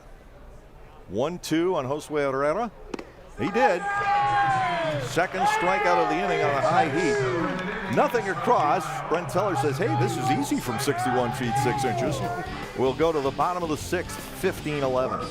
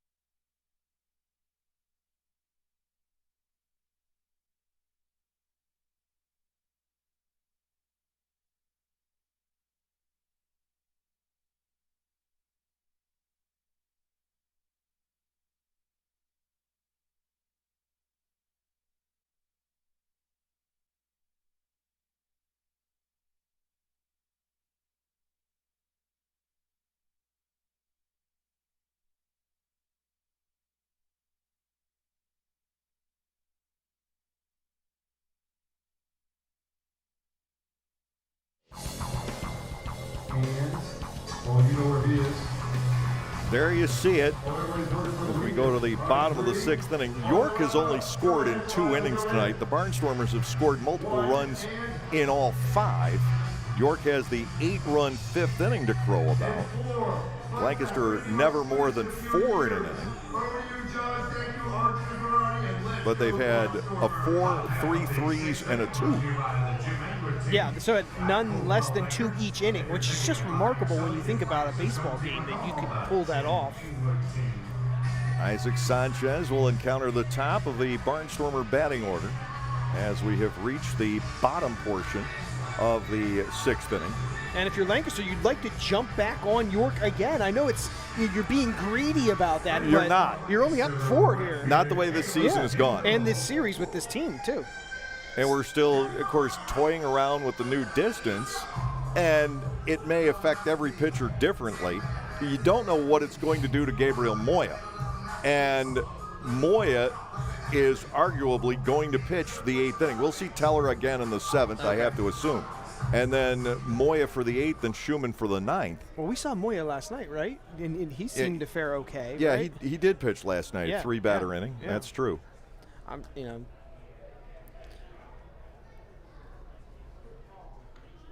Gindel stands in against Sanchez, low for a ball. Caleb is 2 for 3 on the night. 2 runs scored and an RBI. Yeah, if you want to start off and, get this inning going again, this is the guy. I keep saying it all game. He has to get this engine going. He's in the perfect spot. Ball 1-0. Gindel will take a strike from Sanchez, facing only his 2nd batter. So he's obligated to pitch to 2 this inning. He didn't have to come out and start this inning. Obviously, Mark Mason wasn't going to do anything else. Right. That's one of those funky rules, right? But that's the one they adopted at the major league level, the 3-batter rule. That was brilliant. It's funny because the Atlantic League, with the partnership with Major League Baseball, put this in in 2019. My late brother called for that for years. What Major League Baseball needs to do is get away from this one batter per pitcher. They need to force a pitcher to throw to at least 2 batters, if not 3. Oh, my brother got his wish. There you go. Well, you were mentioning the rules, too. Didn't they do the runner in extra innings on second base, too, in the majors, right? They've gotten rid of that now. Oh, did they really? Yeah, they have it, I believe, in affiliated still, but Okay. not at the major league right. level. 1 and 2 on Gindel. They hated it so much, huh? I've gotten used to it. Yeah, I mean, it doesn't And the happen a way ton. these games are going this year, who needs 13 or 14 innings? Ooh, that was close. Ball 2 is outside. Castro wanted to throw that around. Not the first time tonight. We've seen Castro pop out of his crouch looking to gun a pitch or gun a throw down to Herrera following a called third strike. Gotta make sure Herrera's paying attention. 2 and 2 on Caleb Gindel. Sanchez ready to go. He's into his windup. The pitch is ball 3, squirting loose from Castro. Full count pitch.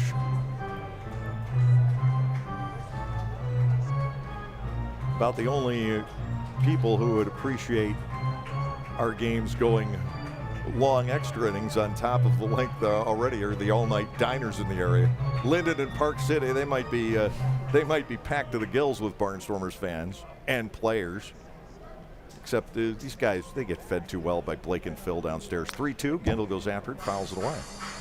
Getting some good post-game meals or snacks or whatever they decide to go with. Blake Glass, now the master of the crock pot. Ooh. Downstairs, he has 4 of them working at He once. found the secret juju down there, the crock pot magic. And my wife would be so proud of Blake, not only for using the crock pot, but using the crock pot liners. Payoff pitch. Gindel will take a leadoff walk here in the 6th inning. You're talking about plastic inside of it Yeah. so that you keep it cleaner. That's a pro tip right there, Dave. And a nice job by Caleb, by the way, to draw that walk. And again, lead off one of these innings by getting himself on base. How many times has he done that tonight? Like a million. Actually 2. He started off the game, but the Barnstormers have had their leadoff man on in every inning. Okay, there you go. Yeah. Here's Alamond, who has reached base 3 times. I mean, the Barnstormers are having one of those games. They have an on-base percentage over 500. High and outside to Alamond. It's 1-0. This was the kind of game, in a sense, that was feared with the change in the game's dimensions, albeit just marginal. Came out of last night thinking it had no effect whatsoever, and maybe it hasn't. Ball 2 on Alamond, 2-0. But tonight's game has been crazy high scoring and crazy long. We're past the 3-hour mark. We have not finished the 6th inning. After Alamond will be De Aza.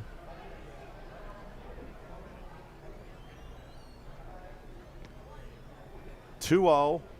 Alamond, big swing and a miss.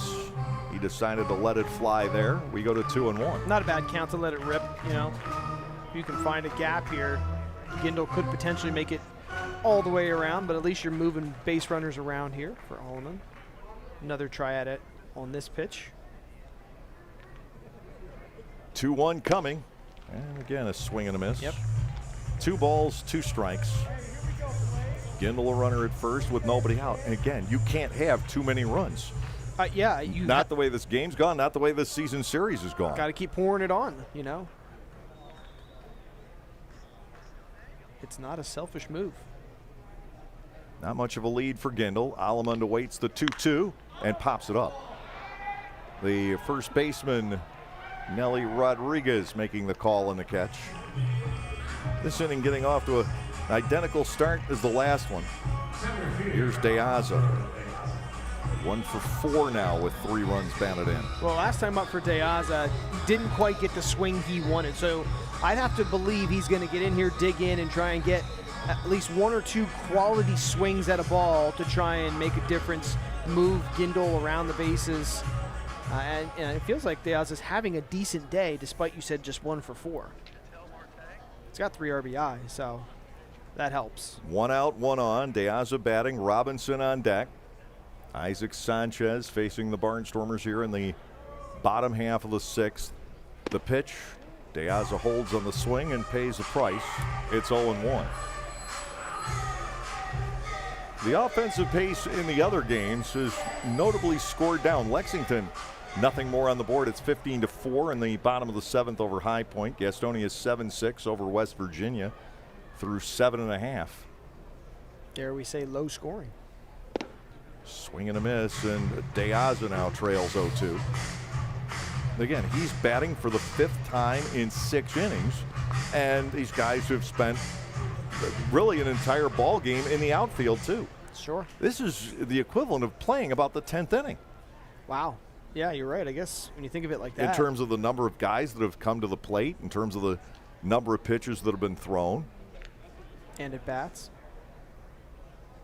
0-2.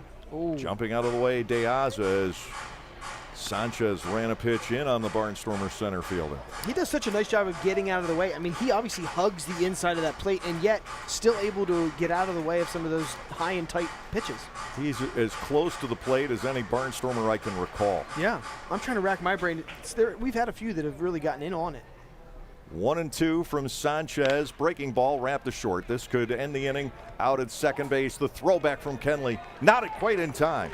De Aza speeds across. He's safe on the fielder's choice. 6-4, keeping it going for Trayvon Robinson. Yeah, he really got out of And the that box. is some hustle right there. Yeah, credit him. Bang, bang play. Looks like Clark's coaching first now. I got a note from one of our listeners with this interesting note, and it's true, that Ladarius Clark has pinch hit for the cycle this year. Wow, that's an interesting stat. I hadn't thought of that, but it's true. What, last night he hit He homered as a pinch hitter last night. He's tripled tonight. He doubled at Long Island, and obviously has some singles along the way. Wow. Oh, so you just got that today? Yeah. High and outside. Just came in via text from actually one of our team members' parents. Had picked up on that, so thank you for the Yeah, tip. thank you. I hadn't thought of it in that light. Well, there's always those interesting wrinkles on stats that you get every now and then. 1-0 to Robinson. De Aza, the base runner. Sanchez to the plate. Fastball swung on and missed. It's 1-1. The bats are actually looking a bit heavier right now. I think They're slowing down a top bit. of the inning, bottom of the inning. Yeah. I think you're beginning to see the fatigue take over on the parts of the position players. Well, we've played a proverbial 9-10 inning game already, as you kind of alluded. So, yeah, I could see how things would start to slow down a bit for everybody. 1-1. De Aza takes off. There's a swing and a miss. The throw by Castro, not in time. De Aza has stolen his 8th, but Sanchez is ahead of Robinson at 1-2. Show a little bit of speed there from De Aza. Oh, he still has it. Yeah, look at him go. You love what you've seen out of De Aza in this half inning. Busting it down the line to break up the double play. And now the 37-year-old steals a base. You'd love to see it pay off here, too, for Lancaster. Robinson bats 1-2. 1 out of 4 on the night for Trayvon. Time is called. He'll back away. Yeah, but that one was a pretty hefty long ball. Leadoff home run in the 4th inning. I'd like to see another one of those here. Or just a single. Just a little single. 1 ball, 2 strikes. And to Robinson. Instead, he gets a hole-in-one. Way back it goes, and Chad Landers is 2 for 2. Robinson with a multi-home run night. The Barnstormers with multiple runs in 6 straight innings.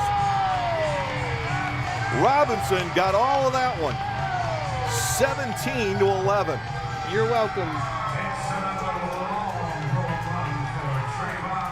Boy, he's feeling good tonight inside, right? I mean, these swings, bam, off the bat. Oh, he got all of that. Woo. You could hear it off the bat.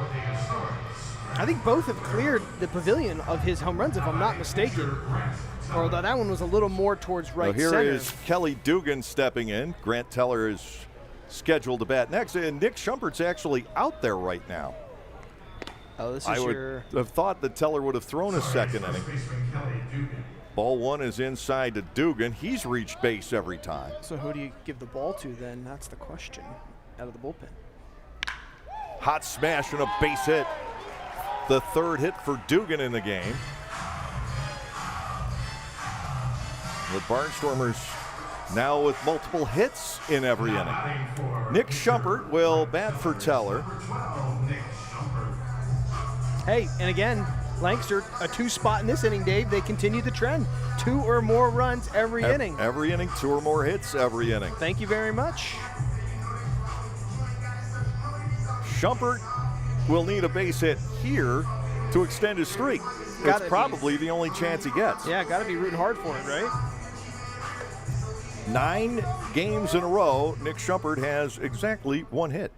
How much pressure do you think he's putting on himself right now? You know, He may not even know. Okay. It depends on the guy. Yeah. So that's not something you've kind of mentioned to him or the ball club at all. It's just more of a broadcast thing.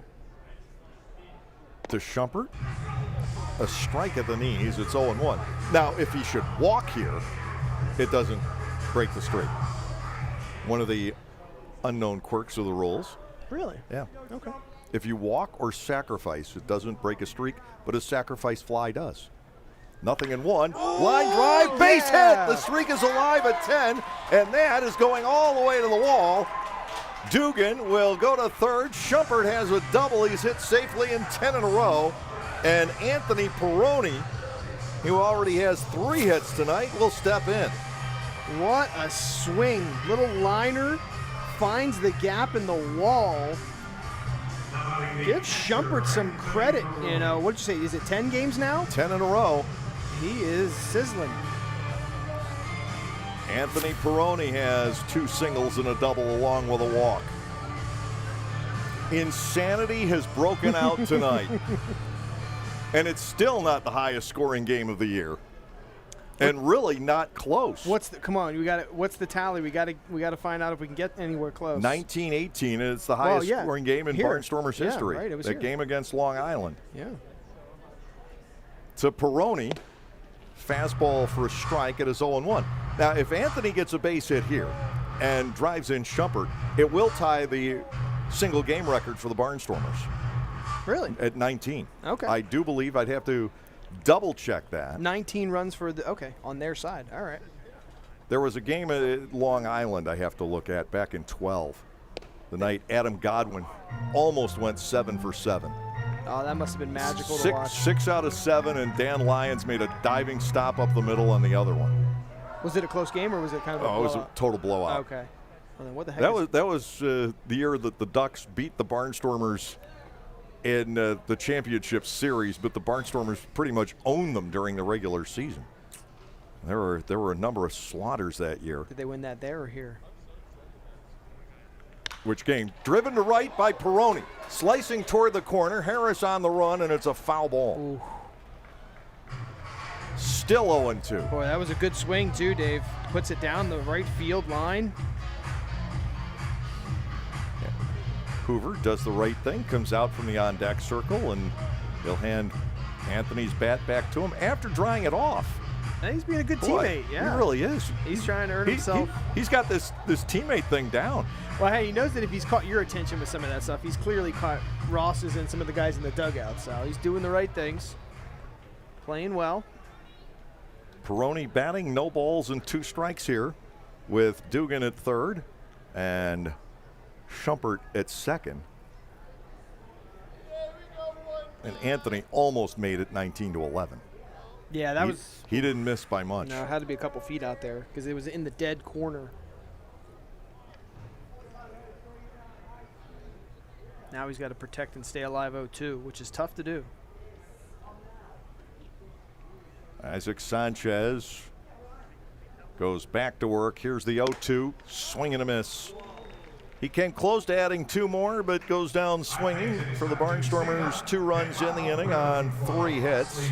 With 2 runners left on base, we're on our way to the 7th inning now. It's 17-11 Barnstormers.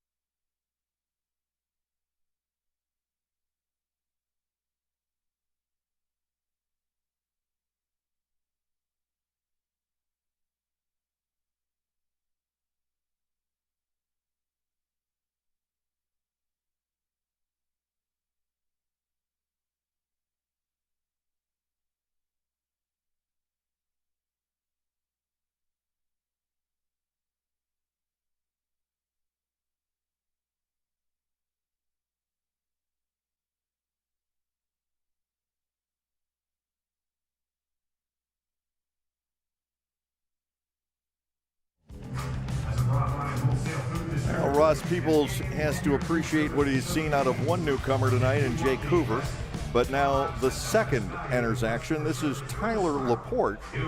And what is intriguing about Laporte is that Ross signed him as a pitcher, but he was actually a third-team All-American out of Southern University as an infielder. He was a very good left-side infielder at Southern. He hit in the 370s Wow. in his final year in 2019. Native of Baton Rouge. And the Barnstormers have had some pretty decent players from Southern University here over the years. Namely Michael Woods.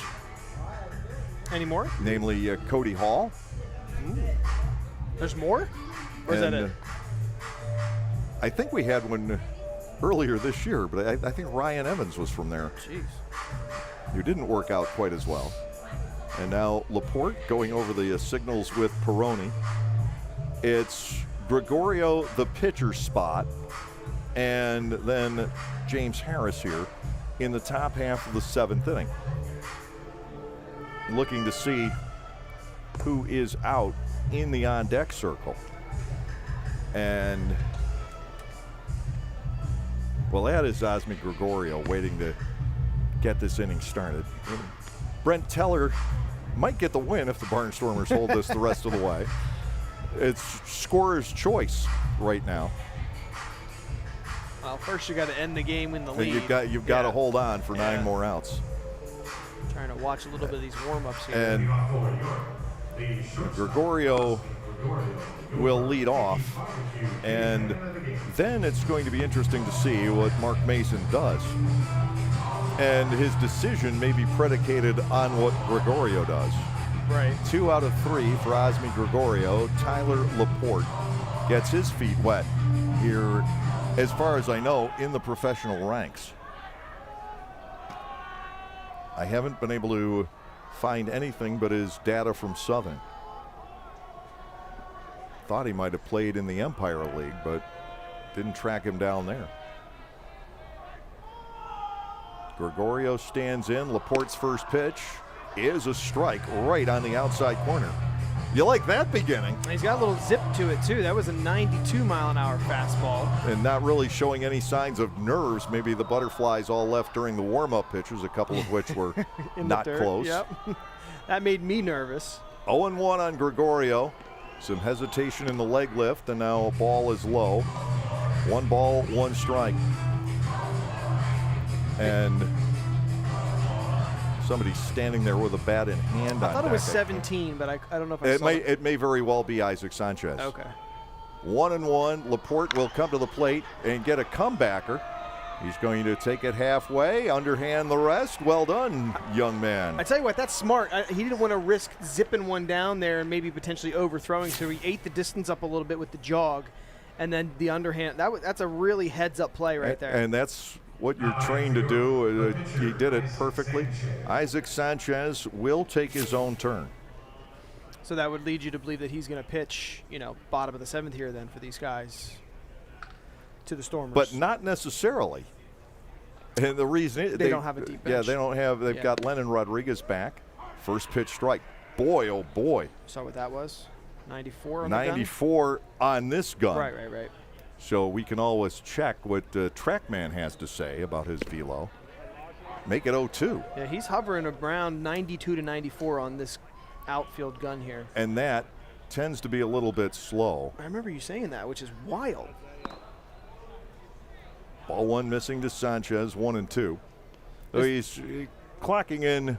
Every pitch has been a fastball. Yeah. And it's been from 93.8 to 96.0. Okay, so this guy can scoot it. 1-2. Fastball off the inside corner. 2 balls and 2 strikes. That missed. That looked right there. And, obviously Sanchez isn't taking a hack.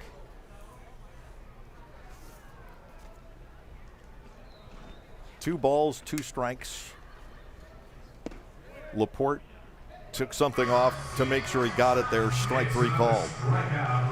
2 outs in the 7th, and we turn the lineup over to James Harris. You see that little look back at the end there?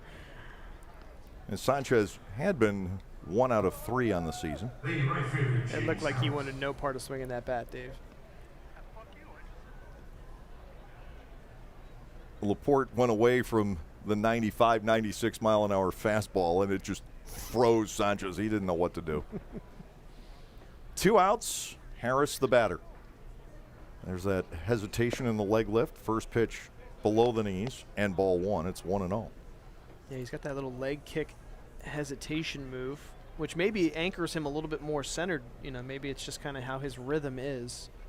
He's got a pretty good downward bore to all of his pitches, too. The 1-0 inside. 2 balls and no strikes to James Harris. You don't want to start walking people, obviously. Nope. On deck is Kenley, who homered and doubled both in that 8-run 5th inning. 2 balls, no strikes. Laporte gets that one at the knees on the outside corner, working the count to 2-1. His ball is moving all over the place, Dave. It's, you know, whether it's an inside pitch, outside pitch, it's got a lot of movement, downward and side to side. So if you can find the zone, those can be very effective pitches. 2-1 is on the way. Laporte fires. It's strike 2. Boy, Ross has to love this. It's a nice pitch. To add Laporte to Teller. Yeah. And he's asking him, you know, where is that? But it's nibbling right on the bottom part of that zone. Laporte seems to have found it here. 2 balls, 2 strikes, 2 outs, nobody on base. The breaking ball, did he commit? No, says Bill Reuter. Half the team was walking off there. 3-2. Borderline. I'll give him the benefit of the doubt, but marginal at best. It's close. 3-2. It's a big pitch. Trying to get out of here with a clean inning. Payoff is coming. It is strike 3 on the outside corner. Back-to-back called third strikes from Tyler Laporte. Hello, this looks like a good addition. We'll go to the bottom half of the 7th inning. The Barnstormers lead by 6.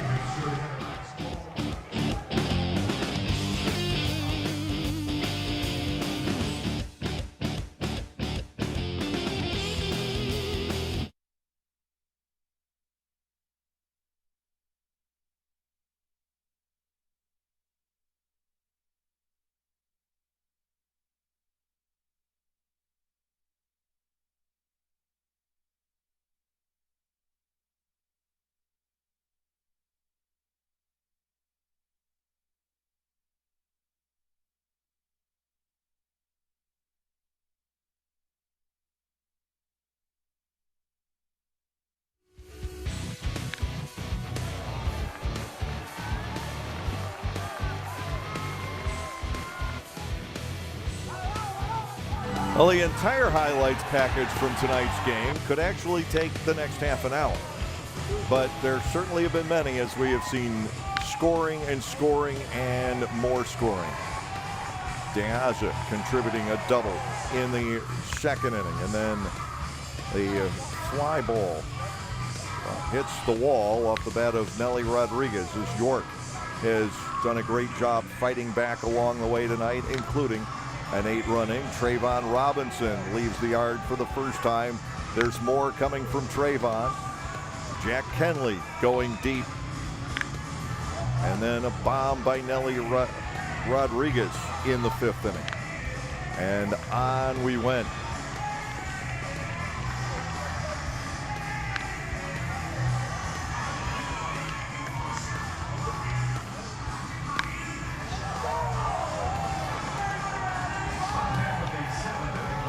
Robinson going deep for the 2nd time. The Barnstormers lead this one 17-11 as we go to the bottom half of the 7th inning, and there is a new pitcher in for the York Revolution.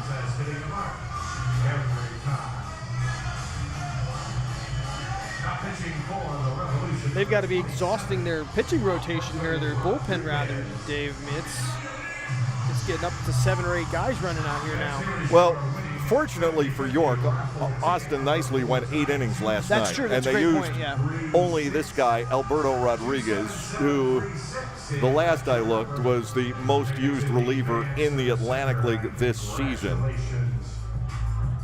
And that holds. He's in for the 32nd time this year. Second is 26. No Barnstormer's been in more than 25 times. Well, Granite's into his 26th game tonight. So Alberto Rodriguez to face Hoover, Rondon, and Gindel in the bottom of the 7th inning. Will the Barnstormers establish franchise history tonight? Love to see it. Would love to see it.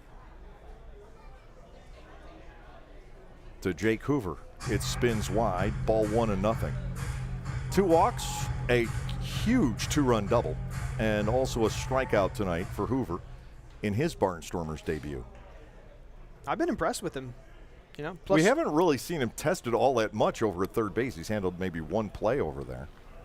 did show a little speed on the base path too, so that's a nice addition. Ball 2 is inside, 2-0. He took a ground ball from Herrera, hit the other way back in the 3rd inning. And he's handled a foul pop-up. That's been it. 2 balls, no strikes. Rodriguez comes back. Hoover looks at ball 3 upstairs. It is 3-0.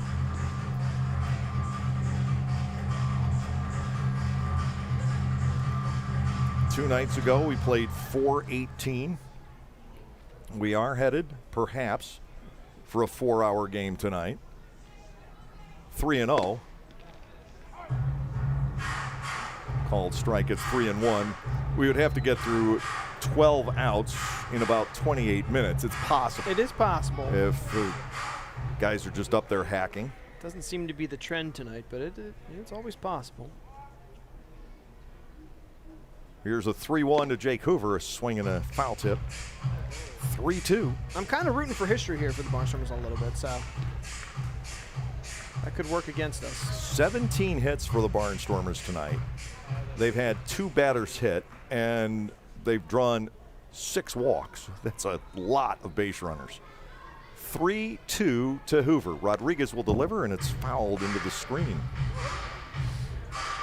Still 3 balls and 2 strikes. And he's working hard to get on here as a leadoff base runner, which again, the Barnstormers have done a fantastic job of doing that tonight. And it has paid off, as you can see, with these 17 runs. Of course, a lot of big hits with runners in scoring position as well. Payoff is due. Rodriguez to Hoover, and he gets drilled. He didn't like that. 4th time on base tonight for Jake Hoover, but this one hurt. Rodriguez starts off with an HBP. Leo Luis Rondon is just 1 for 4. The Barnstormers, without an out in the 7th inning, are sending their 45th man to the plate. There are so many ways to describe the insanity of what we have seen here tonight. By the way, 7 walks. Do have you been know drawn how by the many Barnstormers. they sent to the plate last night? Because last night was a little quicker of a game. Well, the Barnstormers only sent 35 to the plate last night. And they're at they what were today? blitzed. 40. This is 45. Right, so they're 10 over that in 7 innings today. York sent 52 men to the plate. Pickoff throw to first. Hoover's back in. So yeah, that does depict how many more base runners Lancaster's had today, and obviously the score reflects that as well.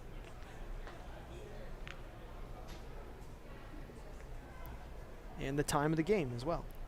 Rondon takes a breaking ball called a strike. It is 0-1.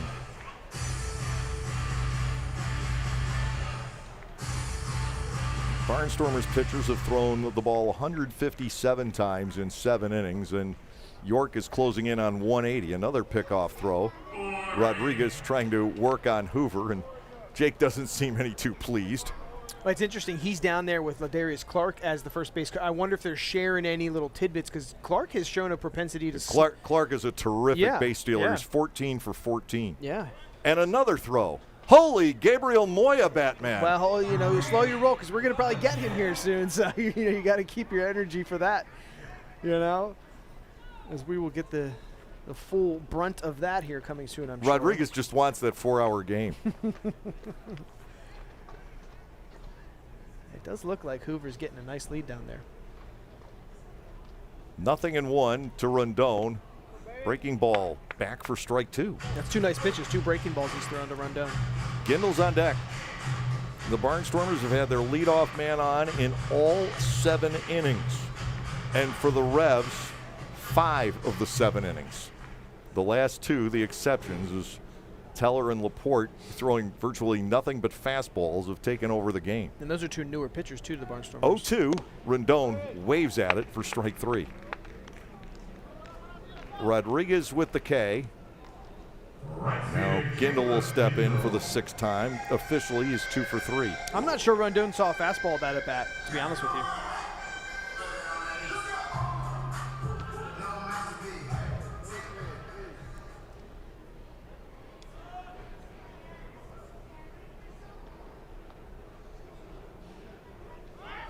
Runner goes, and the pitch is taken for a strike. Hoover gets the stolen base. He's wondering what happened. He's saying that's the easiest stolen base I've had in my career. The ball was dropped by Castro. I think Hoover wanted that just out of spite. He gets hit by a pitch and then 3 or 4 pickoff throws. They're talking. The 2 of them are talking. You can see Hoover's running his mouth. Castro's responding in kind. It's getting a little chippy out here. That's a long way to be trash talking, too. 1 strike to Gindle. Alamond waits on deck. Barnstormers have scored multiple runs in every inning so far. Alberto Rodriguez at 0-1, and Hoover's bouncing around out there. 2nd strike, 0-2. Oh, to have that much energy again I know. this late at night. He's really trying to get in the mind of the pitcher. By the way, I think that's 5 straight breaking balls. I don't think he's thrown a typical fastball here yet. And they've all been strikes. Right, yeah. Rodriguez has Gindle at 0-2. The set and a Caleb. Strike 3 on the breaking ball. Yeah. 6 straight. All strikes. It's a great pitch. And Caleb Gindle's obviously frustrated by that with the runner in scoring position. Thought it was a little outside. I guess it cut across the inside corner. Yeah. Alamond it is. 2 hits in 4 official at-bats for Blake tonight. Hoover wandering around off of second base. Alberto Rodriguez to Blake Alamond. Popped up foul out of play. 0-1, and that was a fastball. That was 7 straight strikes, but that one was a 91-mile-an-hour fastball.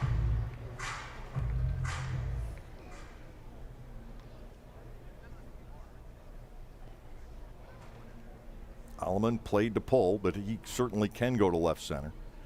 Next offering, fastball is up and away, and Rodriguez finally misses. He hasn't to the last 3 hitters. And Hoover's out there playing mind games. Every time he looks back, he takes 2 extra steps towards third just to remind him that he's still there. 1 ball, 1 strike to Alamond. The pitch popped up foul again. Make it 1-2. The strikeouts are coming with greater regularity here in the later innings, and it, I think, is just a sign of fatigue. Heavy bat syndrome. Yeah, you get every Monday off in the Atlantic League this season except for the Monday holidays, but it's really not enough to make up for all these 3.5, 4-hour long games. For sure. And tonight's game. 1-2, Alamond gives it a ride, but he hooked it foul. I hope my car's out of the way. He's done that a lot this series, really getting around on pitches. 1 ball, 2 strikes. What would be worse if you hit your own? That's true. The lot is down that way. Boy, can you imagine coming out after a 5-hour game seeing a hole in your windshield? I've had it happen. I don't know who the culprit was either. I was told it was probably somebody from Sugarland. That's strike 3 on the outside corner. 3 straight strikeouts for Alberto Rodriguez here in the 7th inning. The Barnstormers leave Hoover at second. We'll go to the 8th in a 17-11 game.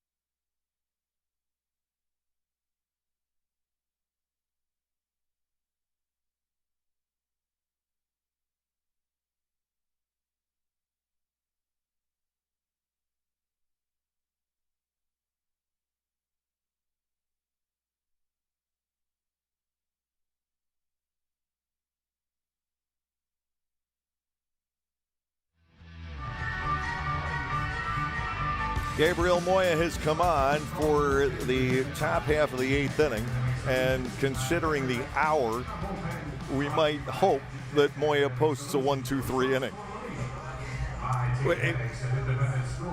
I've had a tremendous amount of fun with this. The last time we really saw it in force was when Gabriel pitched last Wednesday against West Virginia in Charleston.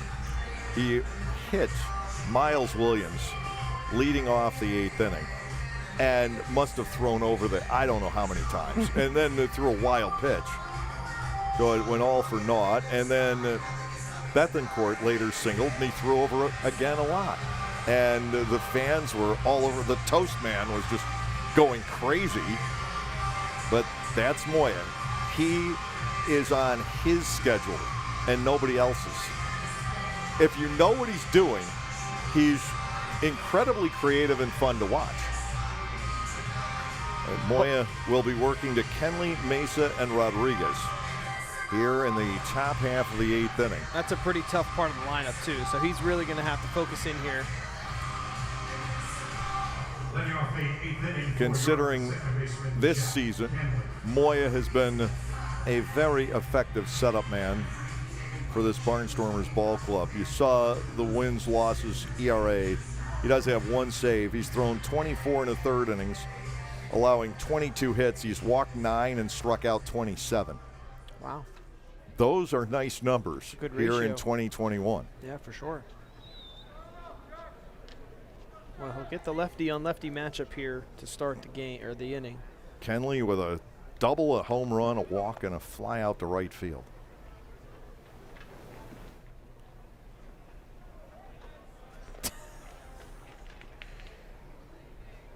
Moya even changes tempo on the hitter with the bases empty. Here he's working quickly, and he misses inside to Kenley for a ball. It's 1-0. Well, he flashed a sign to Dugan over there, and Kenley looked at him kind of with a bewildered stare, thinking, "What are you talking about?" It was a very interesting interaction between the three of them right there.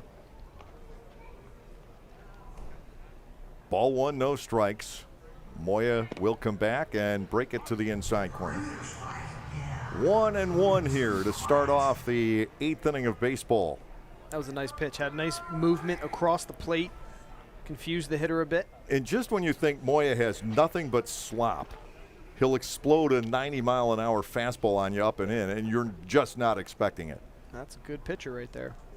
1 ball, 1 strike to Jack Kenley. Moya will fire, and this ball is sent skyward out to right field. Retreating on it is Gindel. Gindel to the wall. Gindel looking up. And Jack Kenley now has 2 home runs tonight. Wow. 2 homers and a double for Kenley, and it's 17-12. This guy can hit. He's proven it tonight. He can swing the bat, takes advantage of that short porch out in right field. I mean, that one just scraped over the fence, Dave. Just when you think you weren't going to see anything else, Yeah. that happens. Well, the best part is nobody was on base, so at least you can kind of leave it for It that. starts the inning. Gindel just running out of room. Yeah. The ball up on the porch, not with much to spare. No. Melky Mesa, the batter, 2 for 3. He takes a strike at his 0-1. 17-12 now, and still 9 outs at least. The Barnstormers need 6 outs to bring this game to a happy conclusion. 0-1 on Mesa, cut on and missed. No balls and 2 strikes. York batting for the 5th time in the game. The Barnstormers are working through the lineup for the 6th time. Thought it would be more. They've really been on it early and often. They have slowed down a bit past inning and a half. Here's the 0-2. Mesa pops up a foul out of play. Still batting with a count of no balls and 2 strikes. And to that point, this past bottom of the 7th was the first time that Lancaster had not scored in the game. You know, they had scored every inning since then, so.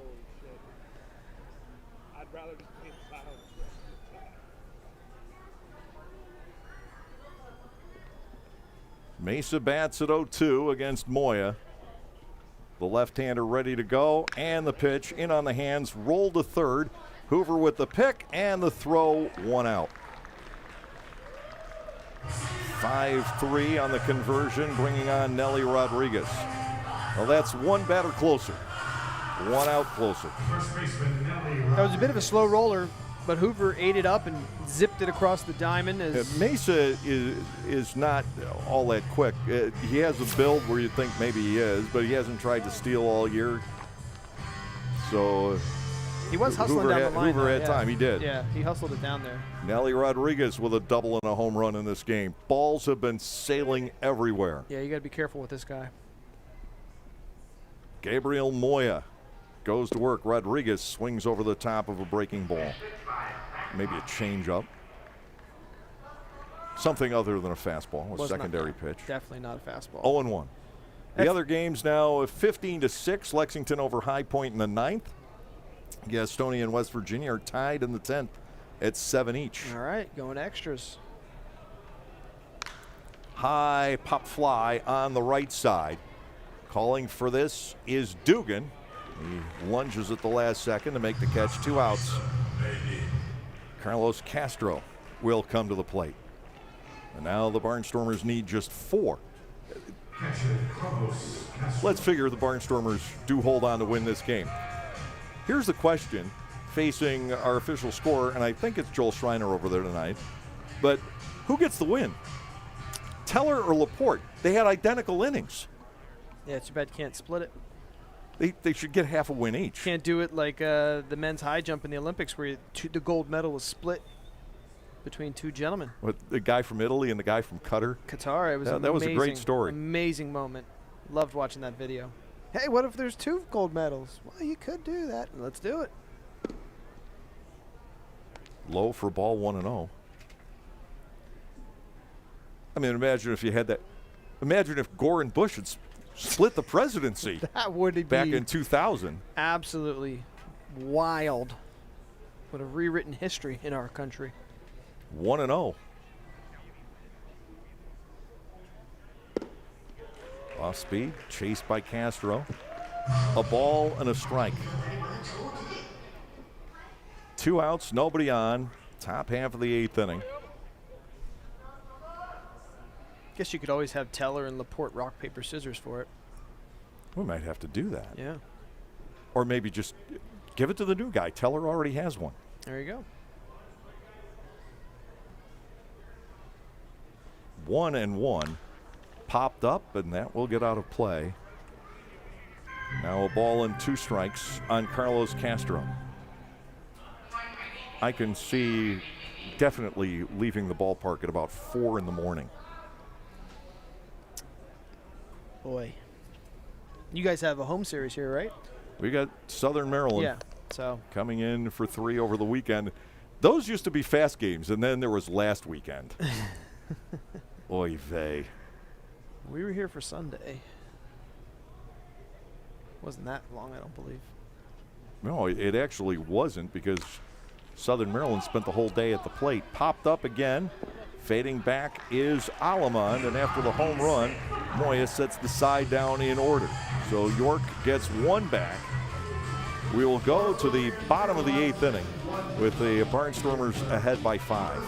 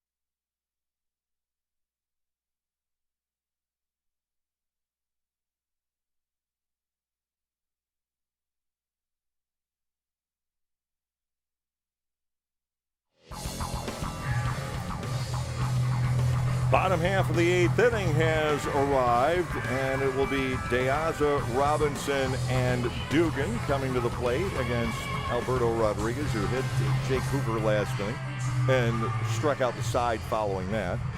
Hoover did steal a base, just out of spite. Uncontested. Oh, there's some York fans over there. Made the trip. Well, they come across the river, get a contingent just about every time, and vice versa. 24-69, the crowd tonight. Not many of those remain. I think they've had enough baseball for one night. They've seen a lot of scoring. They've seen a lot of runs come across the plate. DeAza will lead off the inning. He's 1 for 5.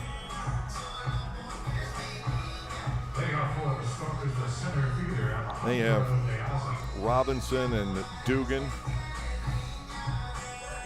Robinson's got a 2-home run night working for himself. DeAza had a double back in the 2nd inning. That drove in 2. 3 ribbies overall for Alejandro.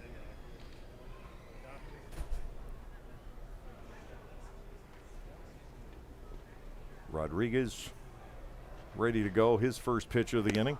Breaking ball swung on and missed.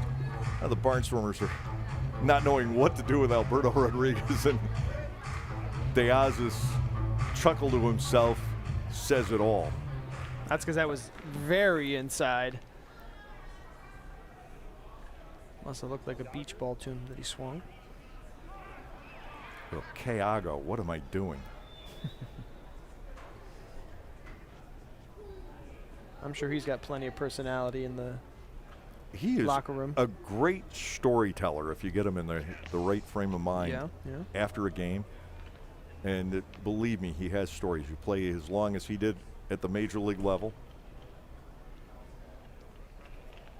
And as you say, he's got an engaging personality and knows so many people in this game. Nothing in 2. Yeah, I've never met him, but that's just kind of the aura I get as he exudes it here on the ball field.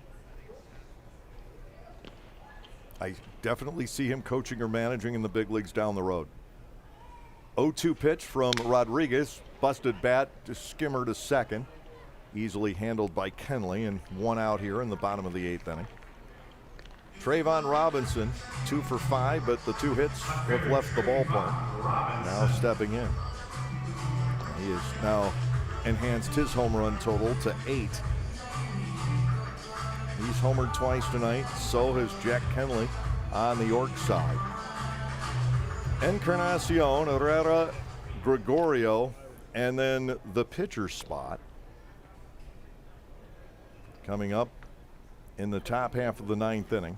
They got Lennon Rodriguez back. I believe that is it. So to Robinson. There's that breaking pitch to the outside corner. It has been marvelous for Alberto Rodriguez. He's thrown a lot of great pitches over the last 2 innings. 0-1 to Trayvon.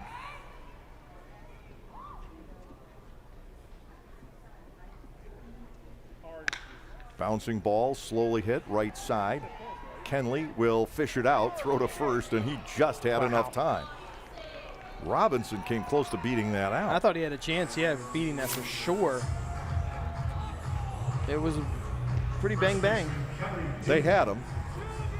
Clark tried to convince Phil Reuter otherwise, but Reuter has had his eyes on it all the way. Here's Dugan. Kelly hasn't been retired in this game. He's got 3 singles. He's walked, and he's been hit by a pitch. He's got to be feeling pretty good here. The offense has slowed down a little bit the last couple of innings, but I think you can understand that. Bats feel like they weigh 90 ounces right about now. Rodriguez to the plate. Well, we've had 29 total runs scored, but over the last 3 innings, only 3 total. So you can see how on fire the offenses were early in the game, and then 15-11 through 5 innings tonight. Yeah. 1-0. Rodriguez misses away to Kelly. 2 balls and nothing. The pitcher spot is due next, and it looks like De La Rosa. Yeah, that's actually Moya. I take it back. Looked like a 3 at the beginning, but that's Moya. You want to keep De La Rosa in reserve should anything happen to Peroni. You don't have anybody else. That's true. I guess you always have to kind of keep that contingency policy in your back pocket. Unless you have to use your other catcher in a dire situation late in the game like the Barnstormers faced 2 nights ago. Did work out. Very well. 3-0, and Dugan sees a strike. Now 3-1. So that would lead me to believe they're going to bring Moya back out in the 9th. I don't necessarily think so. Okay, all right. I mean, I thought we were going to see Schumann for sure, but even with the 5-run lead, we'll see. And I think we will. He's down there warming up. 3-1 to Dugan. The pitch is wide, ball 4. Still has yet to be retired, Dave. 6 times in a row he's reached base here tonight. Hope that makes your notes. Barnstormers pick up their 8th walk. And Moya will bat. Will he look like Yoel Espinal, or will he look like Mendoza? Francisco Mendoza? Those are the opposite ends of the pitcher's batting spectrum. I would agree. The left-handed batting Moya digs in. He is digging in. Look at him. He's hungry to get a hack. He came up in the Arizona system. And Rodriguez starts him off with a breaking ball. Are you kidding me? It is 0-1. That's a nice pitch, though, that he And Gabriel Moya. His off-speed stuff is good. So he's not ashamed. Little roller. Castro trying to Carlton Fisk it back into fair territory. I thought maybe we were going to He get... was trying to create wind with his mask. Yeah, the one guy who got down and blew it fair way back in the day. Look at Castro here. It's foul, but Well, you just can always hope. couldn't stir up enough air current. 0-2. We may see a nasty breaking ball here. Dugan, the runner at first base, and Moya high and outside. Ball 1 and 2 strikes on the Barnstormers lefty reliever.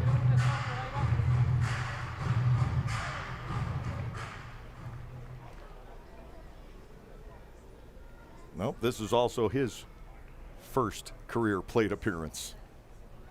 1-2, and it shows. Swing and a miss. 1 man left on. We're headed to the 9th inning. The Barnstormers lead 17-12.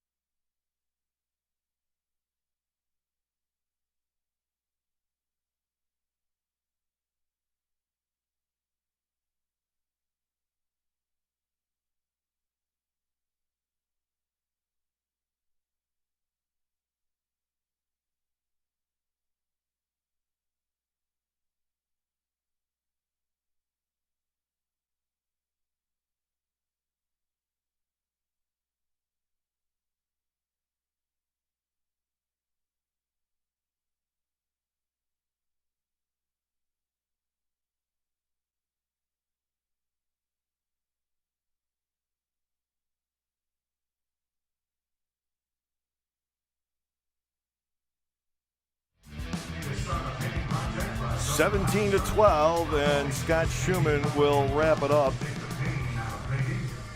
Baseball historically has described a save under one condition anyhow, as pitching the entirety of the 9th inning, entering with a lead of 3 runs or less. Maybe the Atlantic League should alter that here in 2021. Perhaps. Schumann has saved 10. He's not eligible for one here tonight. Carrying a 5-run lead into the 9th inning, and can the heavier bats after this long game handle Schumann, throwing at about 96 or 97. To Ross, it may feel like a save, to be honest with you. The way it went earlier in this game, he'll take it, mentally in his category. Ultimately, I think if you're to find a pitching hero tonight for the Barnstormers, it is Teller, even more than Laporte, because Teller was the guy who came in the 6th after the 8-run inning and just slammed the door 1, 2, 3. It's true. On Castro, Encarnacion, and Herrera. Laporte had Gregorio, then he had the pitcher Sanchez and Harris. So if you're looking at it from the situation in the game and the part of the lineup you faced, even though the numbers for Teller and Laporte are identical, I would give the edge to Teller in terms of getting the win in this game. And that's sort of going down to about the 3rd or 4th tiebreaker. It does sound a lot like that, yeah. But hey, in the end, a win is a win, right? JC Encarnacion will step in. He's 0 for 4 tonight, facing hard-throwing right-hander Scott Schumann, who has walked 13 and struck out 41, having worked 26 innings on the season. Another great ratio. Schumann ready to go. His first pitch is in the air, right field. Chasing after it is Gindel into the corner, and simply a foul ball up under the deck. 1 strike on Encarnacion. Love keeping an eye on the velocities thrown by Schumann, but he may have nothing on what we saw out of Tyler Laporte earlier. He was cooking it. 0-1. Schumann fastball by on a swing and a miss. 0-2. That last fastball should be up there pretty high. That was 94 out here, so it's probably higher on the other gun. Neither pitch is registered yet. 0-2 on Encarnacion. Peroni setting the target. Schumann ready to go. The pitch is off speed, low and away. Yeah, Peroni wanted that one low, and I think Schumann just went a little too low with his release. 1 ball, 2 strikes on the York center fielder. York takes on West Virginia tomorrow. The Barnstormers have Southern Maryland. 1-2, foul to the screen. The count continues at 1 ball and 2 strikes. And that second pitch didn't register. Well, out there on the big screen, it was 94. So if you extrapolate that with how that computes, Nor did that one. I would say it was probably 95 or north of 95. 1 ball, 2 strikes. Peroni sets the target. Schumann to the plate. He got him. Swung on and missed. That is 1 out here in the top half of the 9th inning. It brings on Josue Herrera, who is 0 for 3 with a walk. That ball had a lot of downward movement, Dave. Great pitch. He has added that more so, if not added it to his repertoire. He has improved that pitch. Okay. As time has gone by. Wasn't a strike, but it was, a good With out two pitch. strikes in the Yeah, count, that's yeah. an out pitch for him. It's a splitter. Yep. The splitter was the pitch I was worried about, not just for Schumann, but for everybody who throws one. I could just see Jonathan Albaladejo back here because that was always his out pitch. He could throw those huge hands he had. He had a lot of ground ball outs, if I remember correctly. 1 ball and nothing on Herrera, and Schumann nails the knees. It's 1-1. But the splitters, to be effective, they drop right at the front of the plate. And you move it back a foot, that pitch is now a ball, and what was a bad splitter catching the plate could now be a good one. 1-1, popped up foul. Schumann with the fastball. 1 ball and 2 strikes on Josue Herrera. 1 out, top of the 9th. The Barnstormers lead by 5 in what has been a crazy contest, especially the first 5 innings. 1 ball, 2 strikes. Schumann misses inside with the heater, spinning around Herrera. It is 2-2. That was right where they wanted it, though, trying to challenge him high, see if he would chase. Instead, he backed off. If somebody reaches base, then we'll see what Mark Mason does with the pitcher spot. Lennon Rodriguez is back. 2 balls, 2 strikes to Josue Herrera.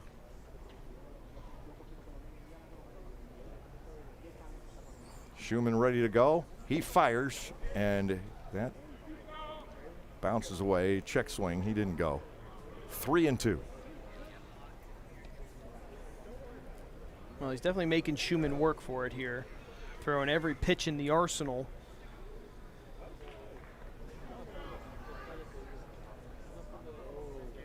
Gregorio, who has 2 hits tonight, waits on deck. Payoff is due to Josue Herrera. Schumann into the motion. He fires and gets strike 3 call.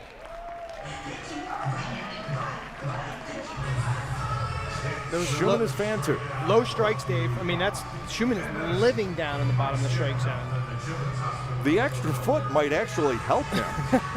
You've said that a couple times for a couple people, and I can't wait to see what the data shows. I think it's fairly well known if you follow Scott at all on social media. He was a little bit outspoken about it early in the season, but he really he's changed his focus here. And a strike on Gregorio. Right, it is 0-1. Maybe he sees it as a challenge to work on his mechanics and really perfect this new distance and make it, kind of his thing. So far, so good. 2 strikeouts here in the 9th inning. Yeah, overcome Gregorio batting 0-1, and that lights up the outside corner for strike 2. If he strikes out the side in the 9th to get a win, he may start singing a different tune here. Well, he has over the last week or so. I think he's gotten more acclimated to the idea, knowing this was going to happen. So you had to either adjust your thinking. Some guys did back out of the league. There weren't as many as we thought there might be. Popped up on the right side. Alleman with the call and the catch. The Barnstormers win the series, taking the slugfest tonight 17-12. The Barnstormers now 9-7 against York on the season series, and everybody tied at 1-1 in the Northern Division here in the second half. Blue Ridge will be back for one final time on Sunday as the Barnstormers take on the Southern Maryland Blue Crabs. Of course, we'll have all that series for you on the Barnstormers YouTube channel beginning at 6:30 tomorrow night with Niall Ball on the hill for Lancaster. So for my partner tonight, Chad Landers, for the crew in the truck on camera and all the cast and crew at Clipper Magazine Stadium, I'm Dave Collins. Have a great evening, everyone, and we'll see you at the ballpark. The win goes to Brett